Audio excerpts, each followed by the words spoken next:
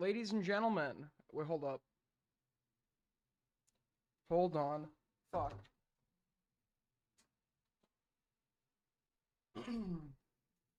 Hold on. I got a very concerning DM just before this started, and I just need to make sure I have permission to litigate it publicly.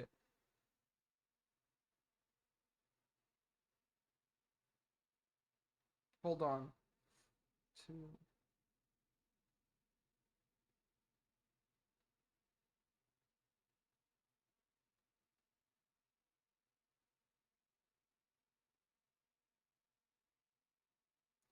Alright, I'll wait for a response on that. My bad. I'm a little bit fucking fired up right now.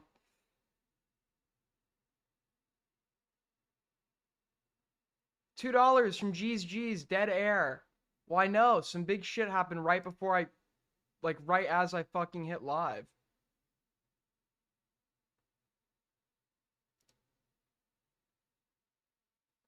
Hold up. How's everybody doing today? How's my audio? Wait, let me turn off my LED lights because that's gonna fuck the audio up. There we go, much better. How's everybody doing? It is good content. I just want to make sure I get this person's permission. I don't really need it, but as much as people like to say that I'm like a leaker or something, no, if there's like actually private information that somebody wants kept somebody wants it kept private, I'm not gonna, litigate it in the public forum. Audio sounds good. Good. Well, wait, hold on. One sec. Fuck. I gotta move something.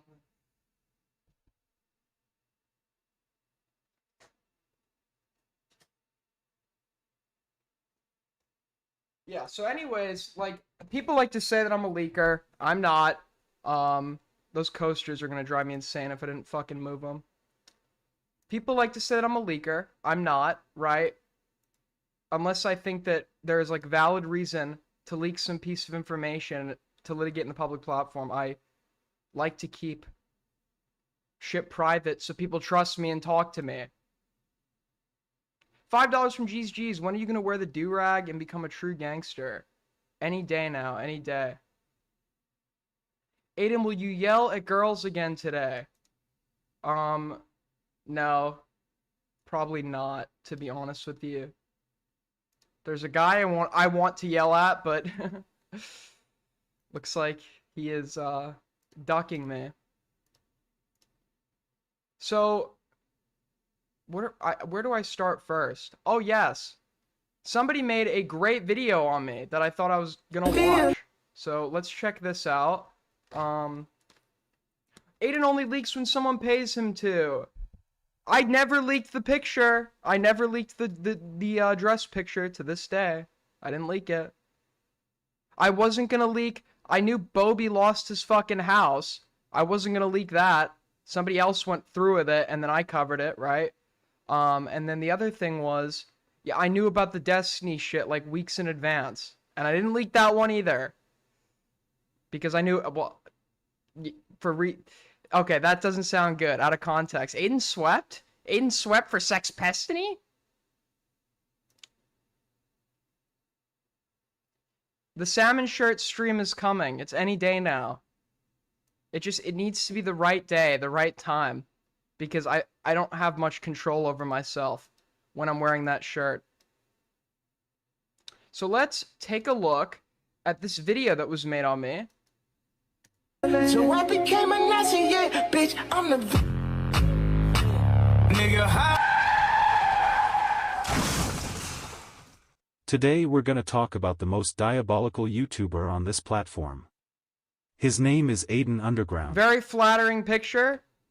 And he has done extremely awful represent, okay? Yo, thank you so much for the donation, individual whose name I am about to see, because I never have Streamlabs pulled up.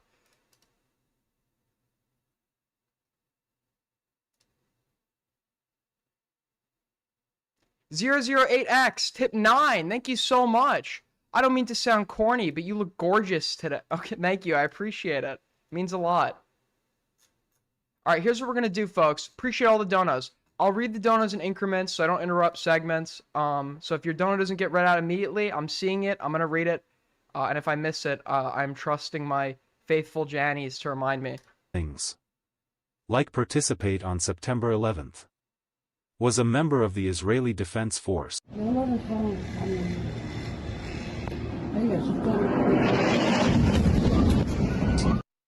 And the diabolical thing he has ever done was ignore Dumpy on his own live stream. Which is worse than the most unforgivable. Sub to Dumpy. He's blowing up right now. Okay, this Dumpy guy is blowing the fuck up. Go subscribe to him. He's a good friend of mine. We love Dumpy, folks. If you want more comedic, less serious shit, sub to my good longtime friend Dumpy. Great guy. Honestly, great guy. Sin. Another bad thing Aiden has done is make the most shittiest YouTube live streams. He is so lazy that instead of making videos about YouTuber drama he just live streams his opinion like we give a fuck. He should be shot dead in the street by the Mexican cartel. Okay, good one. He is not only Toki's already got that covered. Toki already has the ops set up. A threat to YouTube as a platform but the entire world. He is so diabolical that Donald Trump ordered for his arrest. An underground should be executed via firing squad, and I should be allowed to watch it with Dumpy. Aiden is so Base terrible department. that the second a woman looks at him she becomes a lesbian. Anyways, that's all I have to say. There was one time that happened. Okay, it was one incident. This video was commissioned by Eric aka Dumpy. Anyways, have a good day, and if you see Aiden, immediately call the military, not the police. He makes a great point, folks. He makes a great point. When somebody inevitably actually calls the military on me, I'm going to be like Ethan Klein. They called the military to my house. The only streamer the cartel's going to get is... What is up with Dickers lately, man? I mean, Tommy leaked these, like, bitchy DMs. He had that performance on stream with me. I don't like what's going on with this Dickers guy. Alright, he's my rising star. You know, I like Dickers a lot, but I don't know what's been going on these last 2 weeks. I don't know if he's just gotten himself too invested in the story. It's beginning to corrupt him. I don't know what's happening, man.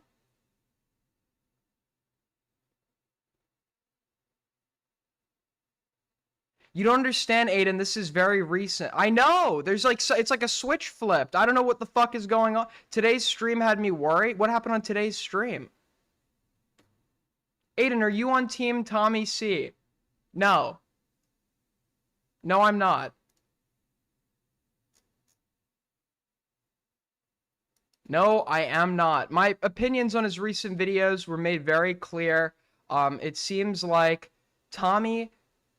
I hate to use this term, but his video was like the definition of a fucking Gish Gallop. And this is what he does, right? He shoots out as many points. He forms an opinion about somebody. And then either he'll just spout the opinion with no evidence, and then because he says it about so many people, he'll inevitably be proven right, and it will like make him seem like he has some credibility because he got like 2 out of 50 people right as like being bad people. Or he'll just like...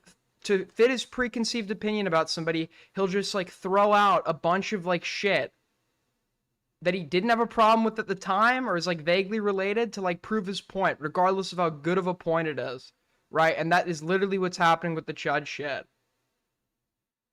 If you want to just say, I think Chud is a snake because of, like, how he spoke about Diorio publicly versus in private, and that's, like, your only point, go ahead. The Bo Black shit was stupid. The Tom shit was stupid. I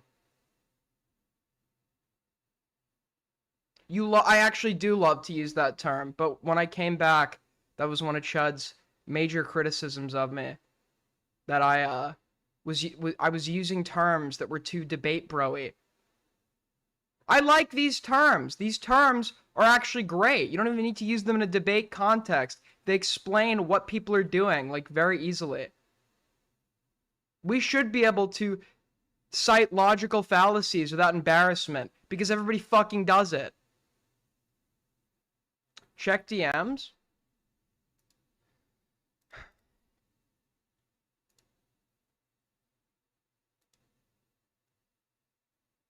Okay, oh! Tommy will... Gorilla Grodd? W? Tommy will get things factually incorrect and will pivot or shift the goalpost to another detail in the hopes that it will support his main argument / narrative.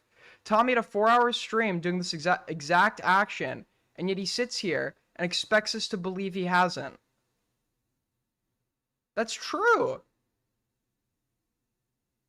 That's true. Because wasn't one of his, like, contentions with Chud, it was over the slasher shit, and then it turns out Chud was actually defending him over the slasher shit, and then, like, he kind of shifts that to, like, Chud was, like, trying to be Two-Faced or something. And then there was, like, another point that he, like, totally flipped on the second video. I can't remember what it is again.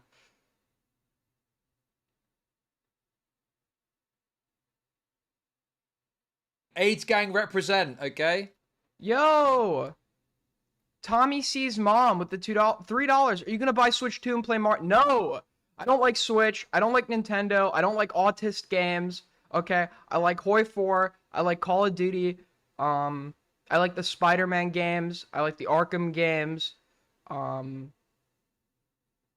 That's like the extent of it. I like a bit of Assassin's Creed. I'm hardly a gamer, okay? I'm not buying the Switch 2. I'm considering getting a Steam Deck. Okay, it's a lot of money, but I'm considering purchasing a Steam Deck. I don't know if it's worth it yet. I'm gonna need to talk to someone who has one, see how it goes.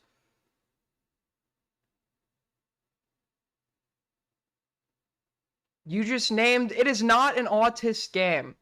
It is a game for people who, if they were born in the right time period, would have risen to become the Napoleon of their location, generation, etc., etc. But they've been bound to the confines of their apartment or bedroom, never able to realize their true potential. So they use a game as a way to as an out for it.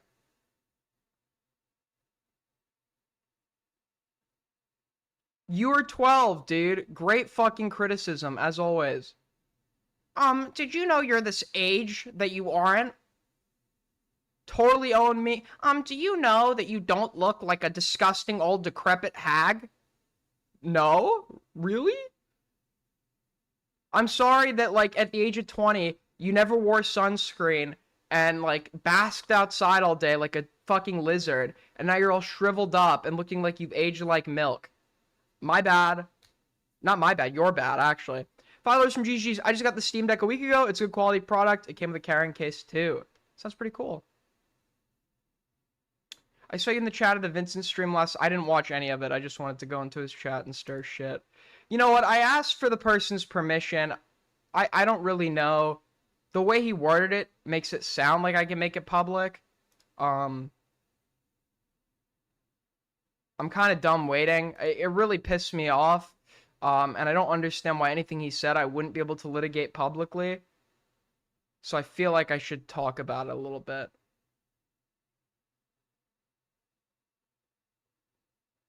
Thank you, $2, Simpman. Would you unalive baby Hitler? No, I would not. I do not believe in the death penalty.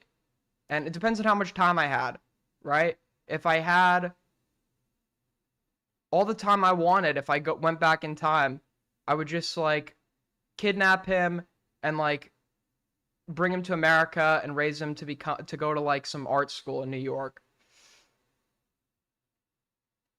But then the question is, if you kill him or get rid of him, what if, like, Giga Hitler becomes in charge? And Giga Hitler kills, like, half the planet. I mean, the reason the Germans didn't get the atomic bomb was because a lot of their greatest scientists had to flee, and Hitler didn't like them researching nuclear bombs or nuclear science because he believed it was a Jewish science. He wasn't wrong, okay? You had, like, Oppenheimer, Einstein. But imagine if there was a guy that was like, this is actually a decent science. Let's start investigating this. And the Germans got the bomb. What happens then? What do you do then? This is why you play... I only play Italy in Hoi 4. Okay, you know what? I'm just gonna say it. So I wrote a DM to Tommy, and I'm taking this as him doing a bridge burn on me, and he worded it as though he knew I was gonna leak it, right? But I'll just kind of... I'm not gonna leak the recording, but I might as well say what happened because it's pissing me off, right? I wrote to him, hey, Tommy, Tommy barely talks to me, by the way. I've known Tommy for like years, right? The last time we spoke, we had a great conversation. Everything was cool. Everything was cordial. It's been cordial, right? He's had nothing but good things to say about me. And now I start litigating my criticism in regards to this, right? And I send him a message saying, hey, Tommy, thought I'd invite you to hop onto my stream for a convo. I know and partially agree with your comments about getting gotcha'd and debated, and that was one of my main public criticisms about your convo with Queeman. Because I think even though, I'm not reading the DM now, I'm saying, because even though I think Queeman was fundamentally right about what he was saying, you have to kind of match people where they're at. And I made that mistake yesterday of going like too hard and not matching the tone of the person I was talking to. Because then it's just like total debate rape.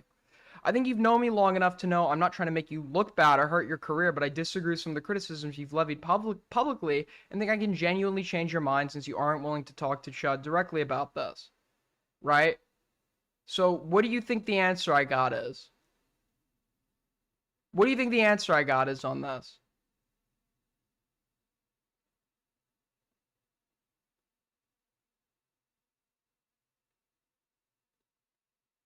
It's nothing screenshotable. It's a voice message. What do you think the answer I got on this is?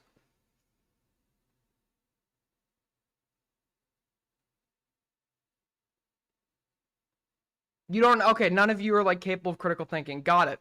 Well, the answer I got was, in essence, a fucking character assassination. He said, I've known you long enough to know you're very bright, but you're also very shifty. I mean, think of how you blew up, for example. You essentially snitched on a guy even though he deserved it, right? First of all, what happened in that situation was, from like 8 years ago that everybody likes to bring up, even though it's like a totally dead situation, was I was hired to edit for somebody I barely knew. He fucked me over. He scammed me, right? And I was telling people in private about it, and one of them hit up iNabber, and then iNabber hit me up and said, I think this is really fucked up, blah, blah, blah. I think I want to make a video on this. I think it will do some good. And I said, okay, yeah, you do you. So then iNabber makes a video on it, Keemstar picks it up, and then Keemstar shouts me out. That's total hindsight bias. I didn't go public with it until someone hit me up, and I didn't know that it would blow up, right? It did blow up, and then in hindsight, right, it's like I knew when I was posting that, but I was also like fucking 13 or 12, right? But he then says to me... AIDS gang represent, okay? After, like, calling me shifty, he says, like, I will say anything and do anything to, like, fit a crowd or appease people. I was assuming that. I just said I'd say or do anything, right? And then he said, you know, within those 8 years since that happened, I actually haven't changed quite much. And then he told me to say hi to Queeman for him, which I think that means he thinks I'm, like, conspiring with fucking Queeman.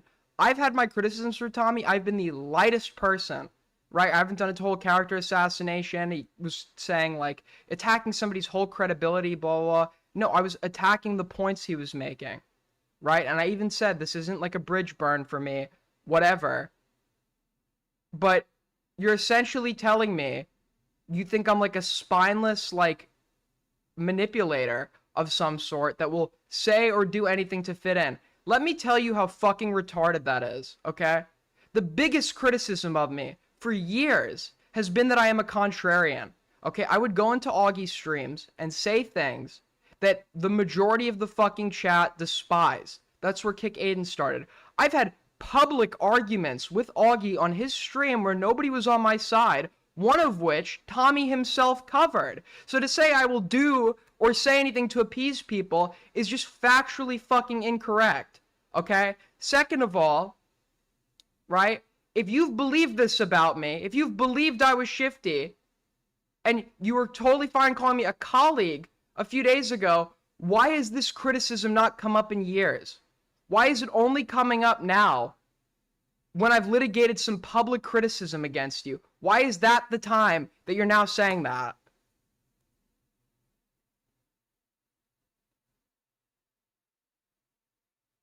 I'm not a snake. That is why I'm leaking our... No. I'm done with this fucking coward-ass shit. If you want to litigate criticisms against me, okay, I'm gonna fucking say it publicly. Actually, 150%. If you go into my DMs and call and give reasons you don't like me, I will absolutely address them publicly. I will address. I don't care who the fuck you. I don't care if you're the fucking king of England. Okay, I will bring them up publicly. Your camera's a little low quality. Okay.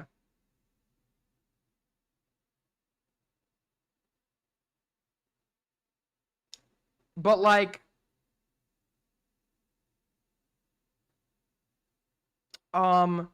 it's just fucking like, it's just like totally bizarre to me to know, oh, somebody you've been like cordial with for an extended period of time has like such a low opinion or view of you, and they've just never brought it up. Is it that, or is it more likely that Tommy, is it that, or is it more likely, right, that Tommy has never had this criticism of me, and it's only now coming up because I've criticized him, and he's just finding reasons to fit an opinion that he's made of me?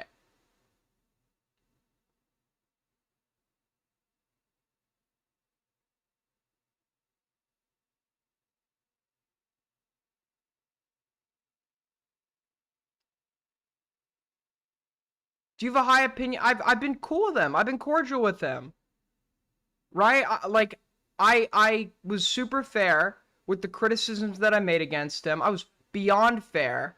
And it just feels like it's so odd that like such a request would result in like character assassination over like that if we've spoken cordially for years.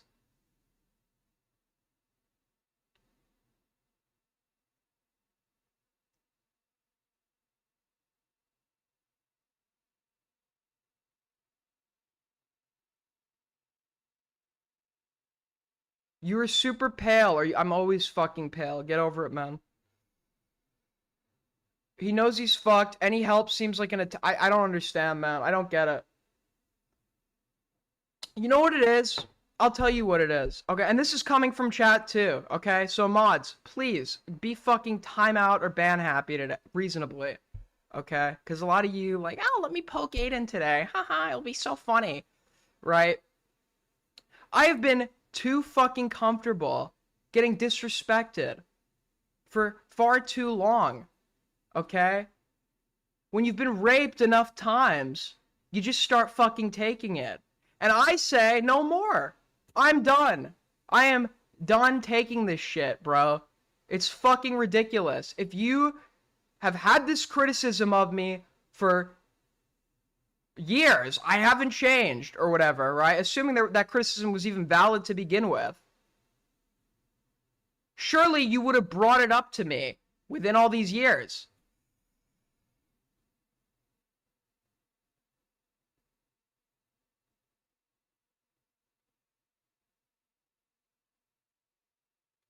I don't fucking know, man. I honestly, I don't get it.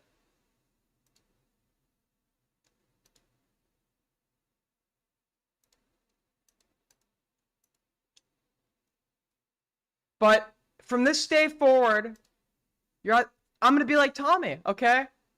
No more of the haha. Let me poke at Aiden shit.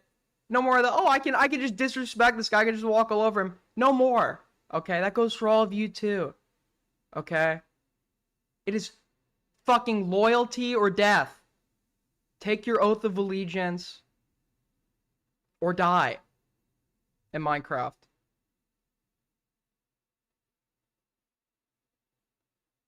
Looking very Jewish today.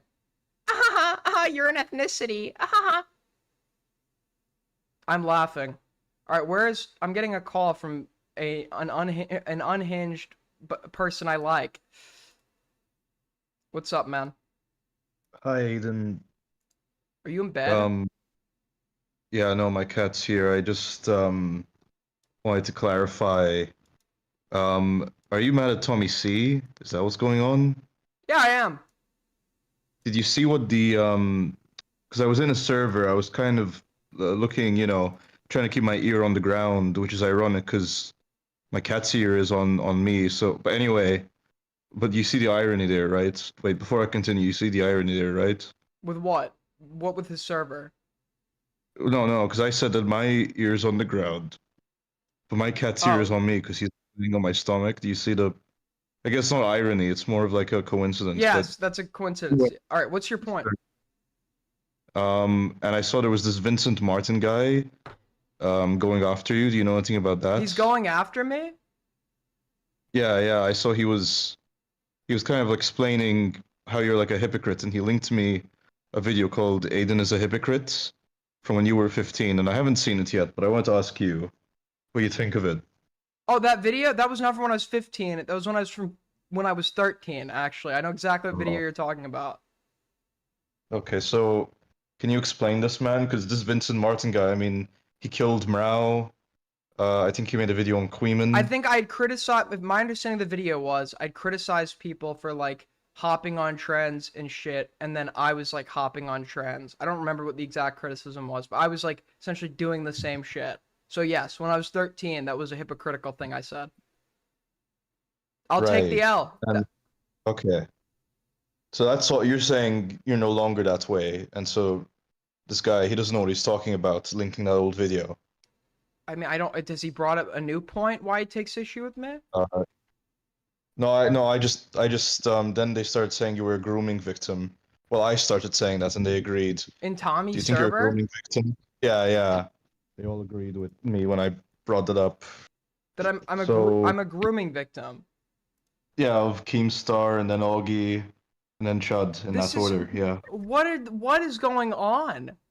Well, I told you I brought it up and they all agreed, so I just kind of wanted to bring it up to you. Do you think you can like, because they were really convinced. They were like, I'm sorry, "Wow, Harry." anybody who thinks like anybody who thinks me being like a fucking hypocrite, annoying like moron at 13 is like a valid point to bring up today. I'm sorry, you're just retarded. You just don't have like anything like good enough. You just don't have like anything good enough to say about me now. So you're just gonna like try and relitigate criticism from like 8 years ago when I was 13. Any point you want to make about me when I was 13, I'll take the L on because I don't care to defend it because I was fucking 13. Yeah, but let's focus on this grooming angle. I mean, you have basically like been around commentary people your whole life, no? Like with Keemstar and then Augie. Did Kim position me to air out grievances with his enemies on his behalf? Yes. Do I think that's grooming? No. I think it was pretty manipulative though. But that's Well, the like grooming was like he was getting you to be like a neck. He made you who you are today, you know, sort that's of like. also I mean, not true. I don't know why people run with that narrative. Keem shouted, and this was the same thing I said about Cameron, okay? Keem shouted me out. I hit 100K, and then my channel flatlined. It absolutely fucking died. Okay, it was because that's when you get temporary drama subs that are not there for your content. So I was barely pulling views. Then, for whatever reason, as I started uploading some new shit I was trying out, my videos were getting boosted in the algorithm, and then I made 600, or I got 600K after my channel died from like the non-Keem related sources. So if you want to take out that 100K, feel free to take it out. The other 600K was from YouTube like pushing the shit well, out of my stuff. the grooming would be that like he turned you into a content fiend, and it's like you wouldn't be like the way you are now, the debate lord content fiend, if it wasn't for Keemstar and Augie. A debate lord? What? That's Because Keemstar is like a drama lord, Augie's like a debate drama guy, no, Chud's like a no. drama guy. You just have like a history of being around these older men who seem to whose content Augie's you like 3 years older than me. no, it's like at least 5 years older. But 3, 4? How old is I he? I don't know, he's like, isn't he like He is 30? not. He looks 30. He is not 25. Augie's He not looks like 30. 25. Is Augie really younger than me? Okay, thanks for Wow. calling in. So what is this Tommy C shit he's talking about? Okay, because I am now just like curious.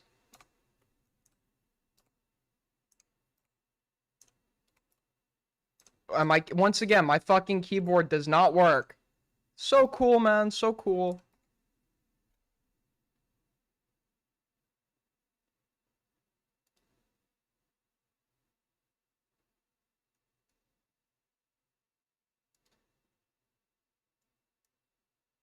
Um,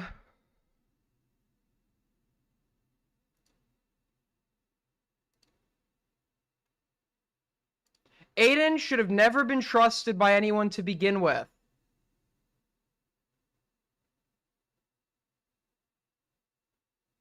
Shall Aiden be in that no longer can trust boat too? I mean, that was something Boblax told Aiden in confidence. No. The thing that everybody refers to when they say I leaked this thing about Boblax was I had leaked on a call he knew was being recorded. I had leaked that he was like fighting with his parents because he was publicly shit-talking them or whatever. Okay? Now, I initially omitted that from the call out of kindness because, but after I recorded, it's mine to do with as I please when you agree to have a call recorded.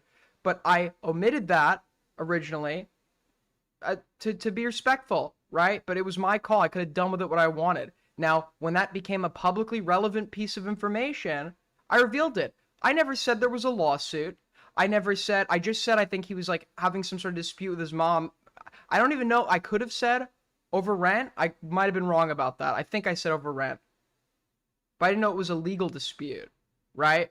You also leaked the dress pic to Chut. That's very different than publicly leaking something.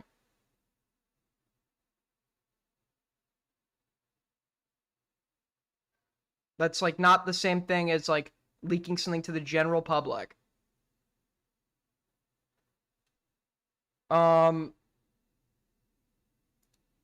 Because then you could say, oh, why did Diorio go to Tommy about Chud's apology? Nobody's saying that because people go to people they don't think will leak certain things. Whatever. I honestly didn't know Chud super well. I'm not going to say I didn't think he would leak it. I trust this guy with my life. I didn't think he would leak the photo, but its existence he did leak. But, like, anyone will fucking tell. I know to this day, okay, about people I am not friends with, and I only withhold this info because it concerns people's personal lives who will get caught in the crossfire. And Tommy knows it. Everybody else knows it. I know shit that could be career enders for certain people that I've spent years that I haven't talked about. And I will never talk about it unless it's like somehow like sweeping, right? And it wasn't the case that like non-public people would get caught in the crossfire. But I have no problem holding on to information. I only leak to trusted people. Yes, that's what everybody does. Yes.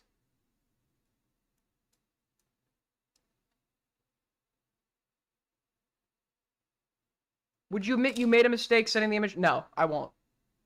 I'll admit I made a mistake if the consequence was something that I feel some sort of grave wrong. It's not, because not only was the photo not leaked, but Boblax has set the precedent that he's perfectly comfortable with these photos because he made an OnlyFans where he not only showed himself in his dress but also showed his dick. So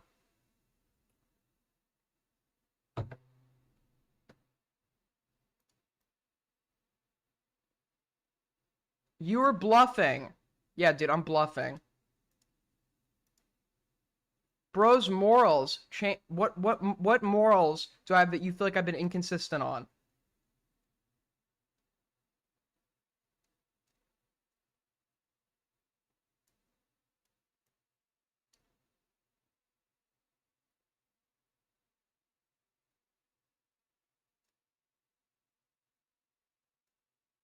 Aiden has always been like this. You guys realize Aiden has been perpetually 16. Aiden is a big hypocrite. How am I a I'm reading these messages. Aiden is a gay communist. Nothing more needs to be... Oh my fucking... This is what Parry's talking about in the Tommy C server. Aiden is a gay communist. These are people that are perpetually stuck in like 5 years ago. Remember 8 years ago when you were in this drama when you were 13? Remember your flip-floppy political positions you had when you were 15 online? And then they've just like never gained any like new knowledge of me. Yeah, I flip-flopped on my political ideologies online when I was 15 and had some stupid fucking political opinions when I was 15. I admit it. I thought I knew everything at 15 and I was fucking wrong. I admit it, okay? Big controversy.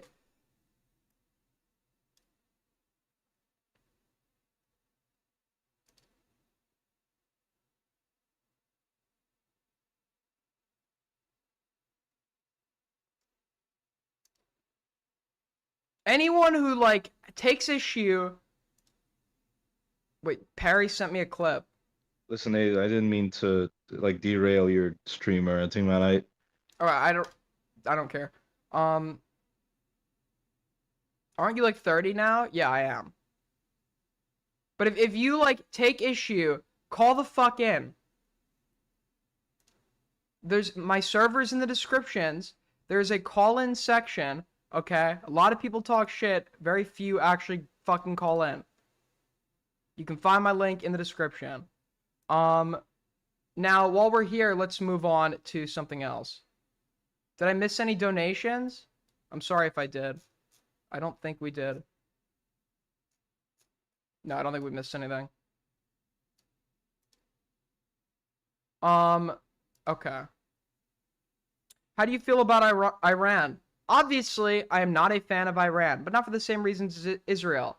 I think that Iran's present governance is antithetical to everything I believe a government should be in the religiously motivated laws they enforce. I didn't like how a 16-year-old got raped and they hung her for getting raped, for being disloyal to her husband. Okay, I don't like any of those things about Iran, but that is completely irrelevant to what is happening now.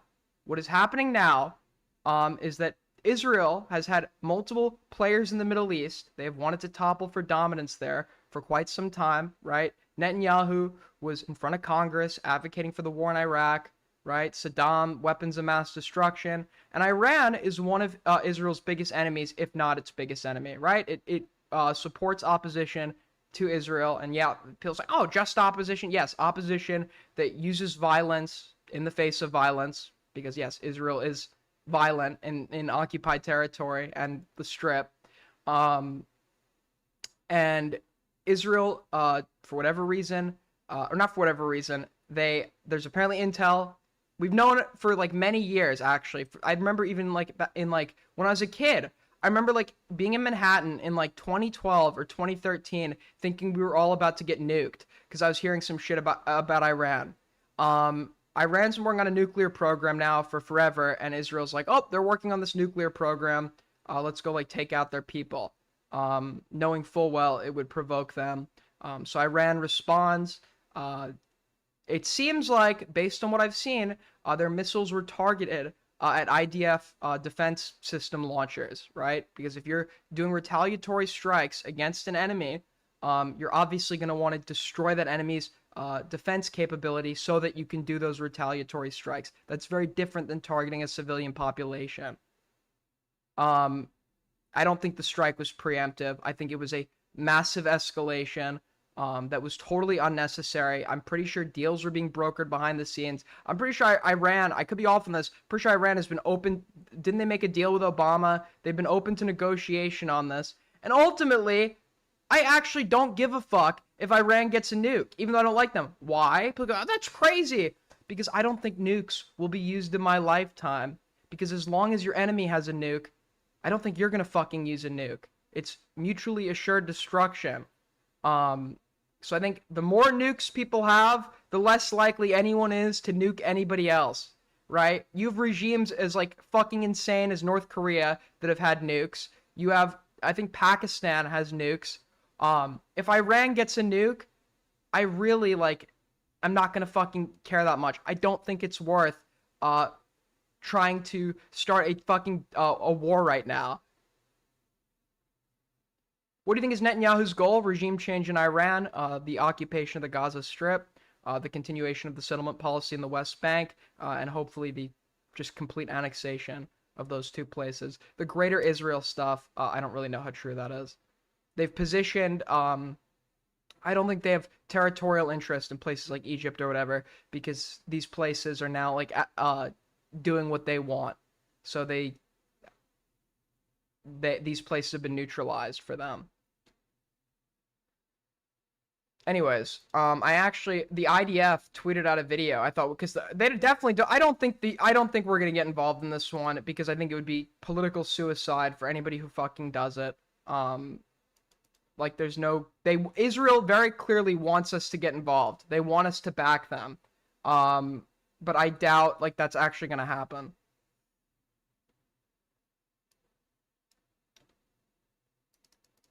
Where's my book? Why can't I find bookmarks? Did X just like remove the bookmark section?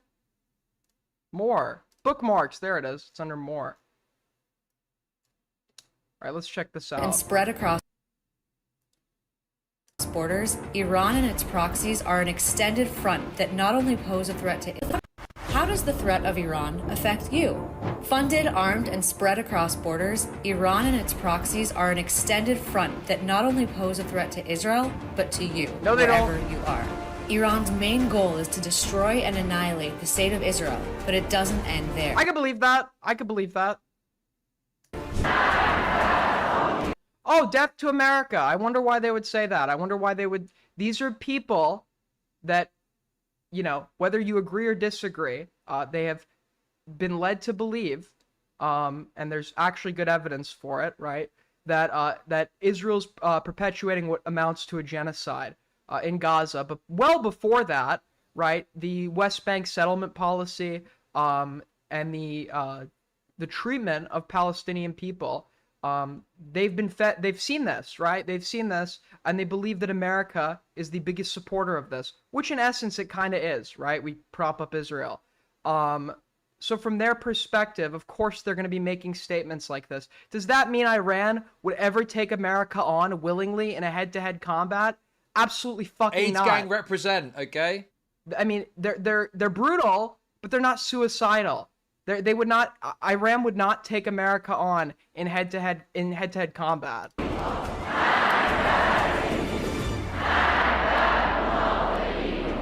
$5 from GG's. Are you avoiding the Dibble versus Joe Rogan because you think the pyramids are? I don't know. Is this a country you want accelerating its nuclear weapons program? A nuclear I don't want North Korea to either, but as long as mutually assured destruction exists, like I don't trust Iran any less than I trust Kim Jong-un.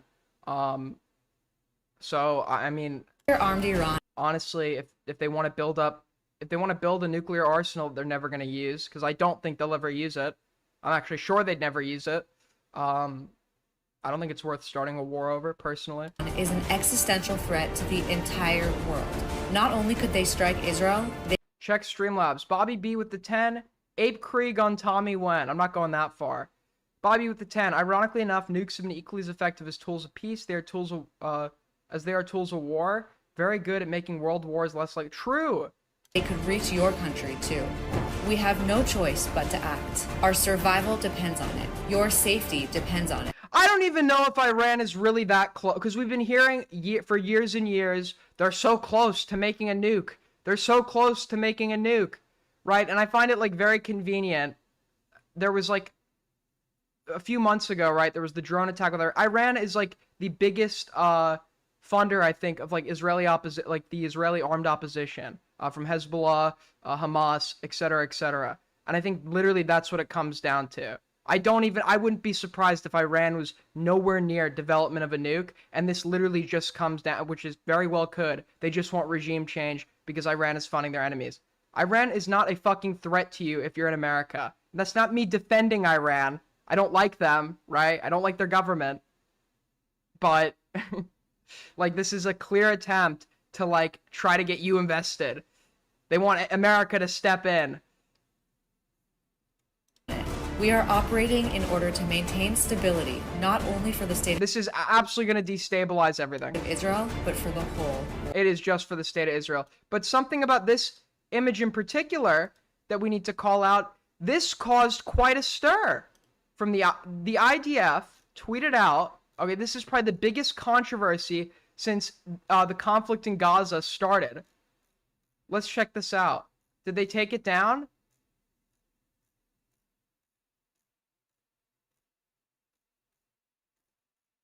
Did they take the tweet down? It was from a few days ago.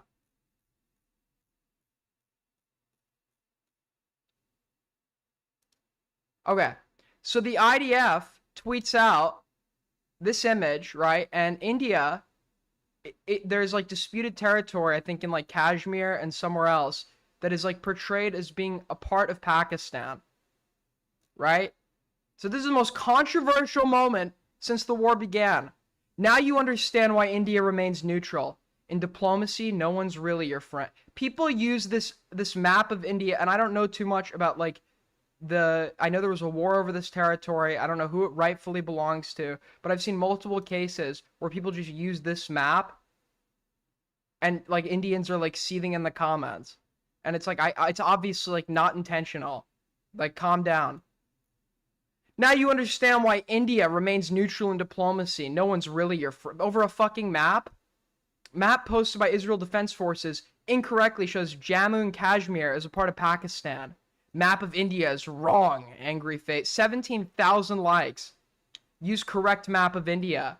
Kindly delete this post immediately. It reflects this was not typed by ChatGPT, by the way. This is outrageous. If you consider us friends, you need to update your map to the correct version. Map Sahi Kar... Does this translate? Something wrong about the map. Okay, that's a Pakistani. Okay, well now you see why this is so controversial, I guess. This posts an illustration of the region. This map fails to precisely depict borders. We apologize for any offense caused by this image.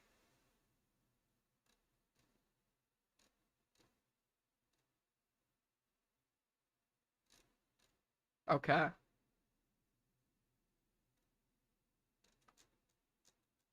Go back to it. I'm not on the Indian hate bandwagon. Okay? I'm not on the Indian hate bandwagon. Yes, I think India has become like a fucking super right-wing country, or they have been historically, but Modi, right, is super fucking right-wing. There's like some very like poor treatment of the Indian Muslim population. And they're like, I mean, they even like borrow fascistic elements. Like I think Modi's political party even has its own like paramilitary wing, which you typically only see in like authoritarian regimes. My main gripe with India is like purely political. Everyone is like, oh, it's even the fucking woke scolds. They're like, oh, we can shit on India now. Let's all go shit on India. I'm not joining in on it. Okay, I happen to like Indian people and culture, or individual Indian people and culture.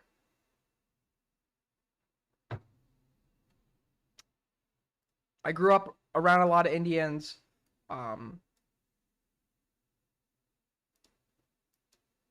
Okay.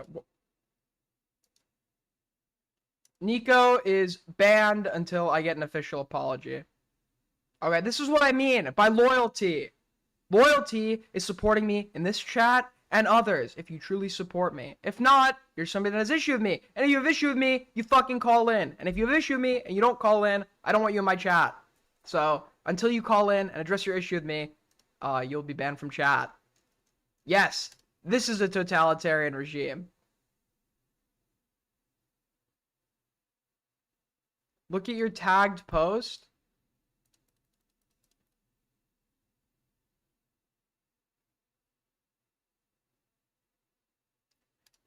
Okay, folks, this is what I mean, and Lumpy Willie is the first person to do it. Queeman, another example of disrespect. Queeman on the other night's stream, he's like, he sees my Ape Krieg. This guy is so desperate. He wants people to clip. This guy is so as if Queeman has been promoting clipping from his audience for like weeks now. Clip like this: breaking news, red lights, my name, reporting what's in the clip. Okay, you do things like this, and you are a true loyalist.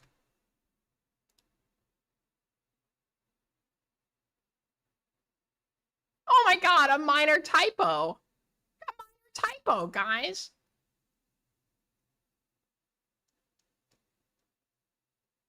CPCA, I would gladly let you in if you haven't lied about every single fucking detail of your life to me. And because you seem young, for all I know, you could be under the age of 18. And for those reasons, send me some fucking blurred ID, or you were just like perpetually banned from the community because you might be an actual kid.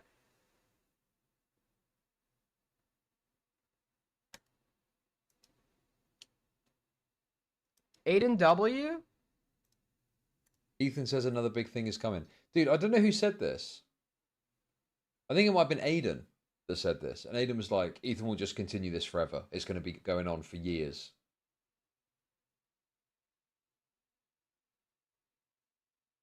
And I think he's right.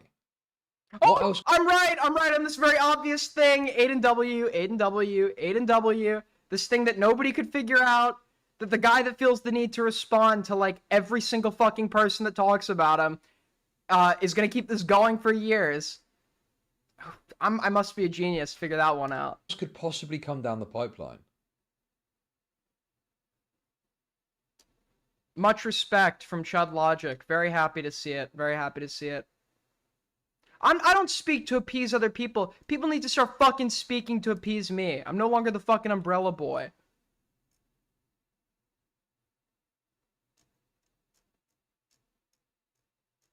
Alright. Well, the next topic I'm actually quite excited for, and it wasn't really planned. So we're gonna check it out. Let's do our quick intro. Alright, CPCA, you are blacklisted until I have some proof that you're, like, of age. Your Discord link is expired. Okay, I'll put a new one in.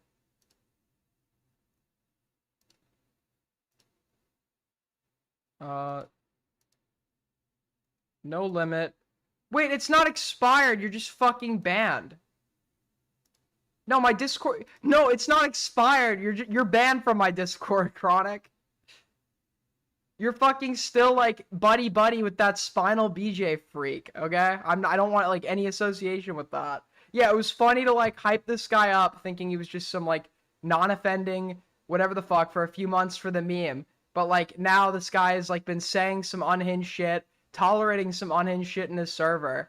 Right? People in his server were literally talking about doing a raid of my server, where they were gonna go spam a gif of a dog being killed with a shovel. And he was like, well, I'm not gonna stop you. And it's like, yeah, I'm not having any association with him. So if you want to be buddy with him and like hype the fucking hype the pedo up, please be my guest. But you could do it over on like your corner of the internet.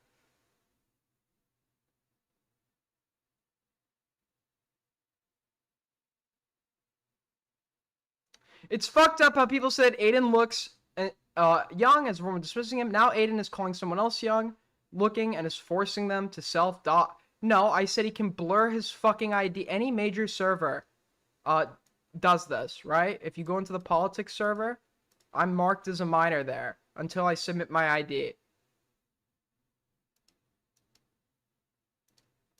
Hold on.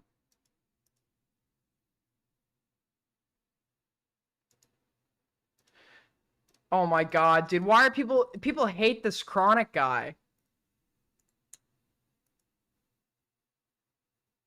How much am I missing the AG4L server? He wants to rejoin AG4L Discord. I'm so tired, but the urge to rejoin has grown. Ellie, being half Jew doesn't make you any whiter. I'm European and Indian, which is like being the ultimate Aryan if you think about it. This was after he told her he liked her. I'm waiting 2 years between each pregnancy, so I have optimal recovery time. You're a machine.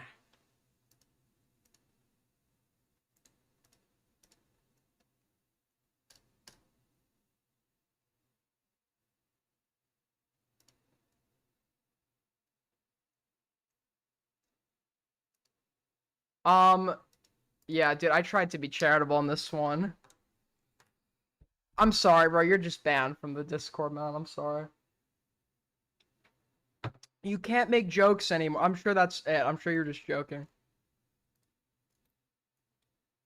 I mean, you're very obviously hitting on her. I don't think there's like anything like, wow, you know, she's your age or whatever the fuck. But A, you don't even know what she looks like. B, she's like she's already stated she's pregnant and married to somebody, and she's a random fucking person on Discord. So yeah, it's embarrassing. But this is actually like the whole flirt in a way where you AIDS gang represent, okay? Where you've like plausible deniability if it blows up. Like, yeah, it was just a joke. Like, what if you went out with me? And then she says no, and it's like, yeah, I was just being funny. Juicy Dog with the 10. Aiden, call in. Also, Aiden bans everyone who wants to call in. Play Arkham or Perish, Age for All. I've only banned a guy who I've let call into my stream several times. There's no valid criticism about me. He just wants to troll, right? Because I think he's a minor, which is a strict policy. And then the other guy is never gonna call in and doesn't really seem to have any substantive criticism of me, who I just don't want him in because he's like associated with a fucking freak. 189 from Sardino. Read my last dono, bucko. Where was your... Can you just type out what your donation was? I didn't see it. Just type what you said.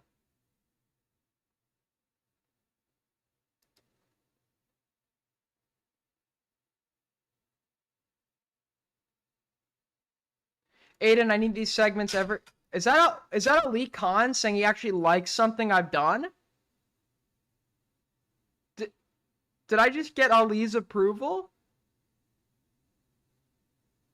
Oh my god. You know, it's Father's Day, and a lot of people are disgruntled that they never got Dad's approval. And I've been working for Ali Khan and Nico's approval for months now. For just months. These people shit on everything I fucking do. I'm actually about to cry. God, man. The chronic hate must be kept up. I was against, like, the dog piling on him initially because he's a nobody. But, like, the first time I fell out with him, he was going into every chat shit-talking me. Right? So it's like, okay, at that point, you know, it's fair game. You're, like, taking shots.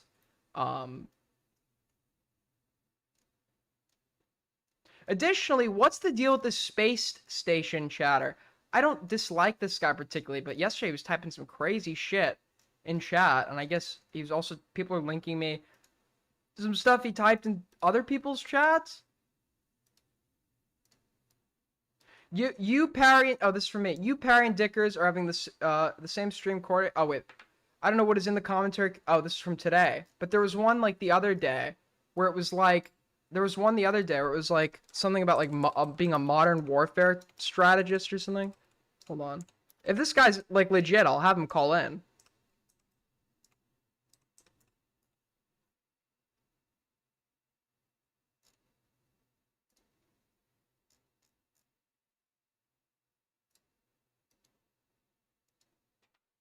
I dated AIDS gang represent, okay? Yo, thank you so much for the $3, Alex. Hey, Aiden, can you give a shout out to my boy Danny? He just got caught sleeping with a minor and is now facing jail time. Can you give a free Danny? Okay, I'm not gonna say that, but me reading that was enough. You can clip that any way you want.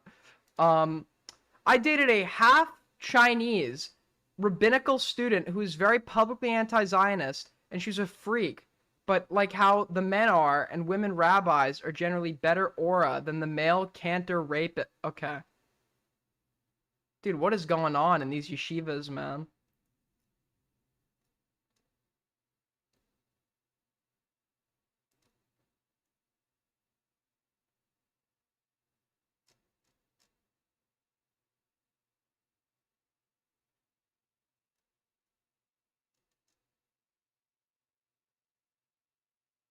Hold on. Yeah, and then the other thing too was, right, and I verified this behind the scenes. Jelly was online way too young, like I was, but she got caught up with actually, like, very fucked up people with ties to groups I don't even want to reference on stream. She has verifiably, or you're just gonna have to take my word for it, collaborated with law enforcement. And I told her, don't fucking... Because she just, like, out of the blue, sent me, like, her communications with law enforcement on this shit. And I'm like, delete this shit from my DMs, because I don't think you're supposed to be telling people about this. And she was in servers, when she was a minor herself, where she was very obviously a victim, so I don't think this is a point of criticizing her, where apparently there were CP in these servers, they were filled with pedophiles, and apparently Spinal wanted a link to the server, but it turns out, and everyone was like, Spinal wanted a link to a server he knew had CP in it. But then it turns out that apparently this was a gay op between Spinal BJ and Ferran to try and hurt the jelly person who's making the allegations, which is weird because I met Ferran when he entered Chud's server to go on this, like, long tangent about how the server is harboring a pedophile called Spinal BJ, like 6 months ago. And essentially, Spinal doesn't like this jelly girl because he thinks that she's a victimizer for like doing honeypots on pedophiles. And he also, there's a call where Yandere Dev admits to listening to her masturbate and call and talking about his penis, knowing that she was a minor, etc., etc. And Spinal is saying she was like being unfair to Yandere Dev in my comments section. So Spinal really does not like her and tried to organize a gay op with Ferran to like trick. I don't even know what's going on there. It's just bizarre.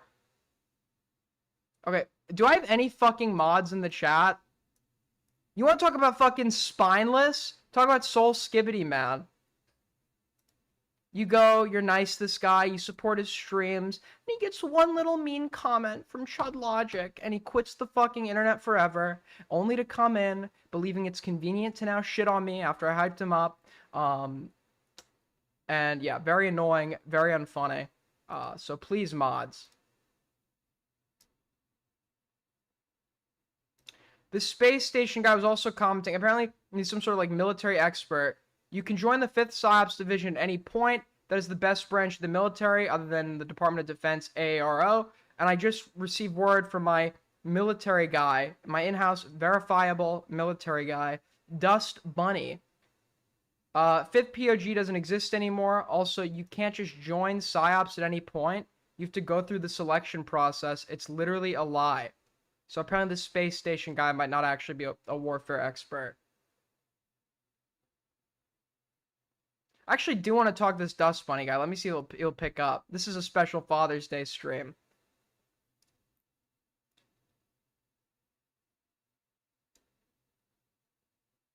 Is he going to pick up? Oh, he says give him a minute.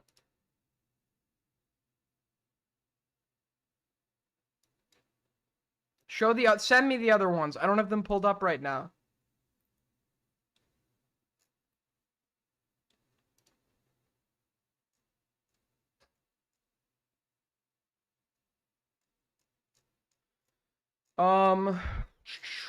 So while we're waiting for this, it's fine. Just tell J-Stock you know about his exercise ball. Queeman and chat always joke about it with him, and Purple Parry really jokes about J-Stock bouncing on exercise ball. Huh? This guy just like types in all caps like a schizo. I don't really know much about him. But apparently he's like some modern warfare expert. That icy chat has been A-logging. One sec. Hold on.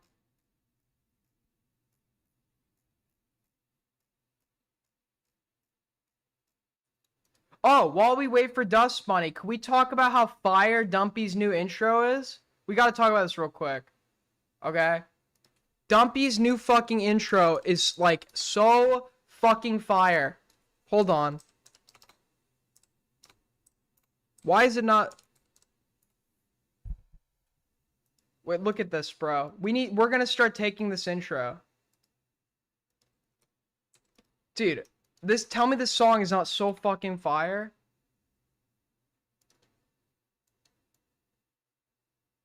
Is it here?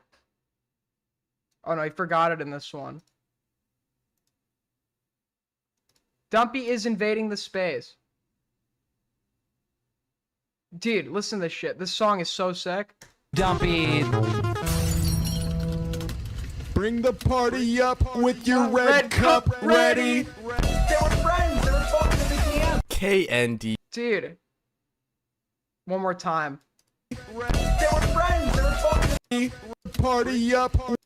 Bring the party up with your red cup ready. They were friends. They were talking to the DM. KN. So good, bro. That's not new. Go fuck yourself. Whoa, that's my Wiggler. I meant to pull up the Discord.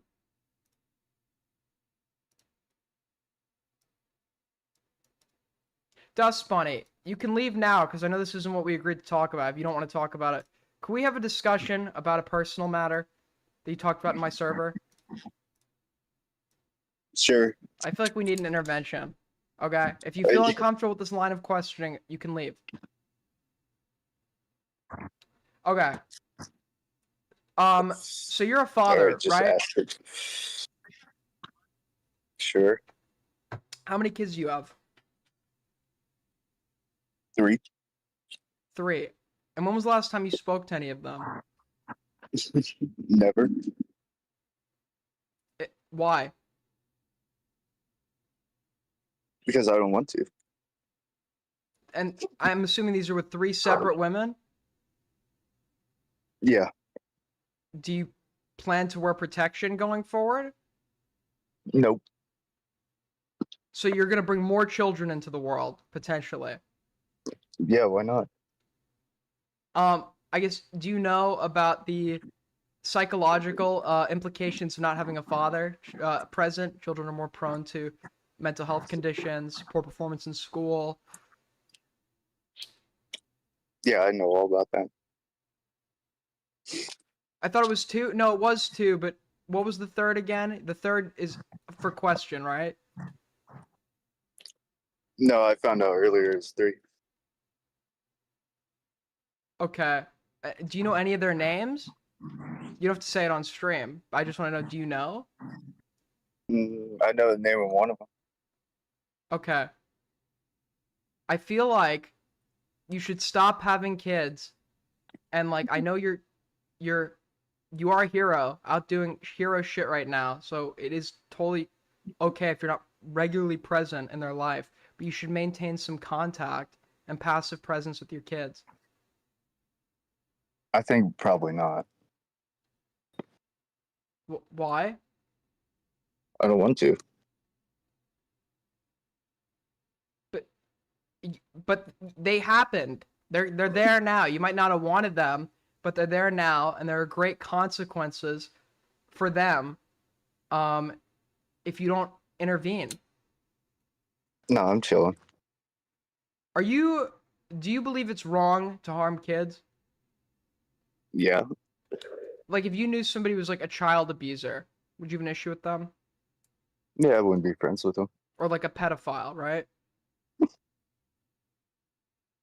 Wouldn't be friends. Why would you not be friends with a pedophile that touches kids? Because I like MILF some more. Well, no, but why wouldn't you be friends with the pedophile? Because that's weird. It's weird, but what did they do that was wrong? Touch kids? And why is that wrong? Because it's not great. It's not bad. Because what does it do? Harms kids. Harms kids! Exactly! So, if we can agree that a pedophile that touches kids is bad because he harms kids and therefore you won't talk to him, why are you so okay with harming your own children? It's different. It's different in the way it's being conducted, but there's still harm.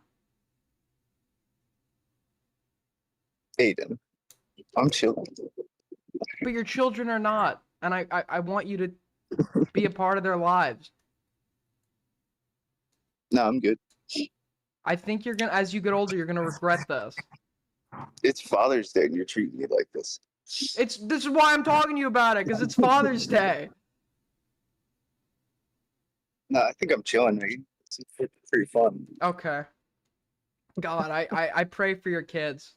At this point, I'm gonna hit up the baby mamas and intervene as a dad. This is like insane. One of them lives in Cali, so you could. Anyways, okay. What are your thoughts on the shit with Iran? On Iran. Yeah. I think probably nuke both of them, Israel and Iran. Okay, it's a very complex geopolitical analysis. Do you think Iran is like actually close to developing nuclear weapons? Nope. I don't think that's something I can just answer. Oh, you're not allowed to? I mean, that answer should give you an answer enough. Okay. Got it. Got it. All right. Well, thank you for calling in. I don't want to jeopardize your military career. And yeah, we're cool, man. I'm saying this to you because I care. Okay, I care. As a friend. As a friend, and as a person that cares about the well-being of children.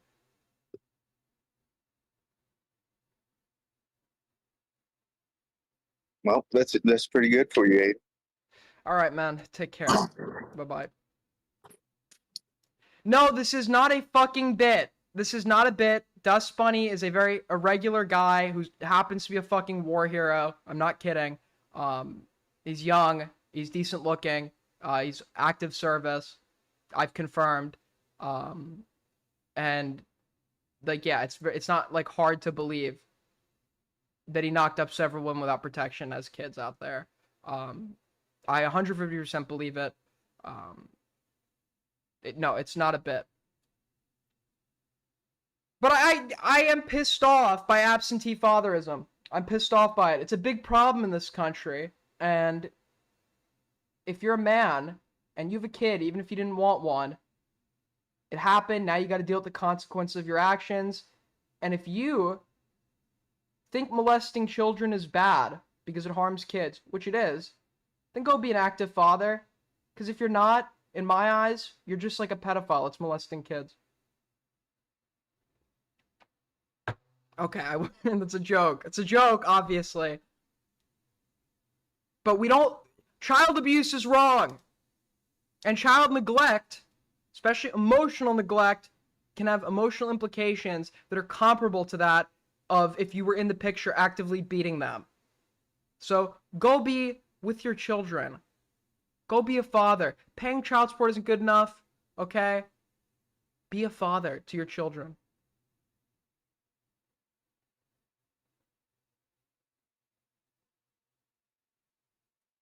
Okay.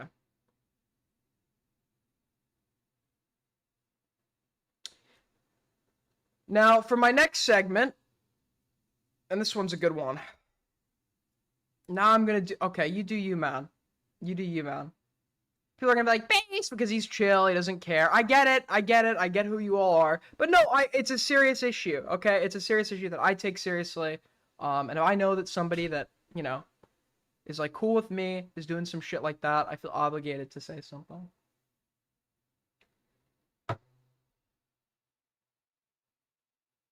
He totally mogged you. He's an absentee father and he doesn't have any conscience or remorse. He totally... Dude, you guys would like... I could get like Ted Bundy on for an interview. It's like, dude, you just strangled a fucking woman to death and had sex with her dead body. And he'd be like, yeah, I guess I did that. Probably do it again. You guys would be like, based, he doesn't care. So fucking based.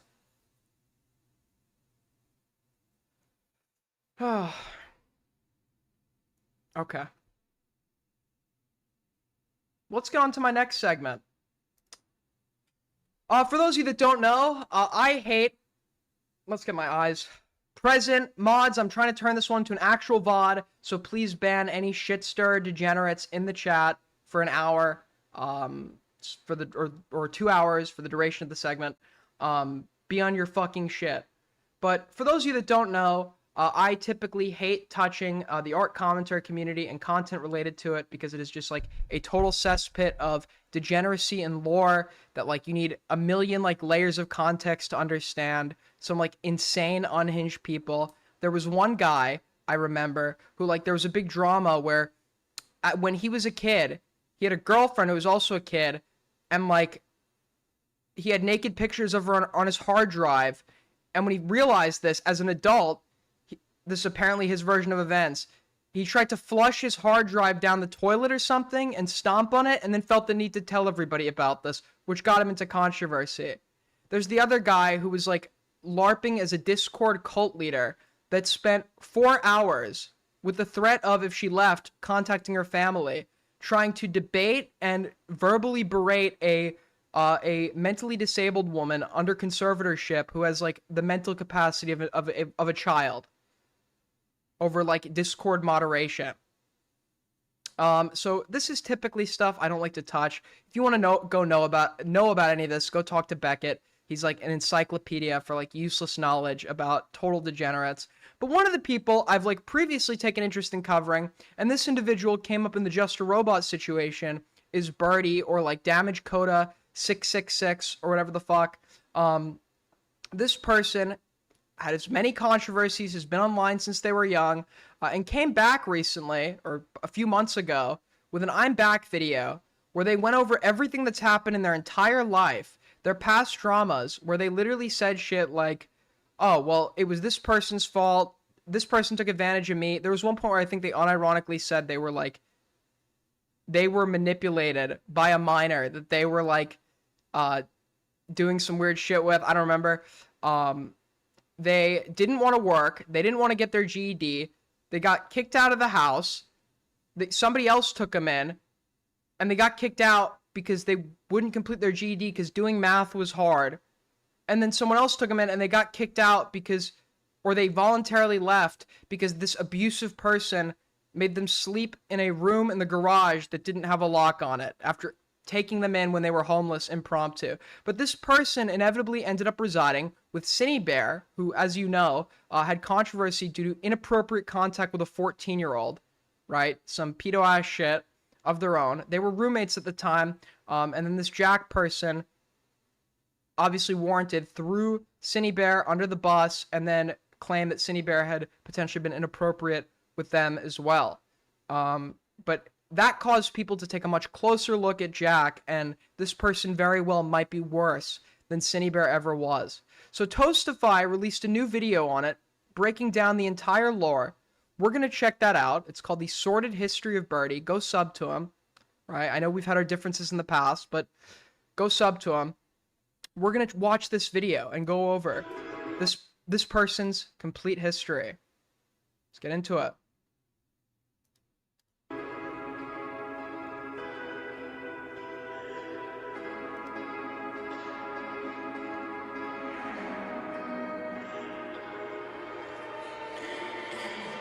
Seriously sick of this drama. Just give me a moment, okay? This was from a stream where they were like arguing with their parents on stream and didn't turn it off. Well, they were a minor, to be fair. Yes or no. I just need a moment. Go. Yes or no. Upstairs, you're gonna know. And yes, I do acknowledge that it was wrong to include a 9-year-old OC in 2 of the drawings. And if I ever do draw an NSFW again, just go, okay? That's very dangerous. I'm in the middle of something really important. I'm trying to just. I don't want to say, by the way, this person has made claims of abuse against their parents. I personally, based on the narrative that this person has of every event in their life, I don't believe that Cinny Bear victimized them. I believe Cinny Bear is like a probable pedophile. This person is an adult, to be fair. I don't think they were victimized by Cinny Bear. I don't think they were abused by half the people they called abusive. And they refer to their parents as insanely abusive. But when you look at the way, the on-stream conversations, I'm not saying this entirely negates the possibility of abuse, but typically when you're looking at a child of abuse, you're seeing someone who is genuinely scared. This is not always the case, who is genuinely scared of their parents. And to speak to your parents in this way at such a young age and be allowed to engage in the type of behavior this person was engaging in indicates like a child that really was never told no. And they take any form of like hardship from someone else as like abuse. I take every negative claim that this person has to say about somebody else with the utmost scrutiny, and personally, I don't believe like half, if any of it. I also understand that some of the things I've done are genuinely unforgivable. I also understand. I warn you, I regret this awfully. I genuinely have no fucking idea why I did that. When I was 13, I was being manipulated by Maddie. I have no fucking idea why. But when my family left the house, I tried to make someone do something on me.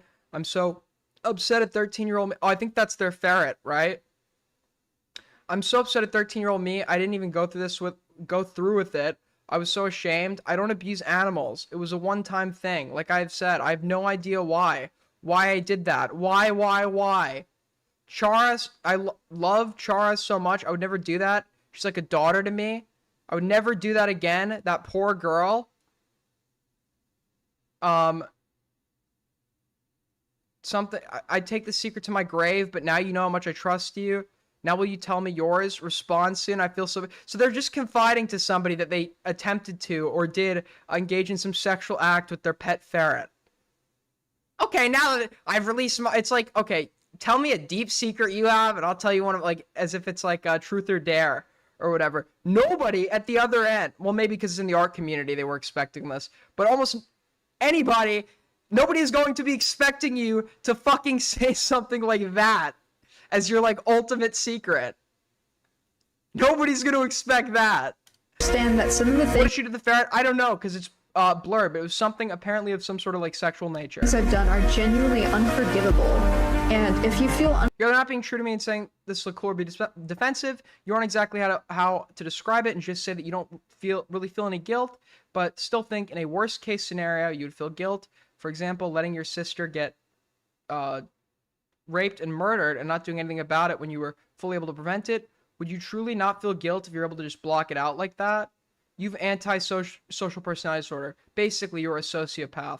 Once again, the reason I've concluded this is because a regular human mind cannot just block out guilt and be done like that. It's not possible for a person that's some sort of disorder to be able to do that. So let me ask a question as a form of final test. Be honest, if something truly horrible like that happened to your sister, you're fully able to stop it but didn't for some reason. I don't know what this is in context to, but it's very rich if you watch this person's return video where they talk about them doing, like, objectively bad things and then just, like, pinning it on whoever the fuck was, like, stupid enough to take them in at the time.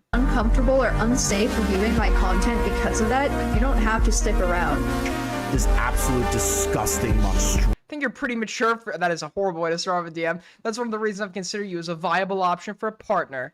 You don't seem like the kind of person that would give up when things oh no. Atrocity that walks among humanity in their skins did these things to these kids and encouraged these kids. Yeah, this person might go by neo pronouns. I honestly, I unlike some other people in this community, I am very accepting and welcoming of transgender individuals, but I don't really do that neo pronoun shit. With that being said, there's enough to attack this person just going forward. There's enough to attack and criticize this person on that I don't need people, like, being like Chud Logic chatters whenever he's, like, talking about, like, a trans person in this chat. Okay, because I do want to turn this into a VOD. Although, yes, I don't doubt what you just said, Mira. This person seems like they love attention.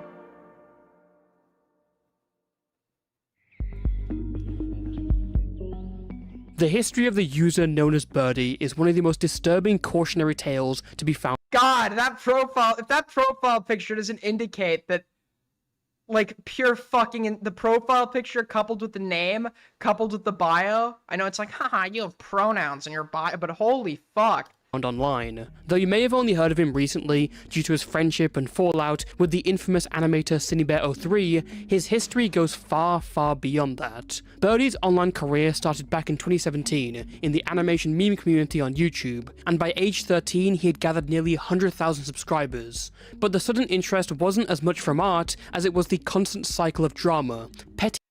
I'm going over the same speech again, but I'll say it again, right? A lot of these people, in the sense of what, like, happened to them that propelled them into fame, I have a similar experience too. Not in anything this person did or who they are, right? I've never owned a ferret, and certainly never did anything with one, and, you know, but the getting that much attention online as a child is very bad for one's development, and you are propelled into a world where you are exposed to shit that is way too fucking mature for your age that you were unable to comprehend. Luckily for me, right, I was able to deal with it pretty okay, as I never faced a situation like this. But some of these people, when they are just, like, raised by the internet, which is just becoming more and more common, by the way, with the iPad kid trend or whatever, like, oh, if I put my kid in front of a screen, he'll be docile or whatever. Like, being raised by the internet just has, like, super adverse effects. But it's like a chicken or the egg situation, where they, on the internet, because there were problems in real life with them as a person, or did the internet mold them to be this way? petty disputes between middle schooler artists, often mixed with dark adult themes, and aired out for the public to see. An entire web of depraved private roleplays, breakups, threats, doxing campaigns, and Birdie stood. What is this? Depraved private roleplays, breakups, threats. She thinks she's an innocent little girl and brags about her childhood and how I ruined it. Blah, blah, blah. Shut the fuck up. If I met you, I'd shove your face in a blender. Fuck you, fuck you, fuck you, fuck you. You are not fucking special and you are not fucking innocent or a little girl. You manipulated me and many others and made me and other people do sexual shit for you. Fuck you, fuck you, fuck you. I hope you die. Fuck you. Yeah, I'm a very well-adjusted person. Definitely not something typed by somebody who belongs in a fucking straitjacket. Doxing campaigns, and Birdie stood at the center of this web for years, both on the receiving end of these attacks and just as much a perpetrator of it. As the years rolled by, this Lord of the Flies model only got more convoluted and extreme, and since then, no one has successfully attempted to put the story together. The accepted narrative today is that Birdie was wrongly cancelled for basically nothing. But yeah, how that's true— the thing! This response video, I watched it with no context of who this person was, and I'm like, this is insane. This is the type of person you sit down with at your first date, and they tell you all their exes are narcissists. All their exes are like total narcissists that were gaslighting them, etc., etc. It's like, if you have a list of all your bad exes, at some point I'm going to start looking at you more critically. And everyone who took them in when they were homeless and not doing any work was abusive. Everyone was like manipulating them in every situation that they did wrong, right? And it's like, when I saw that video, I'm like, this is the worst apology video I've ever, or comeback video I've ever fucking seen. And all the comments were super supportive of this. Does that really ring? This is the sordid history. How is this related to or an analogy to Lord of the Fly? It's just like kids being allowed to run rampant online with no adult supervision. Geez, you missed my super chat earlier. Hashtag AG4L. I'm sorry, man. If you want to just type in chat what you said, I'll reread it. Of Birdie.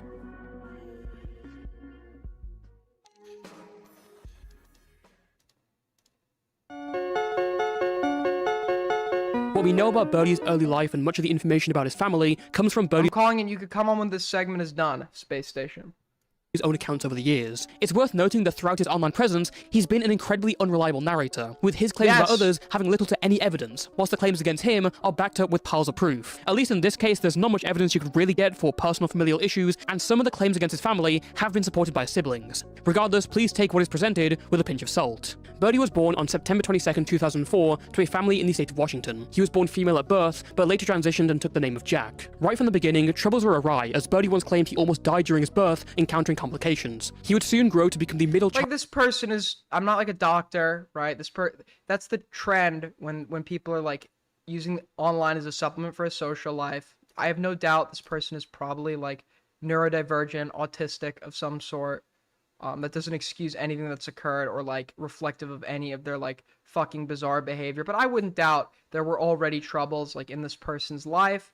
You know, the hard part about that makes the internet more appealing for people who are autistic or on the spectrum is that you have to engage in a lot more nonverbals when you're talking to somebody like face to face, and that causes like scrutiny and social judgment or whatever. And the internet, you could kind of like be whoever you want, and it's behind a screen. You don't have to engage in like the exhaustion of like faking your nonverbals or whatever. So this person it probably wasn't all peaches and rainbows before they came to the internet. I'm willing to grant that. Child of 7 siblings, with a few of them even being— Yeah, with 7 siblings, I'm sure it was probably the case that the parents couldn't give him adequate attention.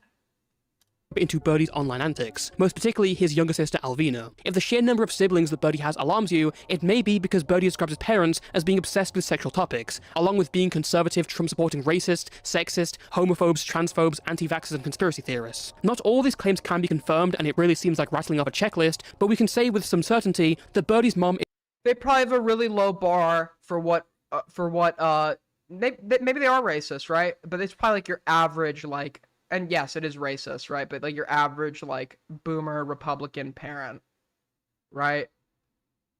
Like, I think the blacks need to fix their community and pick themselves up on their own fucking feet. No more handouts from these people and their degenerate culture. Or like shit like that, right? They watch Fox News. I know the type. Okay, that's not what my parents are like, but I know the type, right? But it's like far from like a super unusual circumstance. But they're acting like their parents were like in a cult over this. Is a definite nut job. Pictures from a public Facebook account show her obsession with private parts, as she even kept glass statues of them around the house. Many view this as a reason why, as you'll soon see, Birdie was discussing adult topics, including sexual ones, in a really descriptive and often violent manner at a young age. Birdie's mother also had a relationship with a different man before meeting Birdie's father, and at some point before 2021, apparently cheated on him with 2 other men for foreskin pictures, causing a definite rift. Husband with 2 men for foreskin pictures. How would you know this information? Okay? Your parent very well might have had an affair, but how do you know the reason? Unless there's like parentification of the child and the father is confiding his grievances with the mother to the child, right?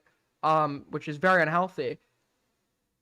I don't understand how you would know this information, or better yet, why you would share it with the internet relationship. Birdie explained that his parents fought pretty often and almost separated in 2018. We know that they weren't well off, even aside from relationship struggles, considering that his mom never had a job and his dad quit his job at Taco Bell at some point when Birdie was living with them. Because of this, it's likely the family is just living off benefits. Something that adds to this idea is that Birdie's mom would supposedly give bad reviews to psychologists who wouldn't misdiagnose 3 of my kids. Thankfully, they all now have official autism diagnosis from other doctors and are able to receive the help they need at school.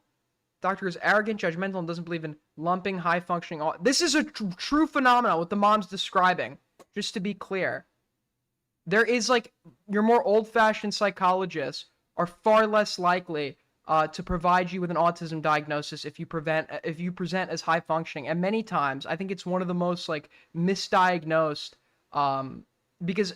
I think it was many years ago, Asperger's was removed as an official diagnosis, and now all autism is lumped together under autism spectrum disorder. So there's not really like a distinction. There's like categories of like the high, median, or low type of functioning, but it's the same diagnoses. So a lot of times people who have high functioning autism are less likely to be diagnosed with it, and oftentimes misdiagnosed with other things. I can totally believe that. And I also can totally believe this person has autism. Diagnosed her children with the disability she wanted, such as autism, and kept changing doctors until she got satisfactory results. It's possible I 150% believe this person is autistic. That doesn't explain all the weird... Most of you are probably autistic, to be fair.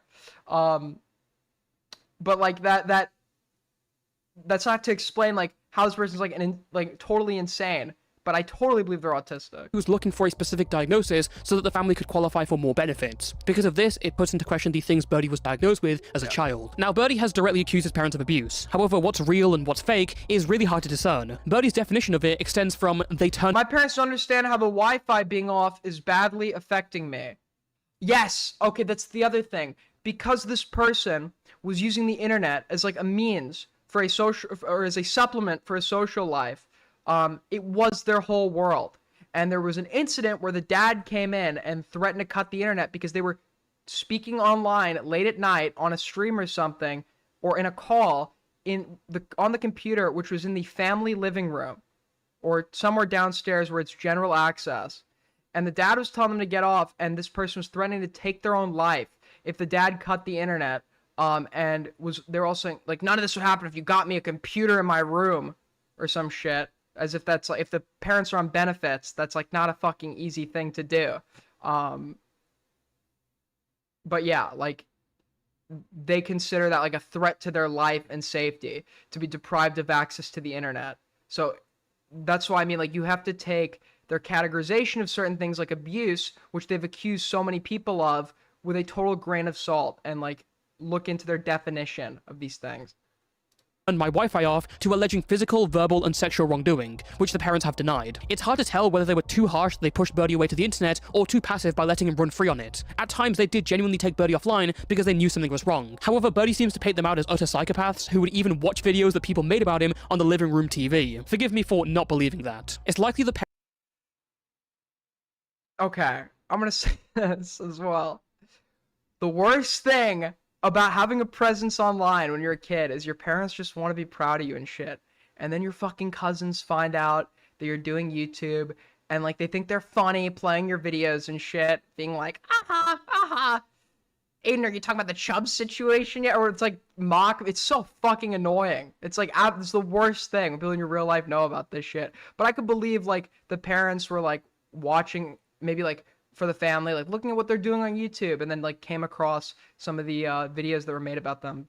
Maybe potentially by mistake. Parents were neglective to a certain degree. Some of Birdie's siblings have stated the same, and CPS has been called on the house a few times. The parents are definitely not completely innocent. When it comes to Birdie's schooling, you'd think the string of bad luck would have ended there, but it turns out that not only were his parents abusive, but also apparently his teachers were as well. Due to his diagnosis of autism and issues functioning in a regular classroom, Birdie was in a sort of special classroom from ages 9 to 11. He claims that during this time, his teachers would lock him in an empty isolation room, similar to sensory deprivation. From not doing anything when he tried to choke on his hair, to being careless and giving him bruises and scratches whilst restraining These exist. him, Birdie pretty much describes his teachers as awful people, and even had plans to kill them. I believe that. I can believe that, right? But this was probably in a moment of, and these rooms are very controversial, right?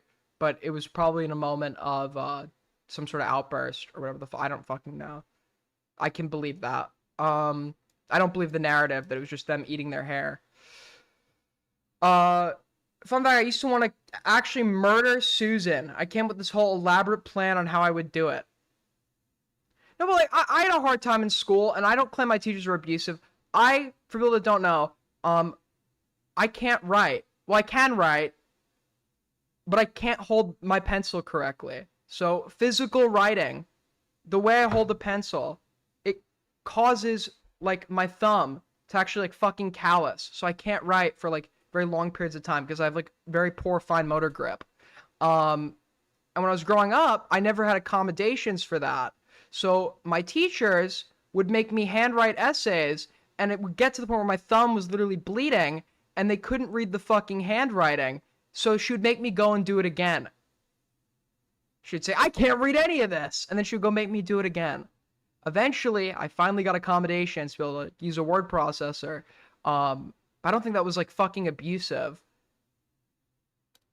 Plans that went so far that the police apparently got involved, and that would not be the only time. According to Birdie, when he was around 11 years old, he went on a rampage destroying his sister's bedroom, ripping things apart and such. His parents then retaliated by it's not trauma. There's no it's not trauma. What? That's not trauma. That's what I'm saying. This isn't like abuse. Like, oh my god, she made me handwrite an essay? It's not trauma. I know what personal information of mine is like too far to share or not too far to share. I'm pretty open about my life, more so than a lot of people would be, but I wouldn't do it if I didn't think it was like appropriate for the context or something that caused me grave trauma when you brought it up about the way I held my pencil. Or I'm not scared of writing. I can write. I just preferably don't do it. I also couldn't tie my shoes until much later than a lot of people because I don't have fine motor grip, or it's like very poor. So like shoe tying, sewing, threading a needle, writing, shit like that, I would have a hard time doing.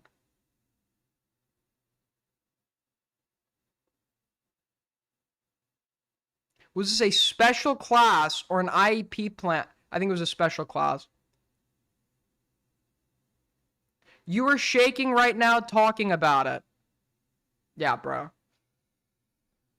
By attacking him, and Birdie defended himself by attacking his father with a fork and drawing blood. The main thing that stays consistent with the story is the use of a fork as a weapon, and his presence would stretch to him rebranding his channel in 2019 to be around fork. You need to train your... I did it! I had an IEP. I would get to... Great lady, okay? I had in my elementary school, I would... For an hour, twice a week, I would go to OT, where I would have to like unbutton and button a shirt like 50 times and like write lines with a pencil grip to get me to like do it properly. And I think at some point she just fucking gave up. But we tried and it just never fucking happened. This whole fork stabbing incident led to Birdie being in police custody again, where he had to wait inside the back of a police car for an extended period of time, along with required therapy used to treat personality disorders. Wait, let's go back here, sorry. The main thing that stays consistent with the story is the use of a fork as a weapon, and his presence would stretch to him rebranding his channel in 2019 to be around forks. This whole fork stabbing incident led to Birdie being in police custody again, where he had to wait inside the back of a police car for an extended period of time, along with required therapy used to treat personality disorders. Aside from these two particular instances, Birdie's sister... Required therapy used to... Okay, that's the other thing too. like, to treat a personality disorder, if it's like borderline or something, aren't you gonna you're gonna have, I don't think there's like therapy that's like specifically oriented for that. You have vague therapies like cognitive behavioral therapy, dialectical behavioral therapy. I think dialectical behavioral therapy is the one that is like more approved for if you have borderline personality disorder, for example. But like, these are very like commonly used therapies for a variety of things. And typically they're not going to diagnose a child with a personality disorder. They're very hesitant to do that. Alvina claims that as early as 2nd grade, when Birdie would have been 6 years old... If you want to call in when I'm done with this goat cat, you can. I heard you used to be, like, cool with this person. He was already hitting the other children, and when he was 9, he tried to suffocate Alvina herself, despite him saying he viewed her as his favourite sibling. It's worth noting that Birdie denies his... So, okay, we've got alleged sexual abuse of a ferret, or thoughts of sexually abusing a ferret, attempting to kill a sibling, wanting to kill a teacher, stabbing someone with a fork. Accusations from Alvina, but like I said, he has a history of lying. This is used for BPD, I know. Likely why Birdie was not allowed in a regular school setting. I'm no psychologist, so I can't say anything definitive about this all, but I think it's clear that Birdie has been unstable since he was a child. However, it's also worth noting that despite growing up in these same conditions, none of Birdie's siblings turned out the same way. It's a big thought of nature versus nurture. All this information about... To be fair, right, just to be fair, just because they were raised under the same conditions, this person was obviously born with some problems. And I'm sure they were not the same as their siblings. And I'm sure it didn't help that they had 6 siblings, because with a child that has an issue like this person's, it's like raising 3 kids, right? You need to devote special attention to them and get on the program. And when you have 6 kids and 2 other ones that allegedly have autism, it is very unlikely you're giving an adequate amount of attention to this child. About Birdie's childhood comes from a variety of sources, including himself, his siblings, and his parents. It's likely the truth is a blend of... I know it's very hard to get diagnosed with schizophrenia until you're 18 because of the comorbidities and stuff. I don't know about that, but it's also, I think the most common form of schizophrenia is acute schizophrenia, which doesn't really take full effect with the positive symptoms until, like, your late teens to early 20s is typically when, like, acute schizophrenia will set in with, like, the full-blown, like, hallucinations and shit. I think the negative symptoms present like throughout life, I'm pretty sure, with like a lack of affect or whatever, but that could be like a million different things. A lot of these claims.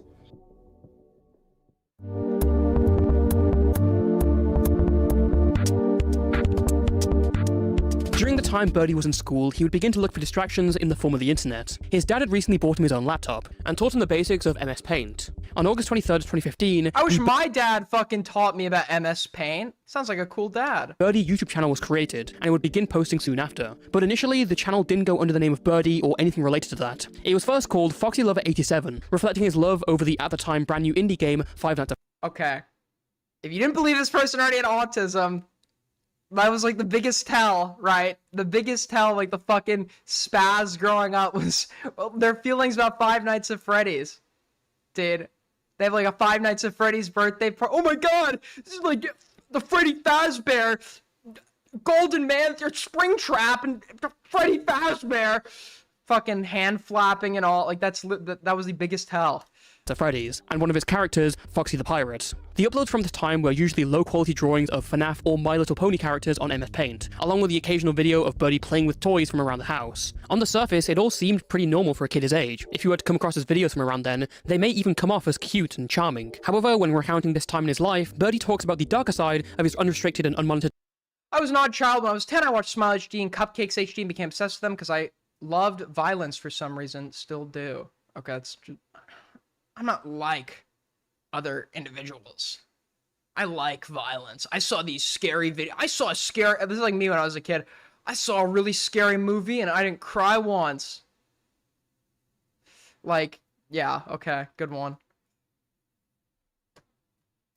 Time on the internet, adding that even back then, he tended to have fantasies of non-consensual nature about Foxy. This is obviously alarming and foreshadows a history of degenerate behavior. What? How, what? At fucking 13? First of all, at any age, why are you having sexual fucking attractions? Unless you're Rita, okay? Unless we love Rita, folks. But at any age, why the fuck is that a point of sexual fixation for you? Well, I guess it is, because this person's a biological female. My understanding is that females go through puberty way earlier than men, or begin to, and sometimes like your common consumption over the course of puberty will like affect your sexual development. So maybe this person was like obsessively consuming Five Nights at Freddy's content while they were sexually developing. Maybe there was a crossed wire or something. I don't fucking know, but that's like insane. The only real 11? Who? 11 years old?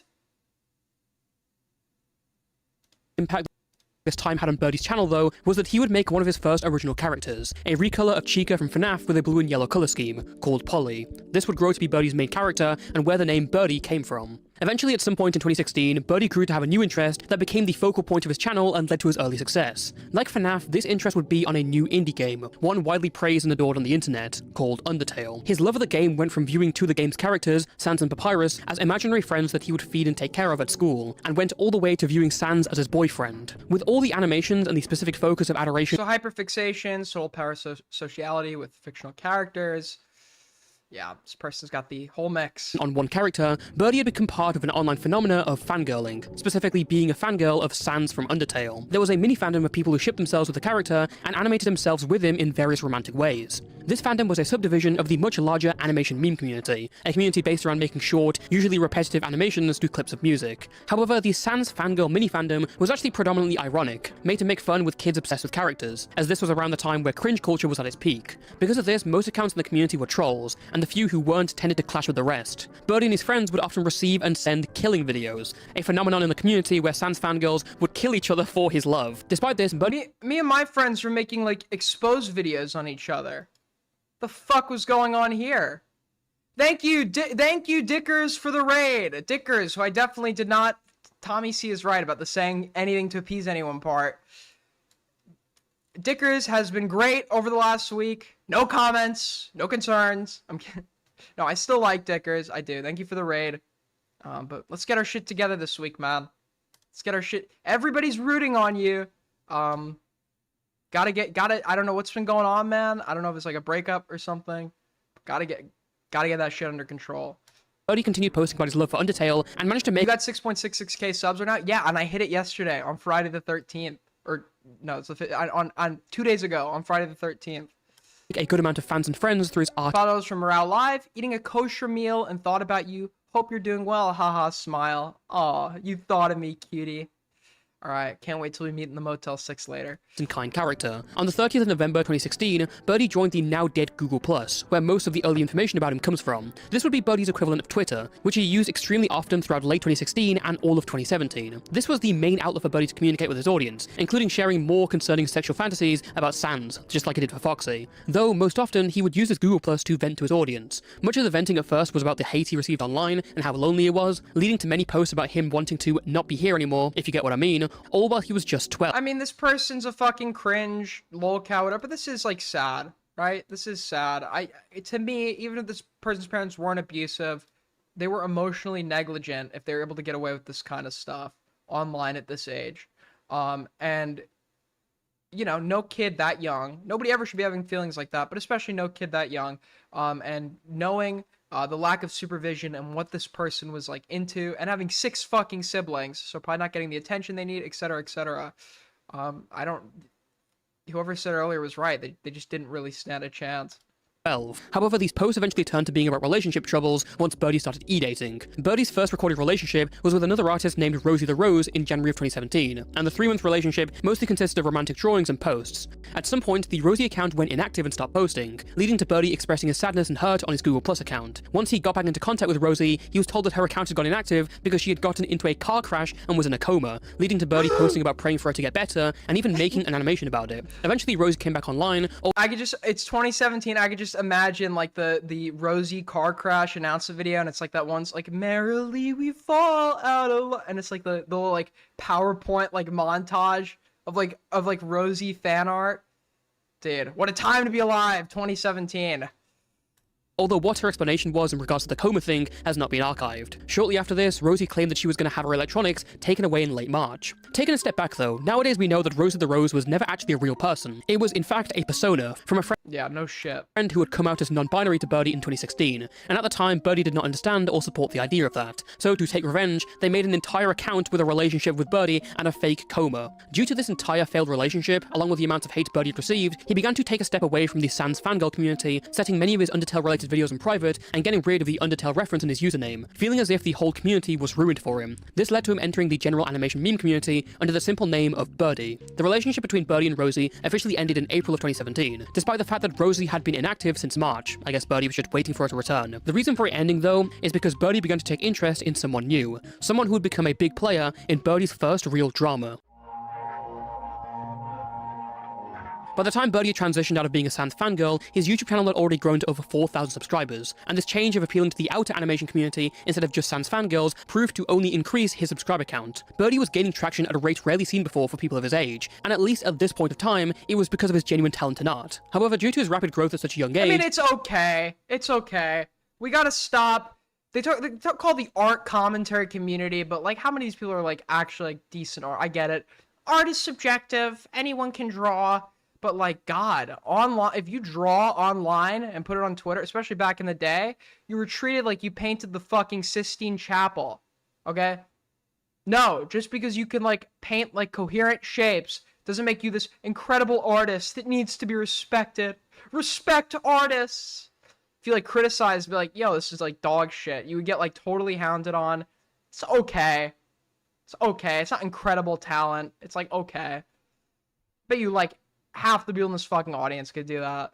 It wasn't long until Birdie found himself in hot water. He obviously struggled with using his platform responsibly, still tending to use it as a place to vent out his private issues, but now with over quadruple the audience as compared to when he was airing out his issues with Rosie. I'm sure how you could see this quickly becoming a problem. The first real drama Birdie found himself in started out pretty innocently, when in March of 2017, around the time he was struggling with thinking that Rosie was in the hospital, he looked for videos to comfort him. He eventually stumbled across another animator that went by the name of Kitty Dog. Like Birdie, Kitty Dog was an animator who was popular in the animation meme community, and soon Birdie found himself binge-watching her videos. According to him, they were the only things that made him feel better at the time, and gave him the ever-so-needed comfort he was looking for. It wasn't long until he began posting about Kitty Dog to his audience, starting out pretty normally with comments like, I'm gonna... So like a parasocial hyperfixation with this person. Got it.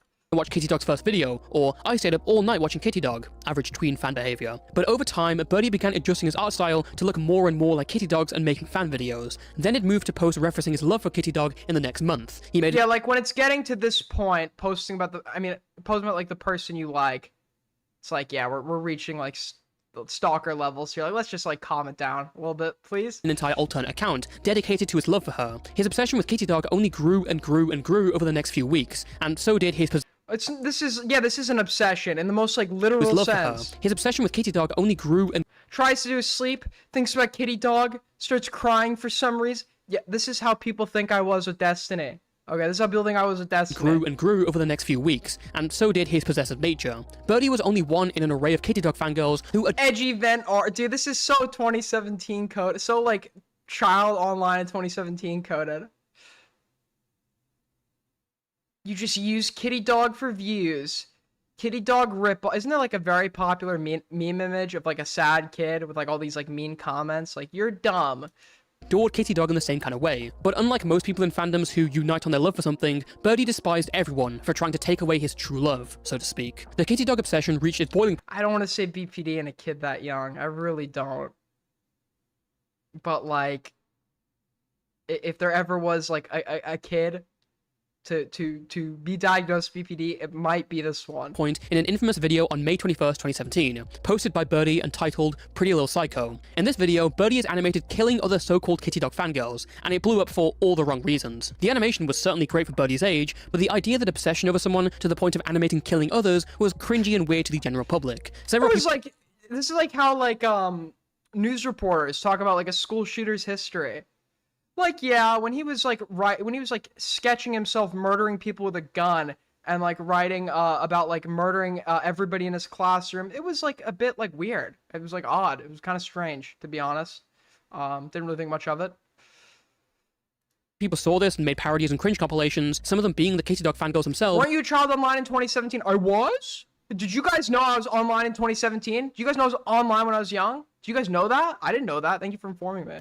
Who had done literally nothing to get this unwarranted... Like the stream, like up, sub up, dono up, and clip up. Put your clips on Twitter, people. attack. So why such hostility from Birdie? Well, one piece of information that was mostly hidden from the public at the time was that Birdie and Kitty Dog were in a relationship of sorts. They were friends behind the scenes and would often discuss sexual topics and draw NSFW of each other's characters. This adds a I don't know how old... I feel like I've heard in the past there was some like weird age dynamic here, or more than weird. I don't know the details, but like this Kitty Dog person is probably themselves many problems. But like when you have somebody that's like being like this parasocial towards you, you're becoming like partially complicit by like feeding into it behind the scenes. A lot to explain Birdie's outburst against these fangirls, and his emotions being obviously motivated by much more going on than anyone knew. Kitty Dog herself... This is what's gonna happen to Hater, by the way. This Hater person is... You should be like playing with dolls or some shit. Never said anything publicly at the time regarding Birdie's whole situation. Oh, there was no weird... Okay, I've been confused with someone else. And issues only arose with her after she said that she wasn't really interested in Birdie anymore, and Birdie hated her. The two would be on and off over the next year or so, especially with Kitty Dog later making NSFW of Birdie when he wasn't comfortable with it. After the whole Kitty Dog situation, Birdie would make another old account of his and decide to date it. God, can we get... You know what? Speaking of that, we need like a Birdie ferret tribute video with like a slideshow of the ferret. Merrily we fall out of line. Like, dude, do it. Get on it, people. The whole Kitty Dog situation, Birdie would make another old account of his and decide to date it, that one being named Churro the Ferret, similar to his real pet ferret Chara. Birdie's next relationship was with a person who was a ferret. Birdie's next relationship was with a ferret. Going to become integral throughout this entire thing, a young 11-year-old animator by the name of Fontic, known later as Heimgut. Fontic was someone who'd been known by Birdie from back when they had less than 500 subscribers, and back then they seemed to be fighting. But as they came into contact here, Fontic was a staunch fan and defender of Birdie during his controversy with Kitty Dog. The two began dating as Birdie wanted Fontic to be their new Kitty Dog, and their relationship seemed normal, but Birdie's eye was already drifting towards another animator by the name of Sleepykin, or Twisted Doctor, one of the biggest in the animation meme community at the time. Just like with Kitty Dog, the obsession with Sleepykin started from watching videos, and they soon became mutuals. But unlike Kitty Dog, the two never really... What the fuck? The obsession with Sleepykin started from watching videos, and they soon became mutuals. But unlike Kitty Dog, the two never really had any meaningful... Yeah, this person, it was over before it started. It was over before this person did not... If anything else didn't disturb me enough, that animation just proves how fucking over it was. Interactions with each other. It's strange then that Birdie's feelings towards him were arguably more explicit. As seen by the Chicken Bread Does Not Approve alternate account, accessible only by Birdie and Fontic, Birdie would upload tons of sexual it shows you like how long ago it was. Like, this person's not much older than me. We're around the same age, only a few months apart, and they're fucking posting on Google+. Fantasies and NSFW art with his character and Sleepyking's characters, a fair few of them venturing into the topic of SA. Birdie's obsession with Sleepyking didn't even have private DMs to add sufficient context. It was out of nowhere and plain creepy, as seen from the drawings, and we probably wouldn't have learned of it had it not been leaked to the public. Sometime in early August, Birdie's Chicken Brent account was leaked and sent around, first to Sleepykin's at the time boyfriend, and then to the man himself. The leaker, none other than Fontic. After growing increasingly hurt and jealous at Birdie's love for Sleepykin more than him, and saddled by peer pressure, he's older than... Yeah, I know. Okay, I say around the same age, meaning I don't think that we're like exactly... In any meaningful context, we're just like... We're almost the same age, right? Because there's September, I'm March. September, January, February, March. Yeah, it's like 3-4 months. He decided to forward the account to an anti-Birdie Discord server. It wasn't long before Sleepykin commented on the account publicly, asking Birdie to please stop this, and that it's really weird to make drawings like this that trivialize SA. This entire thing would then erupt in the animation meme community as a major piece of drama, and Birdie eventually apologized. Quick little side note, I mentioned the distributors of the leaks as entire anti-Birdie servers made against a 13... Yeah, like, and then they, at this age as well, they're starting to develop like entire dedicated like anti-communities to them, which is like, like that's super unhealthy to like for a kid to have like whole groups dedicated to like just shitting on you, right? But B, like, how is your online presence like so significant and controversial at that young of an age where you're like actually getting like dedicated groups to fucking hate on you? Year-old animator. Birdie's controversies, fights with critics, general cringy videos, and his delightful mentions of murder and SA in his work had all formed into a collective hatred for him. Some of this came from active groups, others came from a genre of videos known as Birdie Rants, featuring kids around Birdie's age making videos with terrible microphones criticizing Birdie's actions. Hey guys, I'm here to talk about lovely Birdie Dog. So, I just really need to put something out in the world that she's done. I don't want to be subscribed to a Kitty Dog copy because, like, that's boring, okay? I love Kitty Dog, I watch Kitty Dog all the time, but then when there's two Kitty Dogs... Rising Star right here. Shout him out, Rising Star. Hold on. I just want to see something really quick. If my fucking keyboard would work.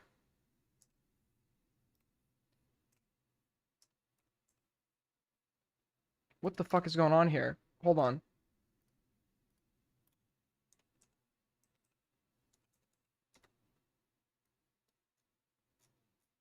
Yeah, my fucking keyboard is just like cooked, bro. Cooked. I'm never getting it fixed, by the way, because I just like the keys. They're very comfortable. Okay, I can't find anything right now. Dogs. I'm not gonna watch both.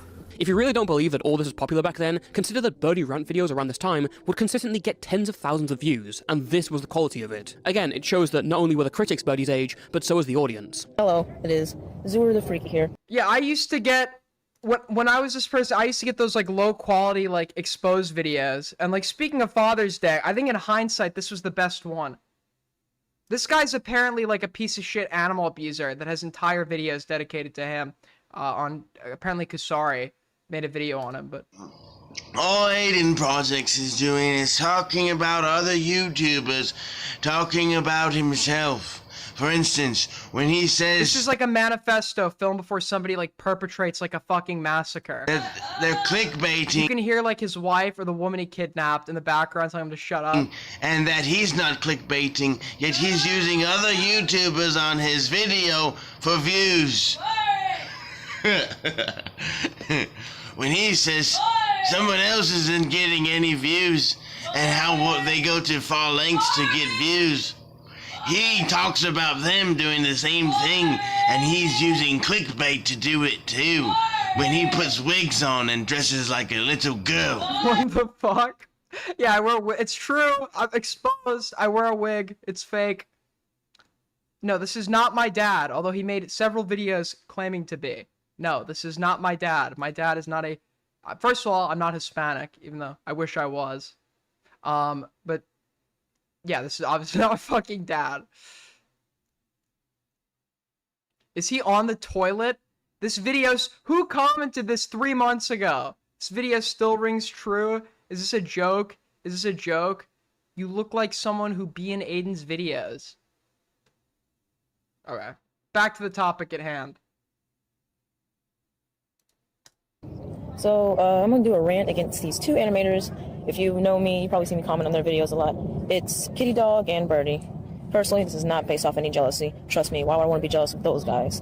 Over the rest of the year, Birdie and Fontic's friendship wavered between love and hatred. They fought with each other after the leak, but later mended their issues and dated again in October 2017. The dating ended in December, when Fontic broke it off because he felt he was straight, and in response, Birdie made a new channel named Strawberrix. On this channel, he would post events about Fontic, creepy posts, threats, Fontic's face docs, and incredibly violent fantasies about tearing Fontic's guts out. To add to that, Birdie also made a series named Torturing Birdie about his obsession with Fontic, the first of many. All this harassment led to Fontic deleting his YouTube channel and temporarily retreating from the public eye. You might imagine it's like all of this is like totally fucking insane, but I am very hesitant to like use, because it is totally possible, right? I'm a huge believer in change, in rehabilitation, okay? I argue it for like murderers, so of course I can argue it for like a 13-year-old insane person online. The problem you have is that this person hasn't really like evidently changed in all those years, and that's when I think it's fair game. But this is just like, this is like behavior that I feel like in like a just society would have someone like involuntarily like committed to a mental health facility. All this drama and Birdie's reputation being buried in the dirt would have dragged on his subscriber count. But no, in fact it caused more people to subscribe and tune in for the chaos. Birdie's animations and potential as a young artist was a springboard. But I don't deserve to be popular, my art and animations are absolute shit. Okay, self-awareness, can appreciate that.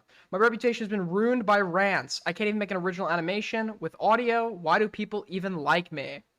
Oh, it's like dude, it's like a girl sends like a picture of herself. She's like the best picture she can find of herself on her iPhone. It's like, God, I'm so ugly, right? Aren't I so ugly? Like wanting you to like validate wanting you to validate her appearance. The location that he had launched himself into was completely unknown territory. By December 2017, he was nearing 100,000 subscribers, all gained within 1 year, a rate of growth never seen before, especially for someone who only turned 13 in September of that year. It was a recipe for disaster. During the start of 2018, 2 more significant players would enter the Birdie drama scene. Whereas Fontic began life as a stalker Birdie fan, Dojust was the complete opposite, starting out as a hater of Birdie who ran animation projects about killing his character. However, over time, they began to warm to Birdie and then began a relationship with him. This one wouldn't last long. Dojust says, Dude, instead of making like diss tracks, when these people have beef, they just like make animations like violently murdering each other's sonas. That actually might be based. My Sona right now is Red Saul Goodman. We're gonna change that soon. But my Sona right now is like Red Saul Goodman. Dude, the next time I get in beef with somebody, I should like open up Premiere, edit like Red Saul Goodman like violently attacking their like Sona with an axe. So he went into the relationship because he felt pity. So to get out of it, he faked ending it all with the assistance of Fontic. Dojust and Fontic would become friends from then onwards, and Dojust also threatened and doxed Birdie. If you're wondering, this is the person who Birdie's talking about in an infamous livestream he did when his mom confronted him on why he'd given their address out. Could you go upstairs? I'm in the middle of something. Mom, go away. No, I want to know. Please. On Discord. I'm in the middle of I want something. to know. Give our address to somebody. Shut. Did you? There are people here. I need to know if you did that. I will tell you after this. No, okay? not after now. Mom, just Dad's. Like the parents probably totally neglectful, but like abusive. Why would you ever feel comfortable talking to them this way if they're abusing you? It can happen. I'm not saying there aren't kids who still put up a fight to the abuse and are like cocky to their parents, right? But like also the other thing too is, even at that age, you should like instinctually know to mute your microphone and like instinctually know not to broadcast this to the fucking world. I don't know if this was on a stream or in a call. I know one of these happened on a live stream, right? But if it's like apparently the computer's in the living room downstairs, which on its own, when I was like living at home, I had a hard time like streaming if like I knew my brother was in the next room listening, because it was like, you know how fucking brothers are or whatever. You comment and make fun of some shit I just said or whatever the fuck. Like I'd have a little bit of like shame not to be like a fucking live streamer from my house that everybody can hear. But it's not only in the living room, but like you're airing out your like familial arguments to the entirety of the fucking stream. At that age, you should just like instinctually know not to be doing shit like that. Up there right there now. Are people watching this. I need to know if you gave our address to somebody on the internet. Just answer the question. Why do you need to know? Did you or didn't? Why do you need to know? That is against the rules of our internet. It was a long time ago. When? I don't know, but it was. I have a bunch of people making videos threatening to murder me online and the attention of 90,000 people, enough to fill several football stadiums. And now all of those people, including the ones making videos talking about murdering me, know where we live. But it was like a month ago. Okay, it was like 1 month ago. Who cares? I need to know. Can you please go the internet upstairs? dad's shutting it off right now. Hold on! You need to be Stop! honest with me. Wait. Did you give our address to anybody? Oh, this is so much. Also, apparently, and I could be wrong on this, for all you like Kiwi Farms autists in the chat, and I'm against this, by the way, but wasn't this the youngest person like in Kiwi Farms history to have a thread made on them? Which I'm against, by the way. I don't think, and I know this was a rule for a while, and I think it still should absolutely be a rule. Obviously, Kiwi Farm should have rules. Like, yeah, I'm fighting a losing battle here, but like, I think you shouldn't be allowed to have a thread on you if you're under the age of 18. Our address. I said, just give me a moment. Okay. How old were they when they got their first thread? Hey? Tell me it's either yes or no. Mom, I just need a moment. It's Go. 2021. Yeah, I think it's fucked to like allow threads about children on your site. But yeah, that's fucking insane. They broke the record for like the youngest lolcat of a Kiwi Farms thread. Please or go no. upstairs. You're gonna know. It's yes. People or no. are watching this. And if you did, we call the police right now, and they're gonna come take all the. You should have a thread on you. Well, they talked about it once. They're like, we should make a thread on this kid in like the commentary community thread. And then someone was like, wow, we're just gonna have 18,000 posts saying he's like an annoying contrarian F slur. And the issue never came up again. This. Mom, that's you illegal. go. That's illegal. You go. Tell me if you did. Mom, just one moment. You did, Please. didn't you? The truth. One moment. Just tell me. Please. You're not understanding. No, you don't. Our It wasn't rules. recently at How all. It was long a long ago? How am I supposed to know? It was a long time ago. I don't know. I want you to finish talking to your friends, and then you come upstairs and talk to Dad and I. No, I can't do that. The fact that at this moment, like, it shows what kind of parent it's like a conflict avoidant parent, which is probably why this person was able to engage in which is probably the reason this person was able to engage with the internet in the capacity they did for so long, right? There's 6 other siblings. The parents, like, are probably mentally drained from giving attention to so many siblings, et cetera, which is their own fault, by the way. You should not be having 7 kids, right? Unless, like, there is no way parents can equally nurture 7 fucking children. Okay, that's just not happening. But the parents just seem like conflict avoidant. Like, okay, you can finish talking to your friends even though you just like leaked our address. Like, no, at this point, like for my mom, it would be like pulling the fucking plug on the computer and shit and screaming at me like, what the fuck did you do? In a very heavy New York accent or some shit, like, the fuck's the matter with you? Or some shit. Like, that's what that would be if I had done something like that. And it would be totally warranted, totally fucking deserved. This just shows, like, a parent that's kind of given up.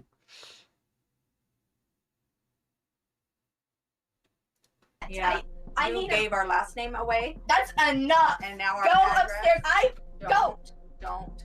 Just go, okay? In an unrelated situation around this time, Birdie's private NSFW drawings of his character Polly were leaked in March 2018. Again, rather than concern about Birdie's behavior at this age, the leak instead sparked up accusations of pedophilia towards Birdie, considering that he had said his character was 9 years old. Oh my god, getting accused of pedophilia when you're like 13 is like fucking insane. I saw a thread the other day where it was like a 14-year-old being accused of pedophilia. Others accused Birdie of being an attention. Like, you literally cannot meet that definition when you're that young. Yes. When you're like post-pubescent, but you haven't legally reached adulthood yet, you can absolutely show signs of pedophilia or be a pedophile. But the problem is these people are still sexually developing. So it's very well they could, even if there's like an attraction to much younger children at 13, they could still very well outgrow it. And pedophilia is a persistent and exclusive attraction to prepubescent children. This person is a prepubescent child, so they are attracted to prepubescent children. It's like not an insane thing. But weren't you into minors for? I admit it, folks. When I was 16, I was into minors. Attention seeker, and purposely leaking this to fulfill that. Tons of messages were brought up of Birdie being into SA and using it as a backstory for his characters, even lowering the character's age to purposely sexualize it. The community. The other thing I have here, and I don't like to speculate, it could be due to the types of videos this person was exposed to. But the way they act, the stuff they're into, I wouldn't be surprised if they face some like sexual abuse at some point in their life. Like how like hypersexual they are and the shit that they're into for such a young age, like could totally point to that. Or it could just point to the exposure they had online. wide perspective was now one of keeping away from Birdie and not giving him anything. The other new player inside Birdie's story was Toxikai, a 17-year-old edgy doxer who was threatening to take down the entire animation meme community. Birdie and Toxikai entered a relationship in early 2018, which was most likely grooming considering the 4-year age difference. Unfortunately, nobody in the community at the time would pick up on the relationship's problematic nature, and Birdie ended up being the one criticized for dating Toxikai. Unfortunately, nobody in the Birdie and Toxikai entered a relationship in early 2018, which was most likely grooming considering the 4-year age difference. Unfortunately, meme community. Birdie and Toxikai entered a relationship in early 2018, which was most likely grooming considering the 4-year age difference. Unfortunately, nobody. What was the 4 years? But it depends. In the community at the time would pick up on the relationship's problematic nature, and Birdie ended up being the one criticized for dating Toxikai instead of anyone worrying about Birdie being taken advantage of. 2 days after. Wait, in 2018. Wait, I'm thinking about it. In 2018, they would have been 14. Oh no, yeah, 18, 14. Yeah, sorry, I don't know what I was thinking there. Yeah, 18, 14. Absolutely could be grooming. Is grooming. After Birdie and Toxikai broke up, Birdie's channel of 98,000 subscribers was flagged down and terminated. 2 years of work, a meteoric rise rarely ever seen, and it was all gone. Toxikai certainly played a part in this, and was the one to start flagging Birdie's channel first, but Birdie also suspected Dojus and Fontic to be involved. Apparently at some point, Toxikai stopped flagging the channel, but Dojus wouldn't stop, and was the one who resulted in the channel eventually being terminated. Because of Birdie's channel termination, most of the big players in the community took Toxikai's immature threat of taking down the community pretty seriously, resulting in people temporarily setting all their videos to private. Birdie soon repurposed the Strawbricks channel into his new main account, which is still the case to this day. He quickly built his subscriber count back up due to his loyal fanbase, but his momentum was pretty much stunted by personal drama, and wouldn't recover. Over the next few months of 2018, Birdie and Fontic, or Heimguts as I'll be referring to him onwards, would repair their friendship and begin dating on and off on Discord. They'd get back together and break up twice in 2 months, and Birdie started to become obsessed with Heimguts, but his obsession was unlike anything seen before. Rather than the NSFW art we've seen before and allusions to SA, Birdie's obsession with Heimguts reached a new level. The constant breaking up and getting back together certainly didn't help, but this was beyond a toxic relationship. Look no further than the private comic that Birdie made about Heimguts, titled IDMT, or I Drop My Tortilla. This is unironically a comic about Birdie asking the devil to get Heimguts to love him. The plot details— Wait, a what comic? ADMT, or I Drop My Tortilla. This is unironically a comic. A what? A sex comic? See, what you could, I get censoring words now for like YouTube, but you should like leave the first like phoneme in the word so we can understand what you're saying with the context in mind.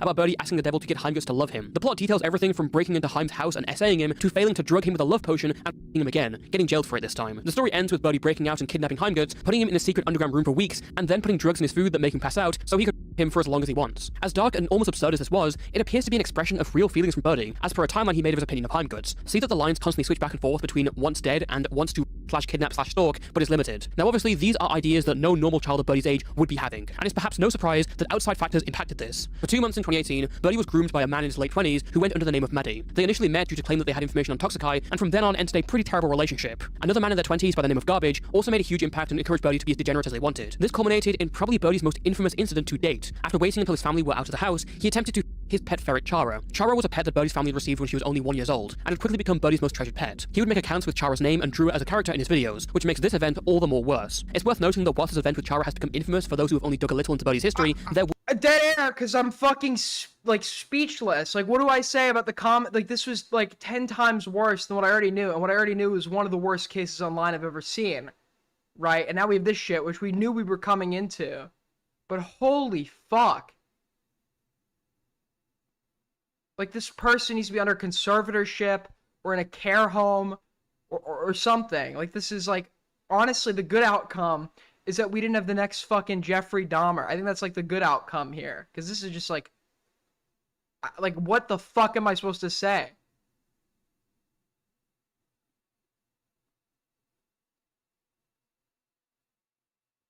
were heavy outside influences, and there are bad things that Birdie has done to his ferret that he's much more responsible for. IDMT was not the only indication of a seriously deranged obsession that Birdie had with Heimgutz. Over the months, as there were more breakups, Birdie began to reach cartoonish stalker levels. For a decent while, he had a shrine dedicated to Heimgutz in his bedroom, with its centerpiece being a printed picture of Heim's face that he taped to the wall and talked to every day. But I'm sure, like, the parents were probably not, like, present, okay? Obviously, I've said this a million times. If you're walking into your fucking child's room and you see a shrine dedicated to some random person on the internet, like a literal shrine that they're talking to by themselves, it's probably good to start looking into your kid's internet access. Just, like, might be a good idea. And then this shit, I don't know if that's Birdie, that's straight out of the fucking Halloween remake. That's like the Rob Zombie Halloween remake. Hold on. Dude. That's like a creepypasta or some shit right there.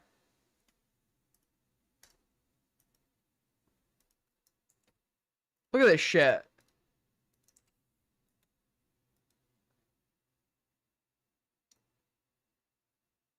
It's literally Michael This is Birdie's parents meeting them in the fucking lunatic asylum after they become a ward of the state. Oh, my internet just won't load.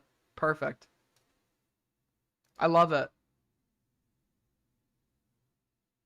Okay, well, you get the gist. All right, there's Danny Trejo. God, the thing I hate about that movie is that, like, the janitor was so fucking nice to this guy. And, like, the janitor was the first one he goes and kills. Birdie also sewed several plushies of Heimgutz characters to cuddle with, and aspired to one day infuse them with Heim's saliva or blood. There are plenty of dreams that Birdie had about Heimgutz, including various fantasies about SA. Birdie also had a folder about Heimgutz on his laptop, consisting of 2,000 plus items, like pictures of Heimgutz and DMs they had together. Birdie also doxed Heim to others, knew what he was doing was disgusting, and sometimes relished in it. I would be purchasing a weapon at this point, like, if I knew that there was somebody who was, like, this obsessed. And actively manipulated the situation to his advantage. Whenever Heimgutz would get a glimpse of his psychotic machinations and obviously broke up, being freaked out, Birdie admitted that he would use his friends to manipulate Heim into saying that he's changed. Almost like lulling him into a false sense of security. This got to the point that the two almost met each other during Thanksgiving, but thankfully that fell apart. Dodged a fucking bullet. I don't know. This person, like, if we're to take the fork shit seriously, this could be all talk from, like, a deranged, depraved child, but I could, like, totally see a conceivable scenario where this person becomes violent upon a real life encounter with the person they're obsessed with. Even at 13. Yes, 13-year-olds, 14-year-olds are totally capable of killing. Attached to the and this would be one of them. Internet and the people on there, even if they had terrible intentions in their minds. She's like, even with all this at 13, right, it's like, okay, you're fucked. They get like a lot of therapy and then they seem like a normal person. It's like, okay, I'm not gonna bring this up. You probably shouldn't be having a public presence. Life isn't cut out for you. But you probably, you know, good on you for getting help or whatever, but it is very hard to ignore any of this. His attachment would be proven in a stream to YouTube on July 30th, 2018. During the late hours, Birdie was streaming and going well past his bedtime. His dad noticed this, came in and told him to turn off the computer. Birdie refused, and his dad threatened to turn off the internet for the night if he didn't go to sleep. Or maybe if I had my computer in my... This is real footage, a rare insight into a egregious act of child abuse, as Birdie would put it. That's not gonna happen, and we could still hear you upstairs. Well, can you, like, not come in here because you're gonna cause drama? You can be on if you're talking during the day, but not at night. The dad sounds a little zesty, not gonna lie. Not what you would expect from your, like... Not what you would expect from your, typical, abuser. I mean, it's a very zesty, voice. Jennifer McCabe, your constant harassment of Ethan Klein didn't go unnoticed. I'll let Ethan know. Well, you're new here, and part of me wants to believe that that's like a real comment. And if it is, please let Ethan know.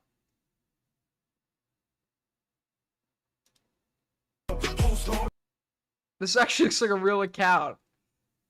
Or is this like a famous person? That they're just like, oh, it's a parody account. Got it. Who the fuck is this person? It's not. Dad, stop! You're gonna make someone hate me! You're gonna mute the fucking mic! If you cut off the internet, I'm gonna myself. You know that. In present time, Birdie's gone on to provide more context for this, saying that he believed his dad was gonna turn off the internet. At that point, it's like, yeah, it's a hard thing to do. Actually, I wouldn't even say it at that point. If you can, like, actually actively monitor your child, I'd say, like, commitment should be a total, like, last option, because it's gonna fuck your child up.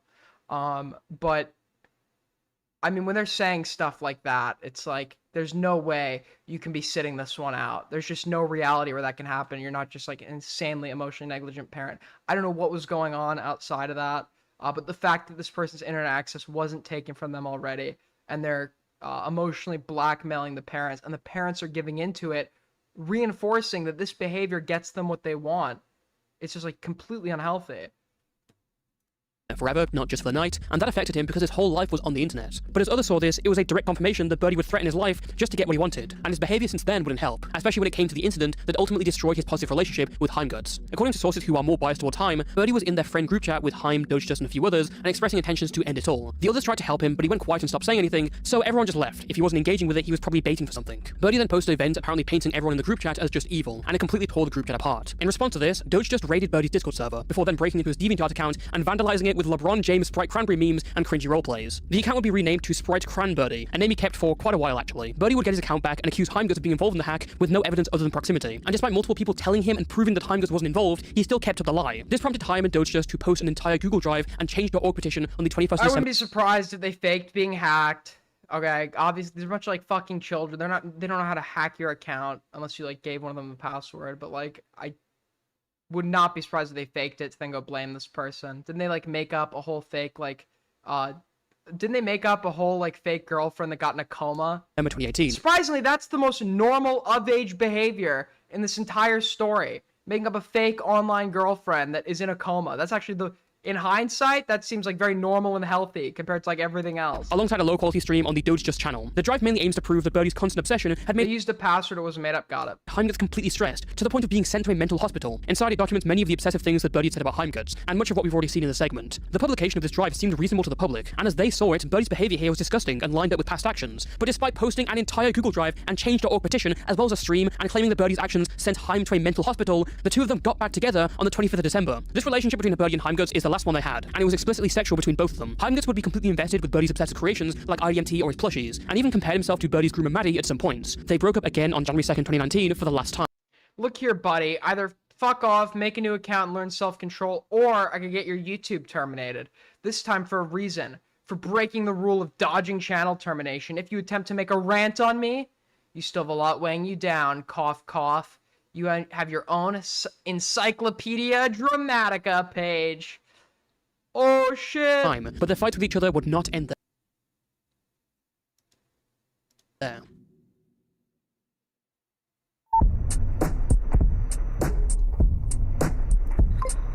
In the early days of January 2019, an account under the name of posted to YouTube, showing a lot of these sexual DMs between Heimguts and Birdie, and a statement saying that neither party was in the right. This alternate account, which would turn out to be Birdie, would go on to paint it out as if the entire interaction was non-consensual, which was a bold-faced lie and easily disproved by Heimguts in the following days. Any points that could be made about Heim's drastic switch between hatred or love, or the unhinged comments inside, were obviously discarded in the face of a false allegation. Another thing worth adding is that Birdie would also start a transition during this time from female to male. Birdie has since stated that they always felt like a boy, but there's been a lot of speculation on whether this was done just to be in Heimguts' dating pool. There are messages of Birdie double backing on the decision and directly citing Heimguts, and even when Heim changed his mind about being straight, there are messages.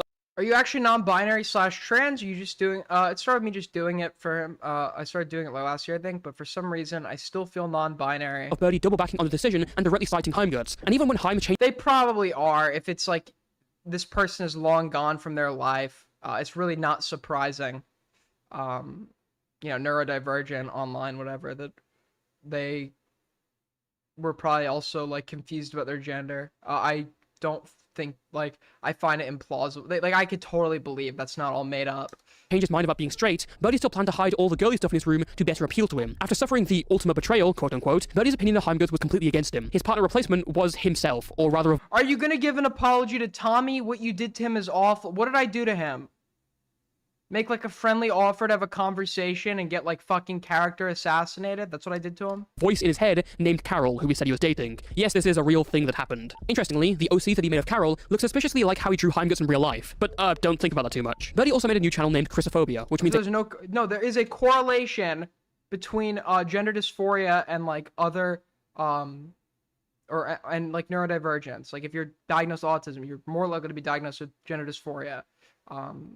And that's not really, like, surprising. Almost everything has comorbidity with something else. A phobia for the color orange, obviously alluding to Heimguts' character being orange primarily. Birdie's channels would become a place for him airing out his issues through vents made about Heim, Dodgedust, and others he fought with. This contained everything from vents about Heim for months straight to drawing himself as... You had your unhinged chatters call him anti-Semitic. Where did that ever fucking happen? The villains of World War II, and making violent animations about MLP characters because Heim... Wait, let's go back. ...seen before. Wait, how far back did I just go? Rather than the NSFW art we've seen before and allusions to SA, Birdie's obsession with Heimguts reached a new level, the constant breaking up and getting back to levels. For a decent while, he had a shrine dedicated to Heimguts in his bedroom, with its centerpiece being a printed picture. Interestingly, the OC that he made of Carol looks suspiciously like how he drew Heimguts in real life, but don't think about that too much. Birdie also made a new channel named Chrisophobia, which means a phobia for the color orange, obviously alluding to Heimguts' super. Worth noting that this stuff was only, and Heim would also send Birdie a number of Discord friend requests with cryptic and threatening messages in the names. However, it's worth noting that this stuff was only for a couple of months. Aiden, are you making this up? Where's your evidence? Not trying to be rude. Evidence of what? Of the comorbidity of gender dysphoria with other forms of neurodivergence? I'm sure you could go to, like, let me look right now. You know, I'll cite you a peer-reviewed study.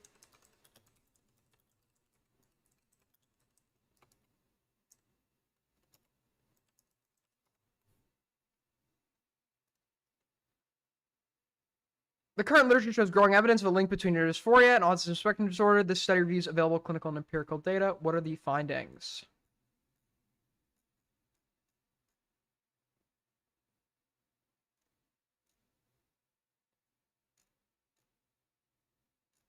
Alright, I can't access it.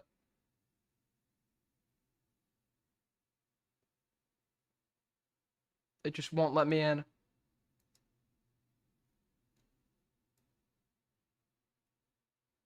Okay, this review showed a relationship between ASD traits and gender dysphoria feelings in the general population and a high prevalence of gender dysphoria and autism spectrum disorder. Our meta-analysis revealed that the pooled estimate between and Birdie's vents about Heim continued long after that. It was also around this point that Birdie dated another person by the name of Toxie, or Temiskulls, not to be confused with Toxikai. Toxie was 12 when her and Birdie entered National Institute of Health. Another sort of relationship in mid-2019, after Toxie had gotten in contact with Birdie as a fan willing to defend him. For clarification, Birdie was 14 at this point. During their relationship, Toxie claims that they... Hello? Yeah, I'm back. The internet cut out for like 2 seconds. If it's lagging for you, just refresh. Talked about her being a lolly bean, doing sexual roleplays with childish characters, and Birdie saying that he loved how sweet and pure they were, something allegedly repeated with further relationships. Birdie would later claim that Toxie, the 12-year-old, groomed him, the 14-year-old, and also Wait, let's go... with Birdie as a fan willing to defend him. For clarification, Birdie was 14 at this point. During their relationship, Toxie claims that they talked about her being a lolly bean, doing sexual roleplays with childish characters, and Birdie saying that he loved how sweet and pure they were, something allegedly repeated in further relationship. Birdie is not a pedophile for, at 14, having relations with a 12-year-old. Is it weird? Yes. Bizarre? Yes. But for somebody whose entire social life is lived through the internet, that is like clearly like very fucking neurodivergent, probably has not like achieved any form of like going through like the stages of like psychosexual development.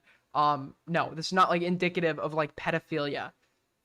Relationships. Birdie would later claim that Toxie, the 12-year-old, groomed him, the 14-year-old, But yeah, and also forced him into roleplay and being statement. bisexual, which sounds absurd. Not the last time that he'll accuse a younger person of grooming him. Also around this time, because there's no other place I can put this in the script, Birdie said that if his sister was and murdered and he let it happen, he wouldn't feel guilt for it. So yeah, just more great upstanding citizen behavior. During the summer of 2019, Birdie would have his internet shut off by his parents. We don't know much about Birdie's time away or even why it specifically happened, but we do know that he returned around October 2019. So enter Birdie's next partner, Goat Kato. 6 years ago, Goat Kato was far from how they're known today and were yet another animation in between. They'd gotten a lot of flack after pushing ultimately false allegations against another YouTube animator known as Sashley. But Goat's drama with Sashley is what brought them close to Birdie, who had befriended them prior after people had labeled them as a Birdie clone. I keep Birdie would give hearing Goat about this Goat Kato person. Found they were in my chat earlier. Oh, they're in my chat right now.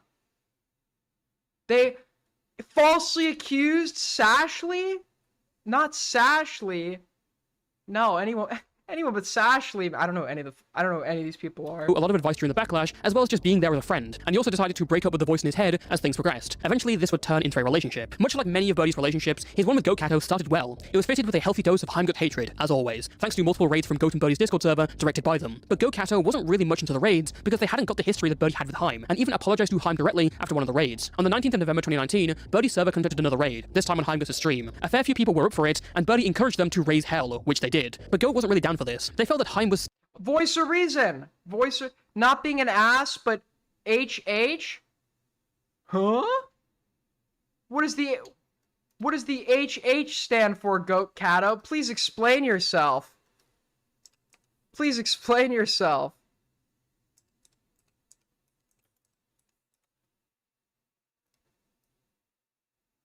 What could this possibly mean?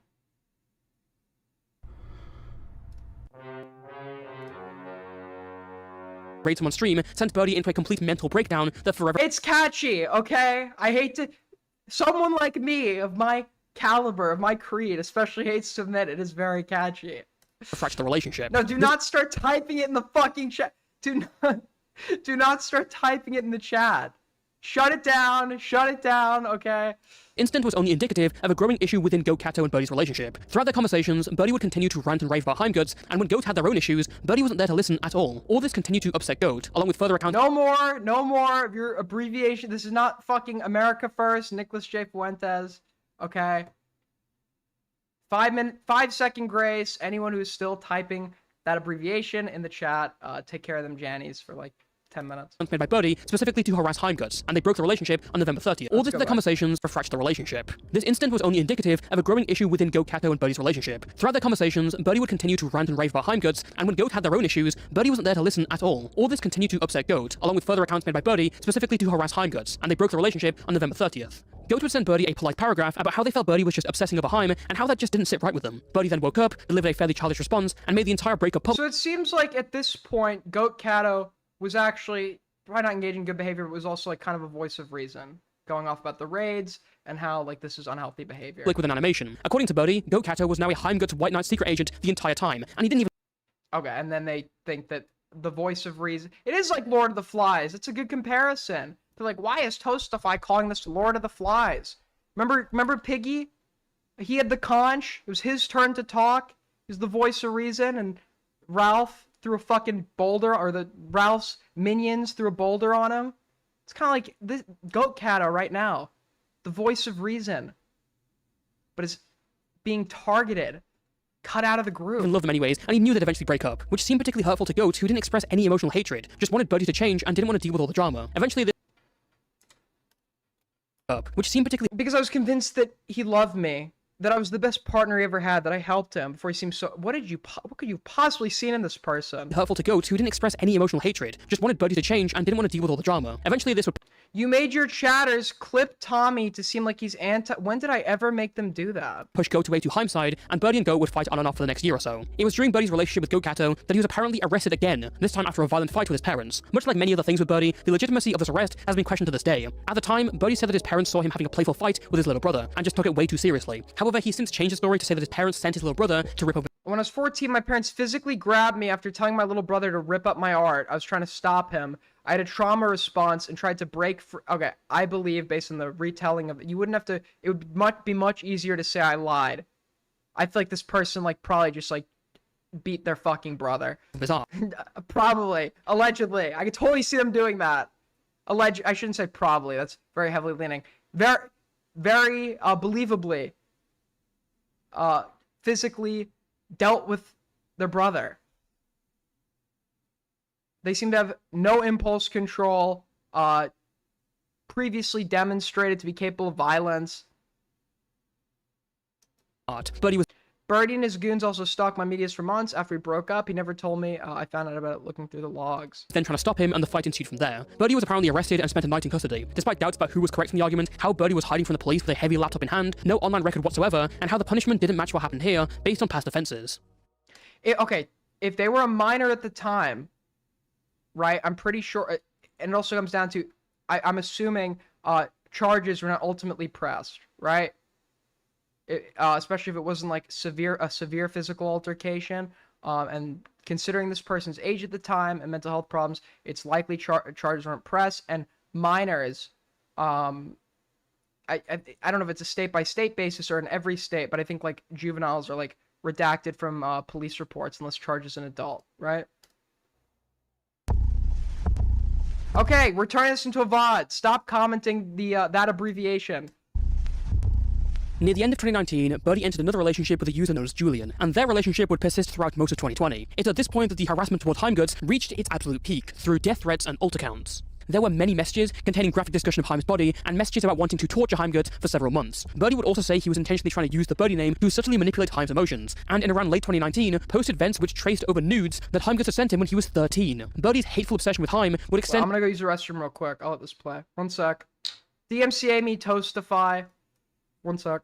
To whatever he liked publicly. When he posted a drawing based on the anime Panty and Stocking, Birdie would post a drawing killing the characters. Same thing with My Little Pony, like we mentioned before. In fact, there was an entire series of drama and harassment because Heimguts posted about the fictional character Rayman, and that infuriated Birdie because he was a fan of Rayman, which inspired a whole lot of harassment. Birdie would also start remaking both Torturing Birdie and I Dropped My Tortilla. This is probably not even an extensive list of everything that Birdie did. Keep in mind that as far as we know, Heim only went near Birdie's level of harassment once, and that was in early 2019 when he would send friend requests with cryptic messages associated with a hack. But we're comparing Heim's instances over 3 months to Birdie doing it for around 2 years. Birdie can state that he's the victim of Heim and all this was the public being misled, but it's hard to believe that when he was actively also misleading the public. Him and his friends doxed Heimguts and spammed his name anywhere they could, and then Birdie posted a DeviantArt statement straight up lying and saying that he wasn't doxing Heim, and it was so tiring having to deal with these false statements. Birdie's relationship with Julian was going fairly well for about the first half of the year, but things began to take a change when Birdie introduced another person to this relationship known as Jay. Julian's issues against Birdie began to rack up. He didn't feel particularly good about opening up his relationship to be polyamorous, and as time went on, he began to feel like the neglected party. There was even an entire period where Julian felt Birdie would just use him for sexual purposes, when he was far more interested in Jay romantically. So why wouldn't he do the sexual stuff with Jay? Well, Jay wasn't particularly interested in it at all, and at numerous points when Jay didn't want to do Discord ERP, Birdie would get depressed and make several vents about it. A bit overdramatic, I'd say, but hey, we're talking about Discord ERP, that seems about right. After a number of personal arguments, Birdie and Julian would break up in late 2020. Julian would then get into more petty back and forth with Birdie, and after an incident in which Birdie faked his death to Julian as a prank, Julian decided to leak a bunch of stuff from his relationship with Birdie. The worst of these leaks was, of course, the ferret incident, where the public finally found out that Birdie tried to fuck his ferret. It was mentioned in these DMs whilst both people were revealing their biggest secrets, and its publication caused a lot of backlash. Birdie responded by confirming the secret was real, it did happen, he deeply regretted it, and it affected his life horribly. But it's at this point where we're going to pause. While Birdie can say that the incident with his ferret Chara was affected by him being groomed by a 30-year-old man,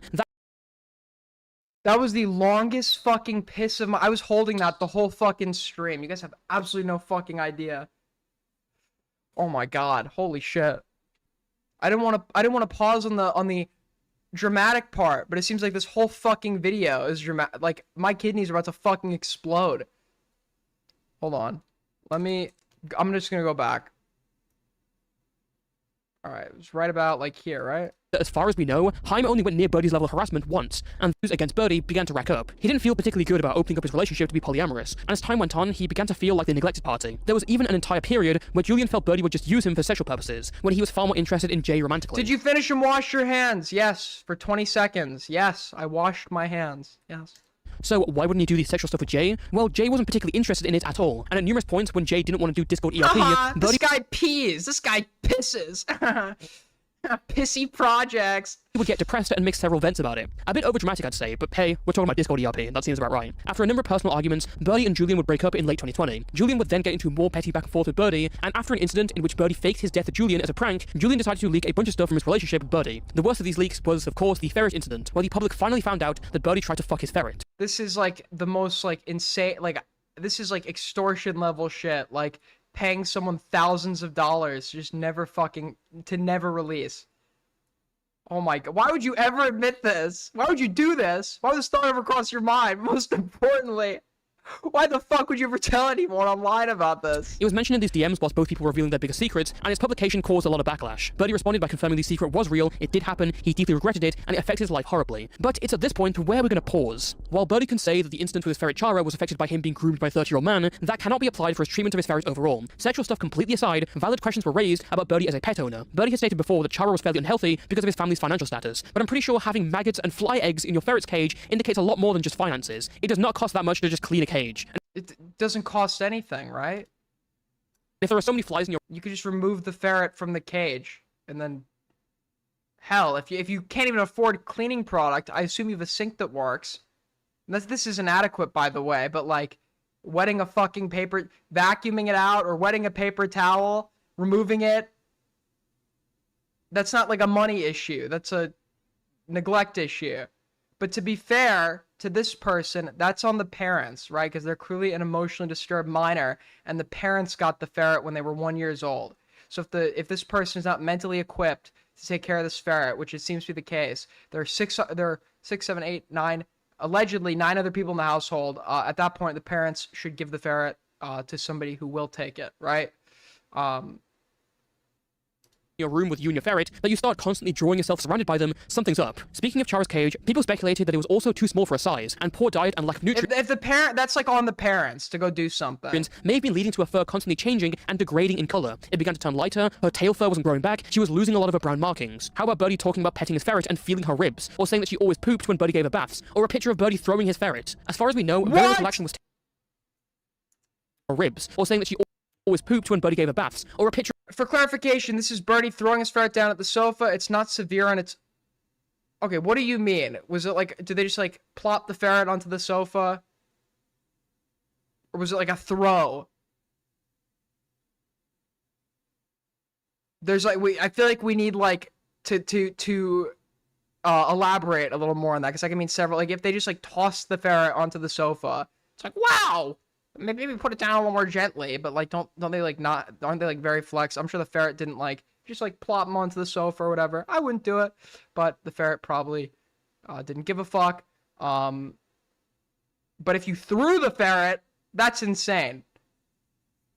Picture of Birdie throwing his ferret. As far as we know, very little action was taken in response to any of these claims. There was some in June 2019 where Birdie finally cleaned Chara's cage, gave her some food and vitamins, and took her out of the cage. But flip forward to around 6 months on, and imagine like writing a tweet longer, like, I'm gonna make some serious changes here. For starters, as a part of my new program to better myself, I'm gonna feed my ferret for the first time in 3 years. The day has come, I realize something's gotta change. I am feeding my ferret and cleaning its cage for the first... Like, it's a fucking accomplishment. But he hadn't let Chara out of the cage since then. Chara the ferret died in November 2022, and was cremated with her ashes being put into an urn. We have no idea how Chara was treated beyond the window into it that we have, but... They aren't cats! You don't toss them. Yeah, I wouldn't toss it. But to be clear, I wouldn't own a ferret either, because I'm not willing to do research on how to put a ferret down onto a couch. So, I'd imagine it, like... I don't know, when I was a kid, I'm sure I was like tossed onto the fucking couch or whatever. Like, I don't think it's like that, being like lightly tossed onto a cushion, I really don't think is like that big of a fucking deal. But then again, I'm not a fucking weasel. What are they? Mistelids or whatever the fuck they're taxa is. I'm not an expert on those kinds of things. The only people I've ever known that have actually owned one are like total weirdos. I saw some like guy with like long hair at a gas station stroking his ferret.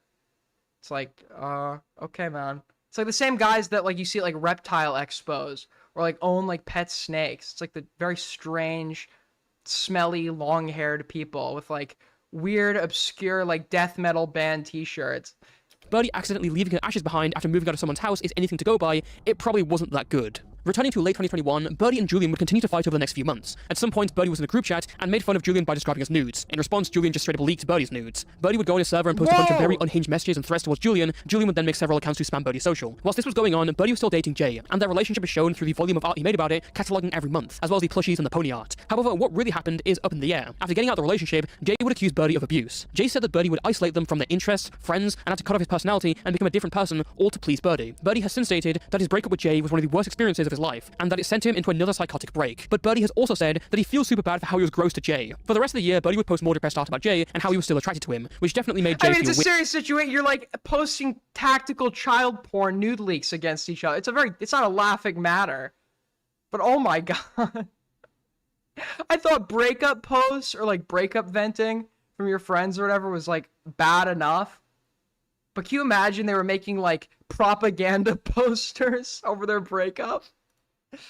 weird. In fact, at some point later during 2021, Birdie also attempted to unironically make a love potion spell from TikTok so that Jay would get back together with him. On May 11th, 2021, Birdie entered his next relationship with Gotta respect the hustle. Gotta respect the hustle. known as Draggy, which lasted a total of 4 days. Draggy was around 13 years old when he and Birdie, a 16-year-old, began dating, although they had been friends prior and would continue to be friends for a bit after. From this relationship came the absolute gem from Birdie. I think you're pretty mature for your age. That's one of the reasons I've considered you as a viable option for a partner. You don't seem like the kind of person who would give up when things get hard. Oh, Birdie the Draggy, how old was the Draggy person at this point in time, and how old was Birdie?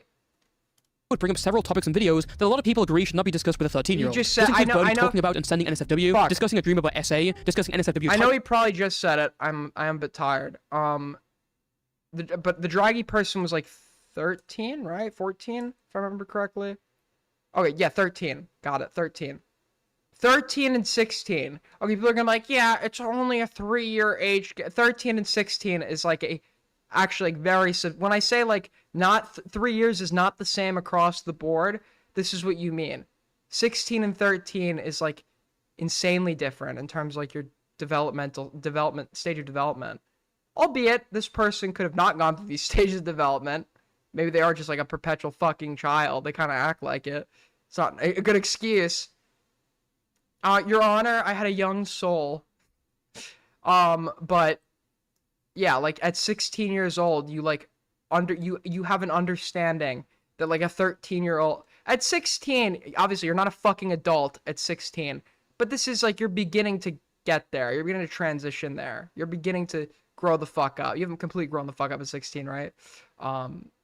This goes on through your early 20s, but this is like somebody in middle school. I don't know. From this relationship, I think of me at like 16 versus me at like 13. The absolute gem from Birdie. I think you're pretty mature for your age. That's one of the reasons I've considered you as a viable option for a partner. You don't seem like the kind of person who would give up when things get hard. Birdie would bring up several topics and videos that a lot of people agree should not be discussed with a 13-year-old. This includes Birdie talking about and sending NSFW, discussing a dream about SA, discussing NSFW titles on videos. Does that mean that Birdie is a pedophile? No, because once again, it is a paraphilia involving a persistent exclusive attraction to minors.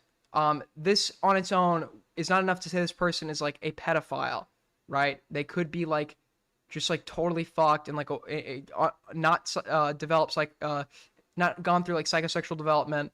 Like I don't think this, but this is obviously like very inappropriate. Sending uncensored rape porn in a group chat with Draggy. Following the short relationship, Birdie said that he broke it off because he didn't want to hurt Draggy and that he was selfish and decided to try dating. Yeah, and then is this the person that Birdie said manipulate? Wait, hold on. We got to go to this video because I don't know if I'm just like misremembering this. Damaged Coda. I don't even know what the fuck. No, I don't want the. I love ferrets. Okay, base thumbnail. What's this person's like fucking channel?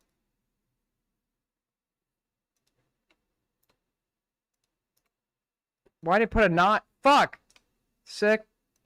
Coda. No, I don't want the drama. No. Stop giving me the fuck. I just want the... Why does it keep putting drama into... Okay. There we go. Fuck. Okay, so if you go here, I'm back. How they addressed this at the time was like fucking crazy. The ferret incident. And so I'm not a moron, I'm just fucking tired. I actually declined a Mensa membership because I was just like too smart for them. Alright, Draggy. Dude, I love this keyboard, man. You don't have to type the same letter twice. By my former friend Draggy, who was 13. I was 16, and it was my responsibility as the older person to turn them down.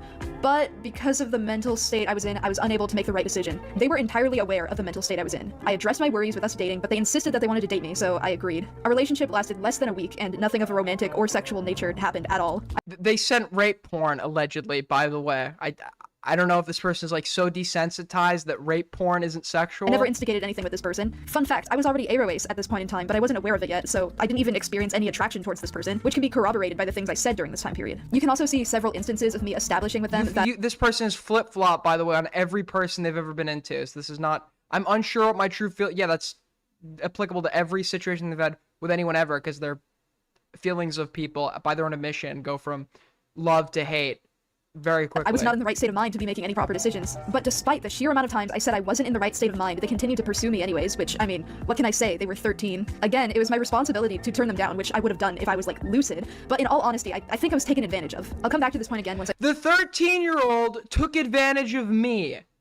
They, just bear in mind, people, this video was received with overwhelmingly, up until a few months ago, this video was received with overwhelmingly positive feedback, okay? And everyone's like, so 90% of the comments aged they didn't age horribly. I watched this video with almost no context as to who this person was, and that was like such a fucking ridiculous line. And now they see, oh, the content creators are calling Birdie bad, so we could switch up. No, let's not pretend like all these fucking morons didn't initially watch this video and think that was like a good line.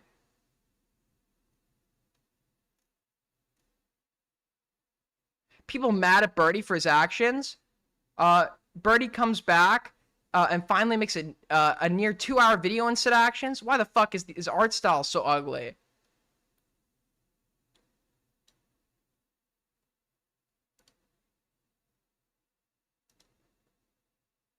Draggy whilst he was in a wrong state of mind. He then denied that he said he ever felt guilty for the relationship, and has since accused Draggy of being a sadistic attention seeker who made the decision to date him. Many people who have since learned this incident, Your Honor, the 13-year-old was actually coming on to me, have accused Birdie of grooming, and I'm not surprised people have this view, nor do I really blame them for coming to such a conclusion. The fact that Birdie has since responded, saying that Draggy, a 13-year-old, actually groomed him instead, is such a stupid argument that has just strengthened the case against him. Months before, Birdie also befriended another 13-year-old named Nessa whilst he was 16, and without even asking for their age, he sent them mangled NSFW of the girls from Doki Doki Literature Club. After he learned of their age, Birdie continued to talk about SH and was friends with them as recently as 2023, where they were still talking about sexual topics. During 2021, a familiar face had also reared its head, someone who you might recognize by the name of CineBear03. Much like Birdie, CineBear had started as a young Sans fangirl making animations. This is hinted at in her old name, Scootaloo Loves Sans. Unlike Birdie, Cindy had nowhere near as much drama and seemed to be a genuinely talented artist who was going to make it beyond the pit of dregs in the animation meme community. Cindy and Birdie had an on and off friendship throughout the years, mostly from Cindy desperately trying to be friends with Birdie. During 2020 and 2021, Cindy would start to have a crush on Birdie, made a plushie of his character, and drew several pieces of art, including an entire hand-drawn... Go Kato, I don't know if you're still in chat, and Cindy,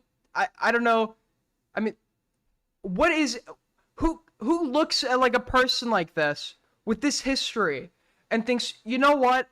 I want to be in a relationship with this person. Get me into this person's DMs right now, okay?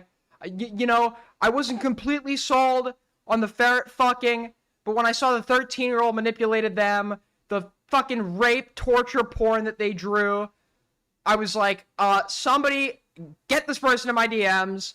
Comic about Birdie essaying her. This was all very weird to the public, considering that she was in a relationship with someone else at the time, and also everyone saw Birdie as a psychotic freak who had harmed so many people. So there was a significant amount of backlash towards Cindy. She would later make a video clarifying she didn't support Birdie's most egregious actions, and was even against him doxing Heimgoods, but felt that Birdie was still young and had a lot to learn. But little did she know that Birdie would reach new lows mere days later. During May of 2021, Birdie would join an online group known as DICE. Oh shit! Often described as a cult, DICE was essentially an online group of kids dedicated to bringing the worst out of each other. A Discord server hierarchy numbering in hundreds of members, where people were often encouraged to harm themselves, harm others, and indulge in degenerate. And this is growing, by the way, in size. I think Frontline made a documentary on it, but these like groups are like actually like becoming like way more and they do involve like hundreds of fucking. It's actually like scary as shit.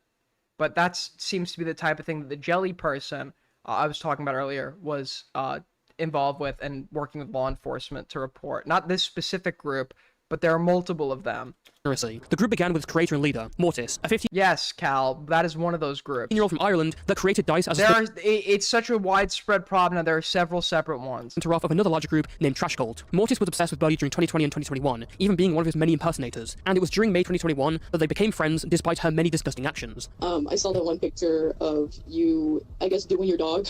What happened with that? Is that like real legit shit? Well, I haven't done it for like years. So you doing it too? What? Yeah, I do. Well, sometimes when I look at my dog, I just feel bad. I don't know, it makes me feel gross, but at the same time, I still like that sort of stuff. The group itself has a far bigger and more disgusting history that will not be discussed in this, as we're only going to take a look at Birdie's involvement. What the fuck is going on? We need to... Donald Trump needs to declare a national emergency.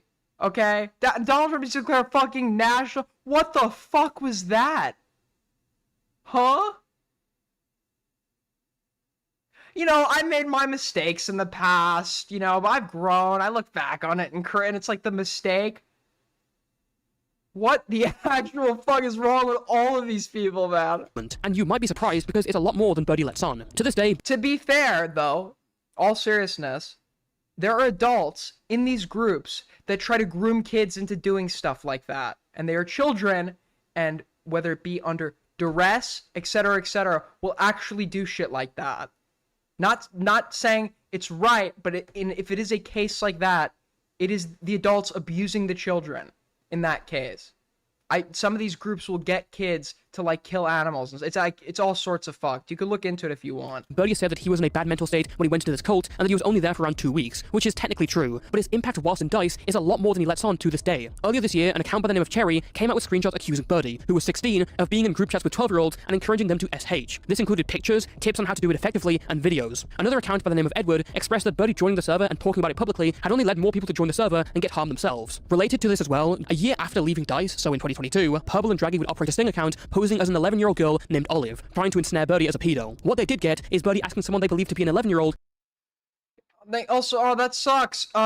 You should still draw gore if you wanna. Oh, yeah, that makes sense. Have you considered cannibalism? Like, the whole point of these groups is to get people, especially kids, to, like, be involved in, like, the edgiest, most disgusting, depraved shit possible. Like, everything is on, like... The worse it is, the more you'll get a what the fuck reaction, like the better it is for these people. It's everything from everything ranging from like Nazism to fucking animal abuse, rape, pedophilia, like anything you fucking think of. It's actually disgusting. That they should still draw gore and cannibalism art. There is simply no excuse for the fact that Birdie was exposing this stuff. I don't know the extent, I'm not saying Birdie did that, but it seems like Birdie, allegedly, speaking to what they believe to be an 11-year-old, was encouraging them to like draw cannibalism art and shit. Which plays into a wider theme. Directly to people much younger than him, and the fact that it was being normalized when Birdie came back as an adult just adds to this. Following his involvement with DICE, Birdie would mostly leave the public eye for the next 3 years.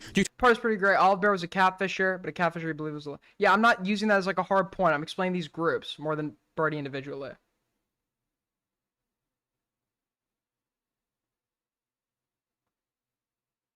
The Discord owner at the time was like 14 to 16. I mean, yeah, but like the, what is it? The fucking, wasn't the founder of 764 like 16, 17?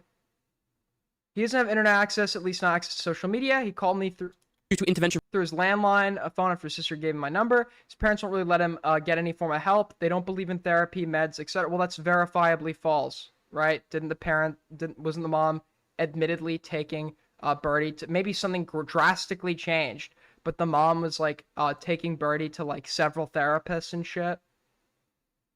Wasn't that like one of the main like criticisms shared earlier in the video, that the mom was leaving like bad reviews for multiple therapists? So they clearly are entrusting therapy in some sense, right? Especially if 3 of the children are diagnosed with autism. They have to be diagnosed by someone, presumably a psychiatrist. and also brought him to a therapist.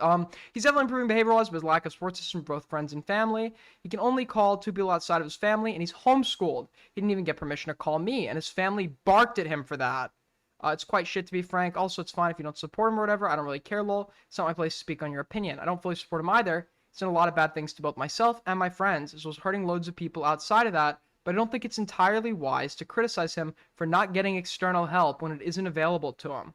From his parents after one of Birdie's siblings had an internet addiction. Ironic considering I imagine Birdie would be the prime example when looking for that, but sure, okay. Now, a lot of the information in this segment mainly comes from Birdie's video, I'm Back, that explains his side of everything. So again, take it with a pinch of salt, we don't have much of the other side. By the time that Birdie had broken up with Jay, he says that he began to deteriorate. He notes that his parents once swarmed into the basement and yelled through the door of his bedroom for an hour whilst he was hiding, saying that Birdie was lazy and faking depression to be a victim. After that, they cut off the internet, which led to another psychotic break for months. Birdie would later be diagnosed with psychosis or schizospec in September 2023. It's still unclear, I don't know which one. On one instance, Birdie claimed that he tried to end it all, and his parents refused to give medical attention and threatened to call the police because he was threatening them to take him to the hospital. Birdie eventually got his internet back through loopholes and decided to finally start studying for a job. This is all, keep in mind, this is all Birdie's narrative, by the way, and it just, you can't believe any of it. If you listen, I implore you, if you haven't already, go watch that original I'm Back video from Birdie and go into it with the mindset, because this was true, that everybody accepted it was a good video and Birdie was redeemed and welcome back.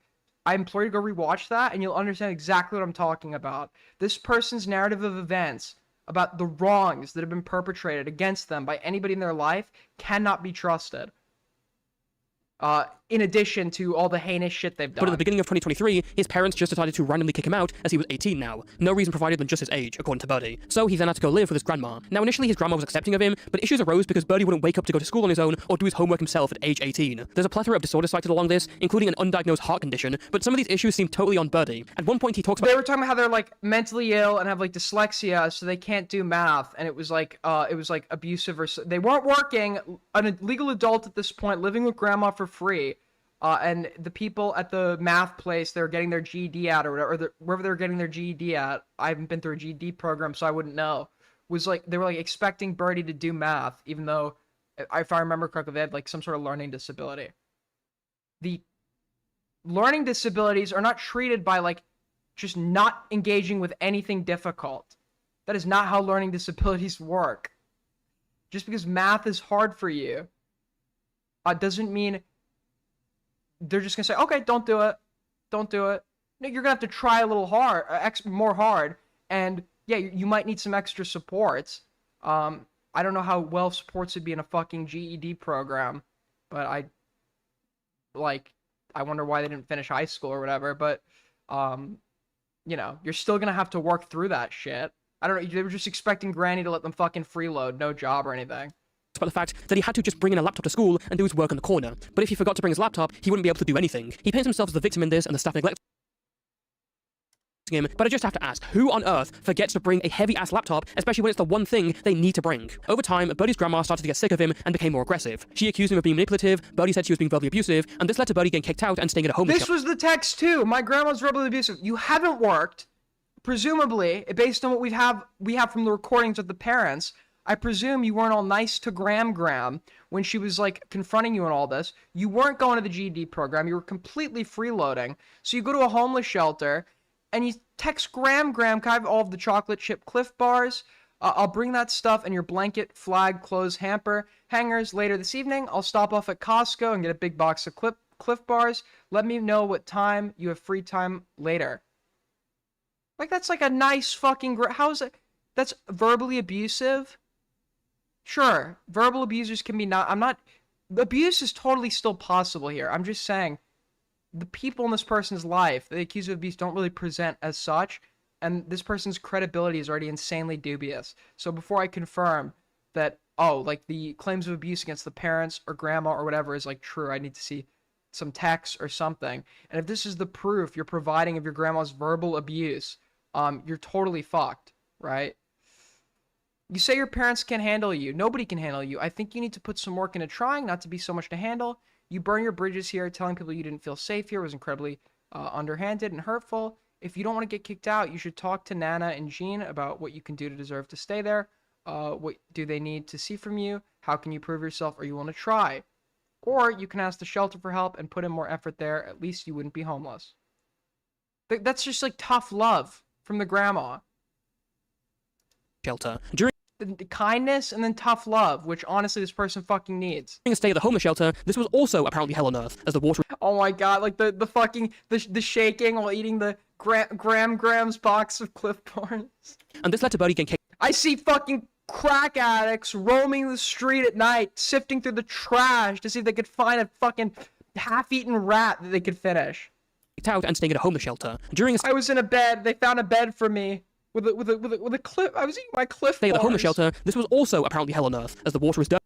Homeless shelters are not nice places typically, if they can even get you a bed, right? I used to volunteer at them.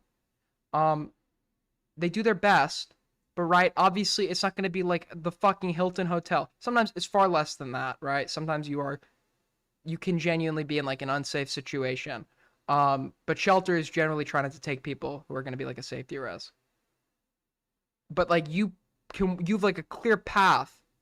Like you just don't want to do any work. This person just wants to like live as like a human parasite, staying with whoever will take them in, freeloading off of them. And if they're cut off or an ultimatum is given where they have to put in like the slightest bit of effort, these people are accused of abuse. Dirty, and people swatted and pizza bombed the place. Birdie was then picked up from the shelter by his nana and lived in her house with his husband. He got a room in their garage, but apparently it turns out his nana and her husband were also abusive to Birdie. Because there wasn't a lock on the garage door pre-installed when this person moved in there. With each other before he went back to the homeless shelter and then back to his parents' house. This is despite the fact his nana offered him her beach house to live in, which I imagine most people who are a fucking entire house. That was the other thing in the video too.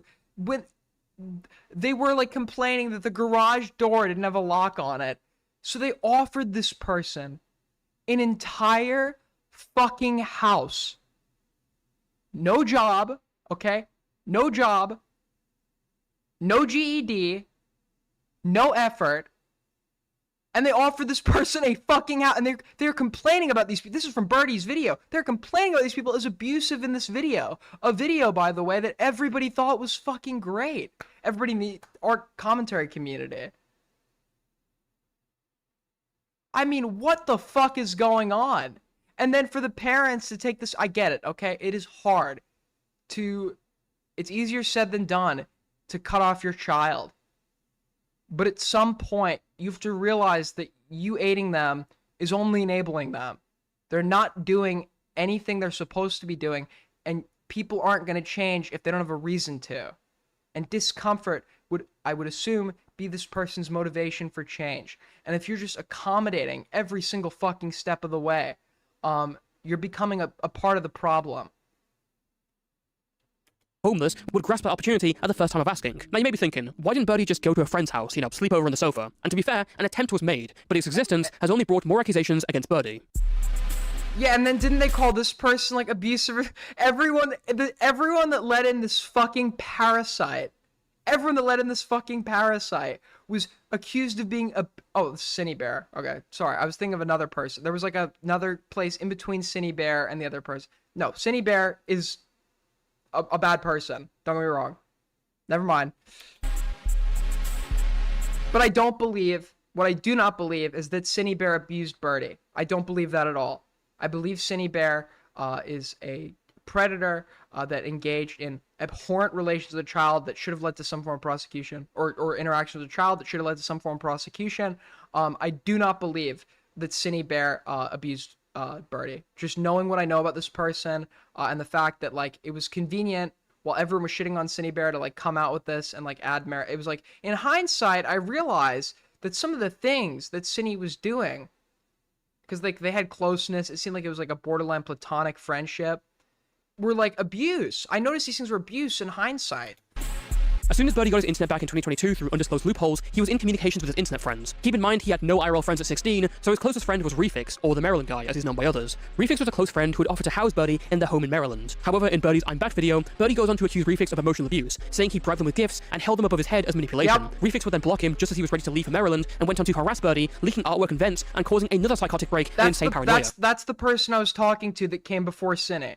Unsurprisingly, this has since been contested by Refix, who posted his own side on Twitter with more evidence to add. During their friendship, Refix kind of played the role of being Birdie's wrangler, holding him back. In fact, he apparently was the person who got Birdie out of Dice. Per his side, he was a completely providing friend who was constantly stressed by Birdie's overdependence on him. He consistently felt that he was responsible for Birdie's life, and him changing his profile picture to make it seem like it was ending only added to the stress. At some points, Refix felt like he was the reason. The DM shown paint out Birdie as an obsessive partner of sorts, even if they weren't technically in a relationship. There was a need to constantly talk, and when Refix did something else for a few hours, Birdie would start to melt down. He would go on to isolate Refix from his friends, and after their relationship, would make YouTube accounts to harass him. As for Refix's harassment, it seems there was a bit more beyond the cropped screenshot, as Birdie had sent someone to forward a cruel message to him on Facebook Messenger. Then he replied asking to leave him alone, and Birdie framed it as him just being attacked out of nowhere. With seemingly nowhere to go, the bridge burned with Refix, and not looking good with anyone in his family, Birdie really needed a Hail Mary to keep them off the streets, or away from his Nana's beach house, and one came down from Missouri to Washington in the form of CineBear03. Birdie and Cinny had been talking with each other and rekindling their friendship, and after being left with no options, Birdie went to live with Cinny. The two drove back to Missouri and cuddled with each other on the first night watching videos. For now, it seemed like Birdie had finally found a home where they could feel safe inside. But having moved so far, it would take a while for Birdie to set his new life up. In the meantime, his identity was obscured, and he was only referred to as Jimmy by...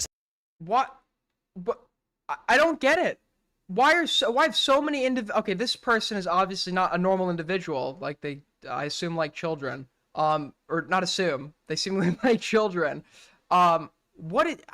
How is this person finding multiple people that are interested in them? was on stream, for example. Birdie's brand return came on April 14th, 2024. This video, titled I'm Back, aims to be the be-all end-all of Birdie drama videos. However, it's filled with a lot of obscuration and misinformation. Standout points include Birdie calling Kitty Dog a groomer when he was 12 and she was 14, and then saying that his relationship with Draggy when he was 16 and Draggy was 13 was actually not grooming because he was in a lesser state of mind that time. And then insinuating that the 13-year-old groomed him. Now, because it's genuinely traumatic for me, but I will include some screenshots in this section as I elaborate. Anyways, this shouldn't have been drama in the first place, that Kitty Dog encouraged me to make drawings like those, and that's why they exist. I know a few of you are probably going to say this as some sort of counter-argument, so I'd like to acknowledge it. The age gap wasn't, like, huge. I was 12 and she was 14, but, like, let's not get caught up in the logistics of grooming. I am not misusing the word. I can confidently say that this is what this was. There was a huge power dynamic. Kitty Dog was aware of the power she had over me, being a massive creator that I looked up to, and I was not old enough to consent to these things. I was 12. Another thing to bring into consideration is that apparently Kitty Dog was also being groomed during this time period, but this still doesn't excuse her behavior. Especially when we consider— But your behavior is, like, completely excused, because you were just, like, in a bad headspace and talking to the 13-year-old. At 16. Got it. COCSA to be a trauma response, which stands for child-on-child sexual abuse. Exactly 5 days after said breakup, I was asked out by my former friend Draggy, who was 13. I was 16, and it was my responsibility as the older person to turn them down. But because of the mental state I was in, I was unable to make the right decision. They were entirely aware of the mental state. God, can you imagine, just like all of these words, imagine them from like some fat, sweaty, like electrician guy that gets caught on like Chris Hansen. Okay? Just like hear how fucking ridiculous this sounds. I mean, not that that would make it any more ridiculous than looking at this weird-ass Sona talking in, like, a fucking room that looks like what I'd imagine people with epilepsy see during a seizure, right? But holy fuck. State I was in. How did anybody like this video? I addressed my worries with us dating, but they insisted that they wanted to date me, so I agreed. Our relationship lasted less than a week, and— Just say most of the dudes caught on To Catch a Predator were white, right?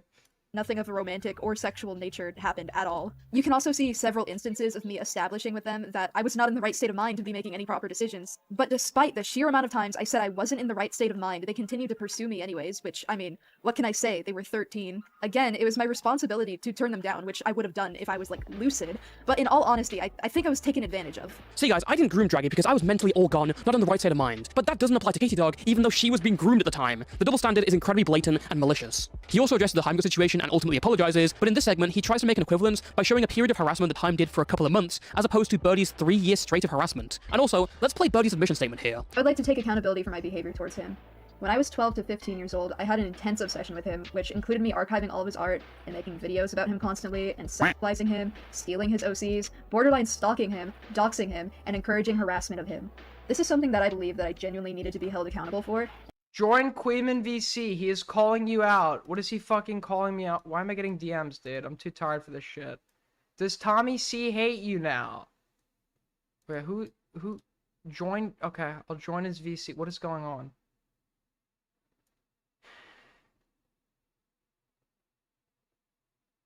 I'm in the stream waiting room.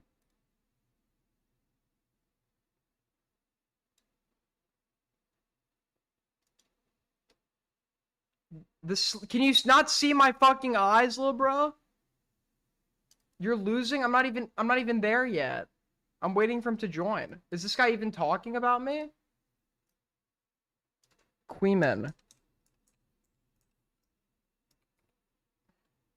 All right, that's not what I love this keyboard so fucking much. Just one U. Come on, can we do it? What's up? Why are you in my VC? Oh, somebody said you wanted me to VC? No.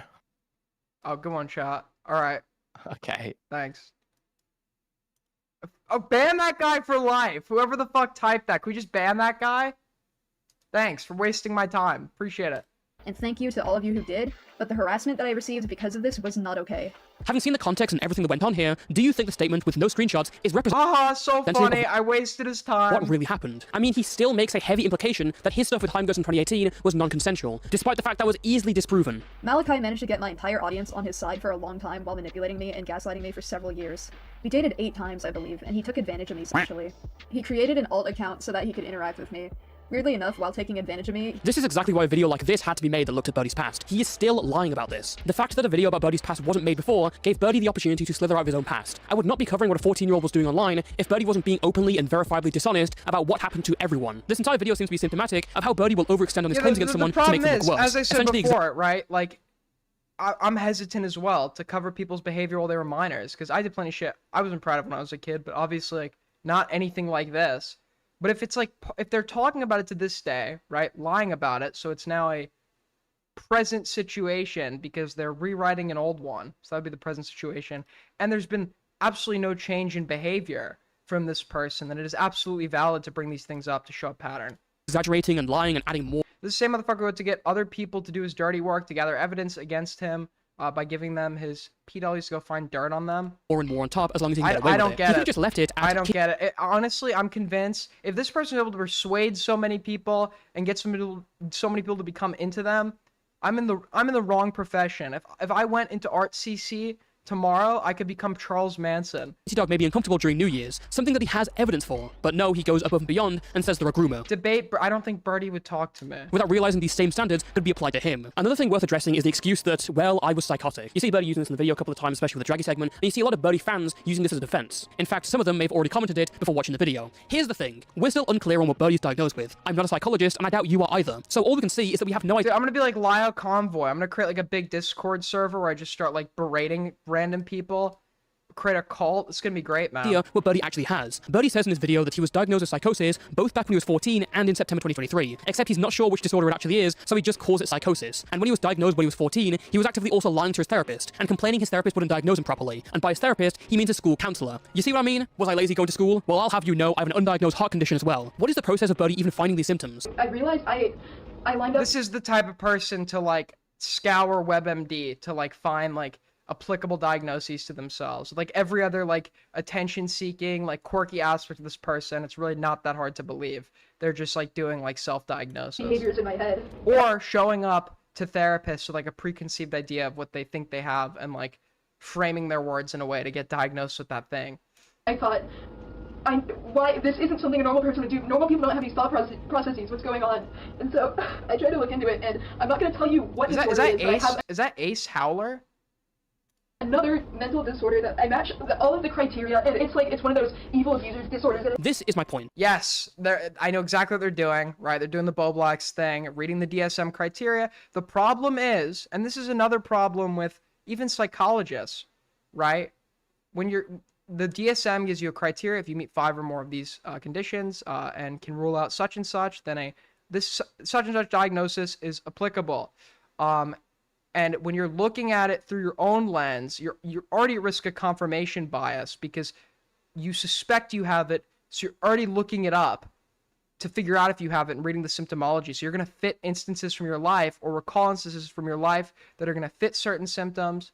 And the other problem with a therapist diagnosing you with these things is it's not like a naturalistic observation. They get to see you in therapy based on your recollection of certain events. So if you go into a therapist with what you want to be diagnosed with already in mind, you could be reiterating your, or to a psychiatrist, you could be reiterating your already preconceived confirmation bias to that psychiatrist to get diagnosed with a certain thing. Read the Rosenhan study. It's very interesting. These guys are basically able to like fake having schizophrenia. None of us are professionals, and we're dealing with a psychiatry is not like or psychology is not like fucking oncology. It's not like you can like run tests to diagnose people, like, or you can do, there are tests, but they're like personality inventories and stuff, like objective tests, like where you can find tumors or whatever. Real liar who's still continuing to lie. We don't know what to believe, so don't take Birdie's word without some sort of evidence. You've seen throughout this video that this happened before. All I'm saying is look before you leap. After Birdie's I'm Back video, his streak of not addressing drama would last 2 days, when he did a collab with his friend Agress, making a meme post over the Borderline 12, which for those unaware is a school shooting memorial. Birdie would get a ton of backlash on it, and responded by apologizing multiple times, saying he did— Jimmy, why do I know? Which for those unaware is a school shooting memorial. Birdie— He did a collab with his friend Agress, making a meme post over the Borderline 12, which for those unaware is a school shooting memorial. Birdie would get a ton of backlash on it, and responded by apologizing multiple times, saying he didn't know and blaming his autism. Some would say a pattern was beginning to re-emerge. During July 2024, whilst playing on the game Ponytown with a fan, Birdie also came across Jay and Julian and had a slap fight with them. It's also worth noting that since his comeback, the art he posted was NSFW artwork that was derivative of what he had made of him and Jay. A lot of the audience of the— And isn't the account explicitly labeled 16+ as well? Video, many of them also being kids during these past situations, decided to take blame for their actions and applauded and supported Birdie. Even with a video that has at least— For some stuff you could do brain scans, but not most. Well, I know, like, isn't it for like a CAT scan or a fMRI? You can see, like, in bipolar disorder, you could see like the synapses like blowing up in people with bipolar. Yeah, there are some disorders that you can more easily diagnose, like schizophrenia or bipolar. But when you get down to like personality disorders, shit like that, you can go to like 5 psychiatrists, come up with like 100 different fucking diagnoses. 2 glaring issues that don't even need context to poke holes in. Birdie's diehard audience came back quickly. Everyone felt that it was time to move on and give Birdie a big second chance. However, Birdie's I'm Back video had gotten over 600,000 views and gathered the attention of a fair few people outside the animation meme community who had no idea of any of the history. One of them, Deadwing Dork, made a 5-hour stream basically making fun of the entire video and Birdie's life. In response, Sunnybear jumped to Birdie's defense and posted a 2-part video numbering multiple— I don't think there are brain scans that detect psychopathy, are there? hours, in which he fought against every part of Deadwing's points. Whilst the details of this are probably for another time, Cindybear's loyalty to Birdie seemed incredible. Some people would see her apparent stress as she was working 2 jobs to stay financially stable, whilst Birdie did not work and just stayed home all day and collected benefits. He even needed Cindy to be his caretaker. Actual bed blob. An actual fucking bed blob. Why would you ever... Like, the fucking... The bussy cannot be that good, man. The bussy cannot be that fucking good. Where you're willing to let this fucking lunatic bed blob come make its new host, you in your home, as you provide all day and slave away, and they do absolutely fucking nothing. It's the definition of a parasite. It's the definition of a fucking parasite.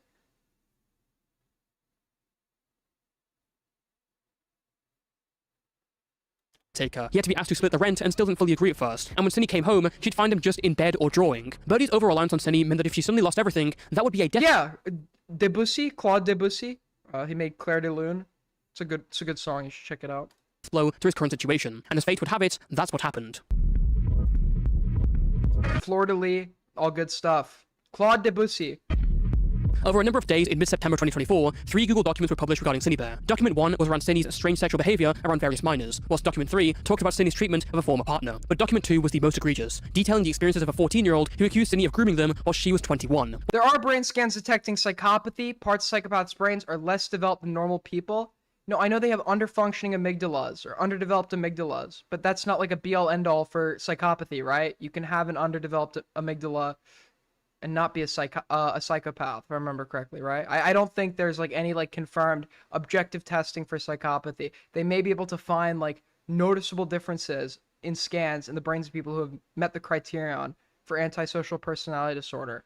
But I don't know if I'll have to read up on that one. Whilst there wasn't a relationship, so to say, Cindy showed this minor incredible amounts of NSFW for 6 months straight. She encouraged the minor to do the same and got upset when they didn't. Cindy even sent an entire hand-drawn essay comic. Some things never change, I guess. At the time of the document's release, Birdie and Cindy were on vacation. It was only when they came back and looked at the evidence that the ball started to roll. White plus 1/4 Mexican. Well, well, well. What do we have here? What do we have here, Toki? You claiming this one? This one of yours? This one of yours?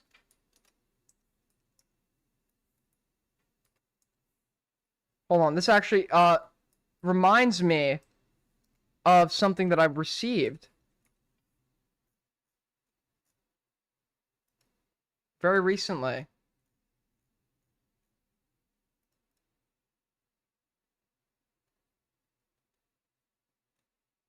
Where is it? Fuck. I got some very disturbing shit that got sent to me.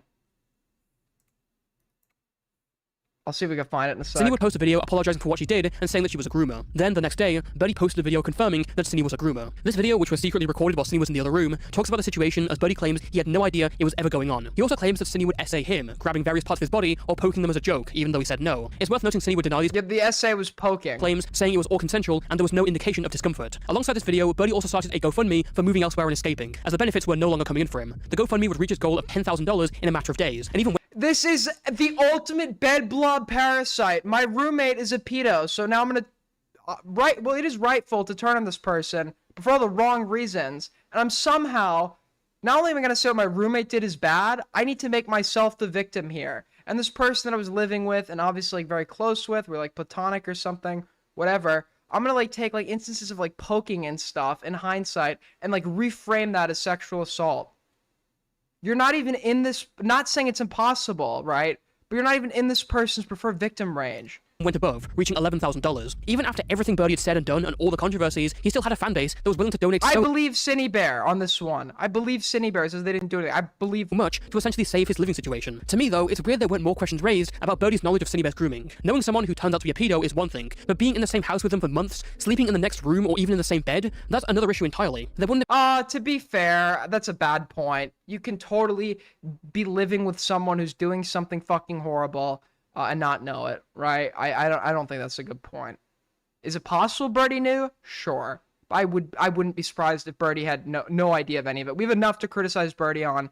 I always see like when something, and then in like a much wider case, you could take I don't know, serial killers for example. People are always like looking to the wife. How could she not know? She was clearly in on it.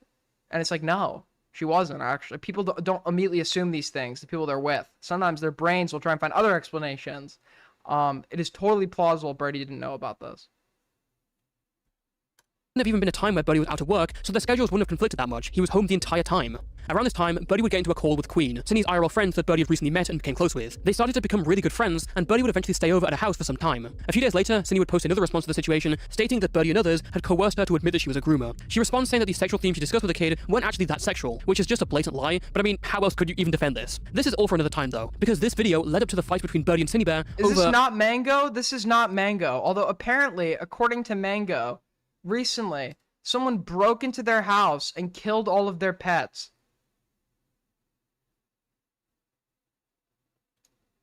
Should I be the first one to say I'm not fucking buying it? Should I be the first one to say I'm not buying it? Because I'm not buying it. What burglar? I'm not, once again, not saying it's impossible.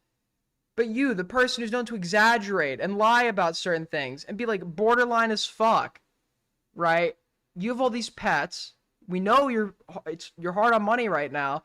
What are the fucking odds that somebody just like breaks in and is like, oh, whoop-de-doo, reptile cage number 1, smash. Reptile cage number 2, fucking smash. Reptile, like, who's breaking into a house to do that? It's like multiple cages or tanks. They have like several reptiles. Apparently they breed. The cat. Birdie had recently gotten a cat to take care of. Like, I don't know what, huh? But during his fight with Cindy Bear and Birdie getting away, Cindy apparently stole his cat, according to Birdie. In response, he broke into Cindy Bear's house after this and left a white hat with the words groom on it. Cindy would then respond to Birdie, saying that the cat wasn't with him or with Birdie. It was with Queen. Why do you own a hat that has the word groom? It was with who? Wait. And left a white hat with the words groom on it. Cindy would then respond to Birdie, saying that the cat wasn't with him or with Birdie. It was with Queen. Cindy was— Oh, I thought he said Quee. I was gonna be like, I knew he was in on only it. asking for the cat back because no one else was in the position to take care of it. And legally, the cats were in Cindy's name because Birdie didn't want to use his dead name to get them. When he broke into Cindy's house to leave the groom hat, he stole the cat he was emotionally tied to and took it with him. Eventually, Queen ended up as the owner of the cat, which was probably the best outcome we got. But Birdie now had to explain himself. He was under fire for posting— Oh yeah, these two cats with their like stupid names. I remember during their drama. Squirp and Stupid, bro. Justice for Squirp, justice for Stupid. Lies and had possibly given a groomer a W. Birdie went on Twitter and explained that the accusation from Cindy were all false and meant to shift the attention away from her. But the snowball was already rolling down the hill. I believe it. I actually, unironically, I am way more likely to believe Cindy than to believe Birdie. 150%. Cindy might be a pedophile, potentially. But I haven't seen substantial evidence that Cindy's like a major liar, right?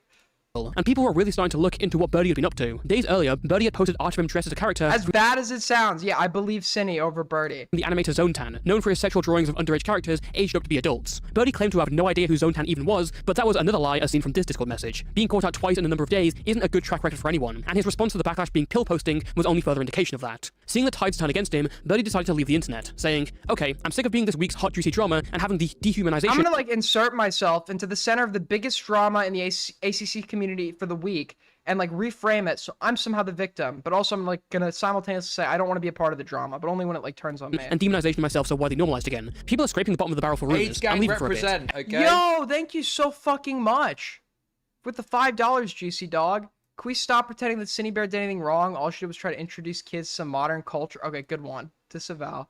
Disavow. Everyone get your shit together. This is just like 2017. Time is a flat circle. But the new claims were nowhere near the bottom of the barrel. After such a storied history, so many apologies, so many promises to change that were taken at face value by Birdie's audience, that being then ripped up in front of their eyes would not go down well. It began with the Little Guy controversy, as people criticized Birdie's interactions with a 15-year-old fan of his known as Little Guy. Little Guy was obsessed with Birdie, and Birdie would comment on the post positively, including ones they made with sexual elements. Birdie knew all too well from first-hand experience what obsession looks like, and was accused of indirectly enabling it by continuing to interact. This seems like a good time to also mention that Birdie would actually reply to people under the age of 16 on a 16+ post he made on his Twitter. You had literally one job, mate. This would spark a mass return of former characters. If you're tweeting at NSFW, why is your account 16+? Keep in mind, anyone who's gonna come out and be like, well, these comments aged poorly, here after this person got exposed, they weren't exposed. This has been just like out there. They're tweeting at NSFW shit with 16+ in their bio. What are you talking about? Birdie drama, archival, and A-loggers all coming back to reinvestigate the entire Birdie situation. A ton of new evidence was found about old cases that completely recontextualized everything, especially to an audience that wasn't even that clued in on Birdie's history. Even discussing Birdie's modern-day antics didn't bode well for him. It seemed as if Birdie was desperately using the $11,000 that were raised from the GoFundMe, spending it on moving apartments, getting away from the groomer who was assaulting him. At one point, he said he was even starving whilst at someone's house, and a friend got him DoorDash to help out. So when he was spotted spending copious amounts of money on My Little Pony merch, you can imagine the backlash from that. Like,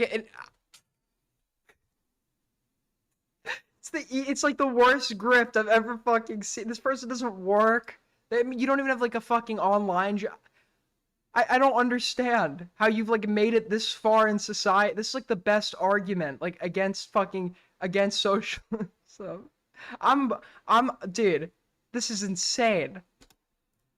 And the starvation at someone's house? Well, the house he was staying at had a fridge full of food, and Birdie was just they didn't have the chicken nuggets that I like. A really picky eater. All excuses and bringing up some disorder or the other. I suppose that's just what having borderline personality disorder does to him. I believe you. I believe this. This is actually the first truthful statement. Falling on deaf ears, especially when he was making fun of issues that he also had. See on Twitter, where he was gossiping about how messy Cindy Bear's room was to make fun of her, but then came in pictures from Queen showing the mess in his room. Remember that one of these people worked 2 jobs, and the other sat in bed all day, drawing and sleeping. By then, a lot of the public opinion The bed is actually like pretty neatly made, and like most of the clutter is in boxes, and it seems like most of like the garbage is just stuffed animals, right? Oh, that's clothes. Okay, never mind. Never mind. This room's disgusting. I was like, the bed is actually like nicely made. Remember that one of these people worked 2 jobs, and the other sat in bed all day, drawing and sleeping. If those were just like a bunch of stuffed animals, I'd be like, I could look past that. The bed is made like really nicely. By then, a lot of the public opinion turned back against Birdie. Dude, I need to just start. We should do like a segment. People should just like send in photos of like the state of their room. We should do like a room review segment. More favorable to him after his return and the Cindy Bear situation. By now, their goodwill had dried up.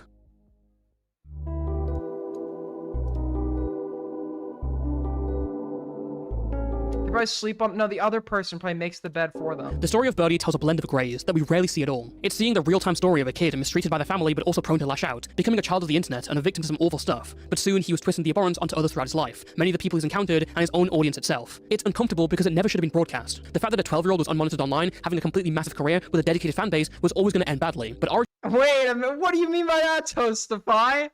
The fact that a 12-year-old was unmonitored online, having a completely massive career with a dedicated fan base, was always going to end badly. What do you mean by that, buddy? What do you mean by that? Is that a sneak diss, Toasty?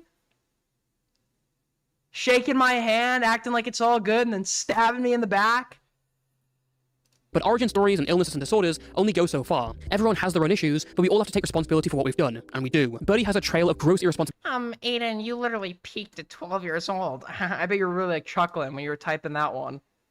While like your mom is vacuuming, fucking blasting Spanish music outside and little toddlers running in and out of your room and it smells like lemon pledge and there's like a really loud dog, probably a chihuahua, that's like barking at you while you're in the fucking bed and like dad's bringing construction workers to redo the kitchen. Yeah. Responsibility, being malicious and lying. Where do you draw the line between saying he's just a kid and condemning him for being legitimately malicious and manipulative? If I've taken anything away from this video, it's not just an indictment of Birdie. It's better seen as a reflection on much of the animation meme community and its depths. Birdie just happens to be the most severe case of its effects. It still is a place largely absent of parents or adults, a place where these creative kids come to vent about how the world has seemingly failed them. The detailed vents about their personal lives were only encouraged by kids who could relate, furthering personal publication and vulnerability. It's telling that most of the people who've been personally involved and victimized by How the fuck do you know mine? It's every single time, man. It's every single time.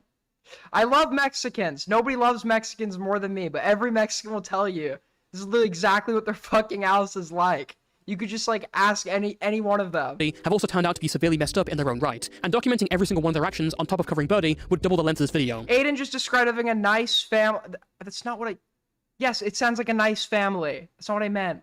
That's not what I meant. None of this diminishes from Birdie's actions towards them, and it certainly doesn't mean that these people were evil all along. A lot of this just comes down to the victim-turned-abuser cycle, and the animation meme community is an excellently morbid example. Maybe, just maybe, if someone had stepped in when Birdie was still young and recognized the signs of mental distress he was displaying, things could have turned out better. But missed opportunities don't take away— Nope, there was no way anything turned out better here. Besides cutting the internet and making this person live on a farm. Maybe if this person needed dedicated, individualized attention, and this person obviously could not get like the care or like help they would need in a house with 6 other fucking kids. So the trick would be to go like send them to live with fucking Graham or something. That Birdie has done some abhorrent— This is why you don't have 7 kids. And stuff, and he should be held to account instead of being excused and swept for. His consistent cycle of lying, manipulation, playing the victim, disgusting harassment towards others, his weird interactions with minors, it's all out there. His actions shouldn't be downplayed, but his origins should be a warning light to parents and kids online. His story will continue as long as that delusion and his attachment to the internet continues. Birdie's case is a stark reminder that kids are— No parents today are following that fucking warning rule, bro. Like the prevalence of iPad kids right now is just like fucking, it's like bizarre. It's actually insane. Aiden is just mad he's not Mexican. I'm getting my passport next week. It's gonna happen, man. We're not so different, you and I. 11% Iberian over here. I'm basically Mexican. Are far better off having normal jobs rather than becoming YouTubers. For all its perceived profits and supposed creative dream, a bird in the hand isn't worth more than a book. Thank you for watching, and until next time, stay toasty. Oh, good video, man. I would love to do like a whole after speech segment and bring in Goat Cato to call in. If Goat Cato is down, I'm probably gonna do that on the next one. Because I am fucking wiped. So we'll do quick questions and answers. I have to cook dinner too.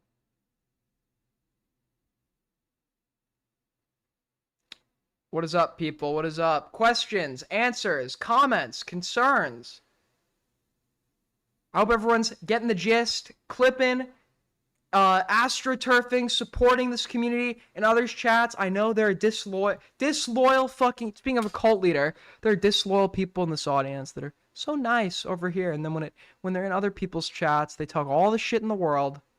Aiden, just comment what you said. I'll read it right now. Just comment what you said in your donut. I couldn't find it. I said that.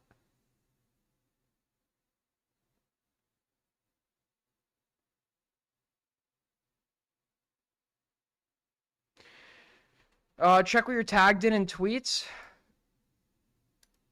Hold on, I don't want to... I made this mistake last time. I'll do the space station shit tomorrow. Is that Nazi is a nuanced term, and a term specifically used for synonymously with any social pariah who's not accepted by the wider group, and his children are being deprived from him, and so he feels like he's as bad as the people that are Nazis. Right, for like very long periods of time, because I have like very poor fine motor grip. This is why, okay, this guy is my biggest clipper right now. And, oh my god. What the, what? Shit on India now. Let's all go shit on India. I'm not joining in on it, okay? I happen to like Indian people and culture. Who is this, bro? Who the fuck is this? Or individual Indian people and shit on India. 2 tweets? For people that don't know, I can't write. Well, I can write. In a moment of vulnerability, Bobby's former concubine makes a powerful statement on how he has the motor skills of a barely functioning Parkinson's patient. But I can't hold my pencil correctly. So, physical writing. The way I hold the pencil. It clip like hell, folks, but not that. What the fuck?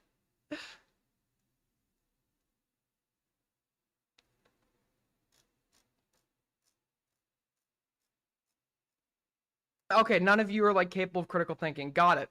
Well, the answer I got was, in essence, a fucking character assassination. He said, I've known you long enough to know you're very bright, but you're also very shifty. I mean, shifty Aiden, bro. Shifty Aiden. I'm fucking shifty, man. I'm just shifty and shit. You know what I'm saying? To be fair, somebody clipped Queeman ripping ass on stream, so I honestly can't be mad at this. But it's good! Start clipping, people. Clip like hell. We're forming a community here, and we're never going to beat the ape Krieg if we don't start getting active, getting boots on the ground, okay? I need you. The AG needs you. Post like hell. Clip like hell. AstroTurf like hell. My donor said if you're going to do a full politics stream on the LA protests and also your thoughts on California becoming independent from the state. Sorry I missed that. It's a funny idea for California to become independent, and I ironically support it. Obviously, it's a fucking stupid one. All the Republicans love the idea because they're like, oh, it's just a state filled with liberals. Not realizing, like, the amount that California contributes to the nation's overall GDP, the tech sector, the amount of just sheer agriculture exported by California that feeds the rest of the country. Agriculture, by the way, which I agree is an ideal, but agriculture, by the way, which is has field hands that are here illegally, working to, you know, because of China. True. Did you see the edit Adia made of you? No.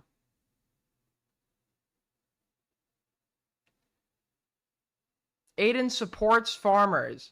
Well, in an ideal world, I do not support using illegal immigrants as like a way to pay like slave fucking wages. Right? But what I think ideally, this is my stance, right?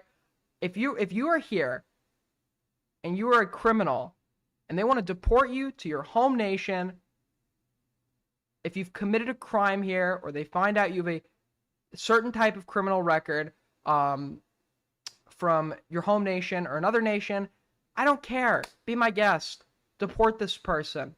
But if the fact of the matter is, the pathway to legal citizenship in America, unless you're fucking wealthy, is like near fucking impossible. Yes, well, I know a guy who came here legally. Well, nowadays you have to like the wait time is insane, et cetera, et cetera. And it like. If people got in here 10 years ago, tried to apply legally, it didn't work out, it's like, okay, that is our fuck up. We'll just make sure it doesn't happen again. So what should happen is, if you've been proven to have been residing in this country illegally, but can show that you've been working and have been employed and have no criminal conviction, there should be an amnesty granted from deportation, and you should be able to, through a new, reworked, expedited immigration procedure, be able to gain legal citizenship whilst remaining in the country. And then you can secure the border so it doesn't happen further, right? But it's ridiculous that like the woman who's been here for 10 years, that's like that has been working the entire time with no crimes, we need to start wasting taxpayer resources to deport her. The 18-year-old high school kid from Honduras who's lived here since he was 3 years old with no criminal record doesn't need to be deported.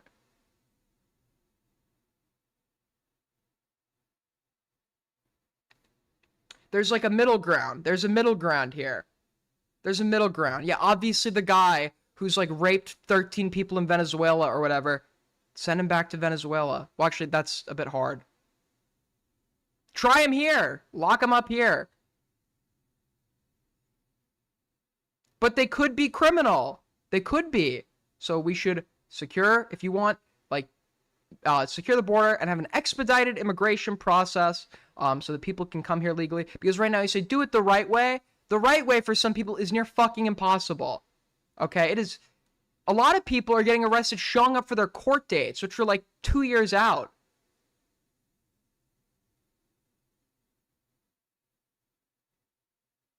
Waste even more tax money? Try them here, then deport them. You can't, that's the problem. You can't send, Venezuela's not going to accept them. Like, that's your problem. I think that's why they use the workaround of El Salvador. The problem with El Salvador is it's not compliant with our standards of imprisonment and basic human rights. And there was no trial provided to these people. And that's not deportation. That's just like sending them to another country with no standards to be in prison.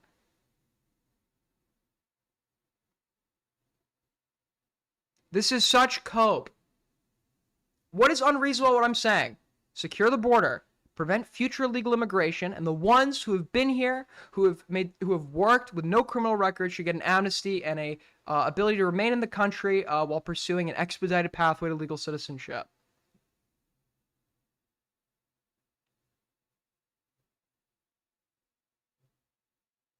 What is unreasonable about that? I feel like that's like a very reasonable common sense opinion.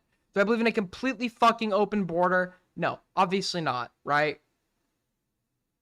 Because it's going to be hard to accommodate, and then it's going to cause the right-wingers to go fucking insane. There's going to be massive riots, a whole big shit show, right?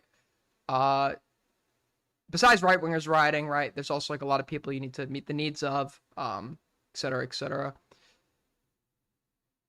Easier to implement than deporting every... Yes! Exactly! Yes! If you want the criminals out, and by criminals, I don't mean the guy that was smoking marijuana once, but has been working... If they're convicted of a crime that the United States defines, and this is like actually a determinant factor, I believe, for who can actually visit here. If you've been found guilty in another country of a crime reflective of immoral character, I'm pretty sure you can't visit. And those are like very specific crimes. So if you've been convicted of a crime reflective of immoral character, either here or in another nation, deport them. Go ahead. But if you haven't, you've been working, and you've actually been like productive to society, they should not be wasting our resources going after you.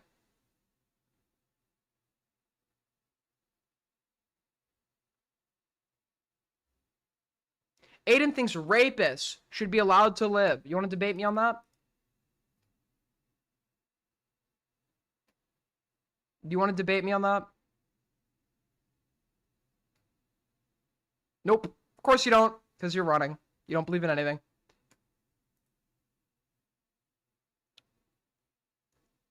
I don't believe in the death penalty. Problem? Issue? Alright.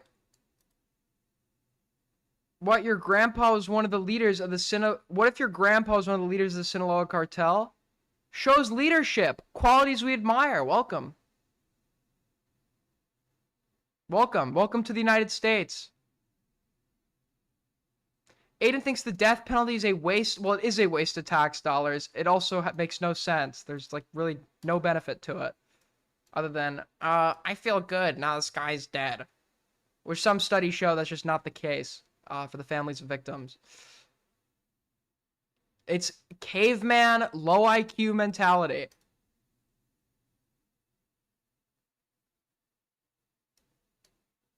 Holy ESL? ¿Qué? ¿Habla inglés?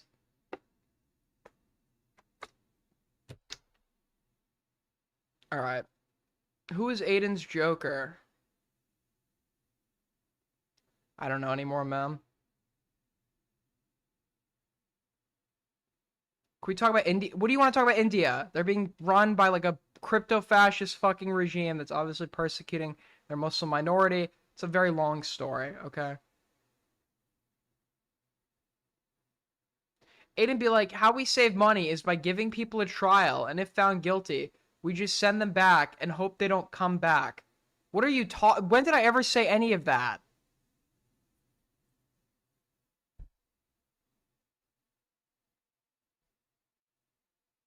Stay live for 12 more hours? I'm not, man. I'm fucking wiped. Tomorrow, what are we going to cover tomorrow? Put shit in topic suggestions. I think we're going to cover,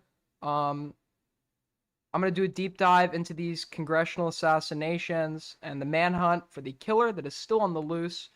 There's some like drama of like this woman that was pretending to be a grandma online. Fuck, voice crack that I'm going to cover. I'll call Goat Cato if they're down to talk about Birdie. Fallen Chungus hasn't done anything recently. There's a new Fallen Chungus video?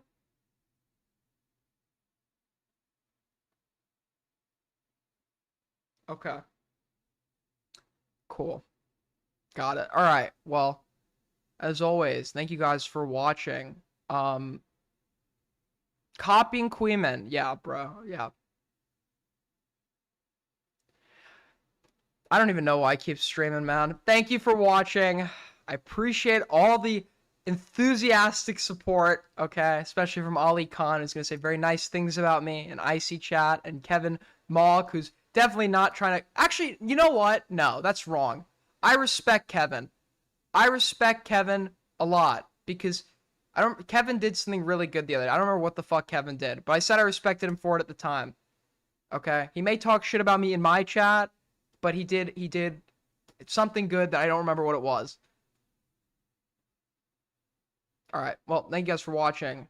Take care. Peace, peace. And I will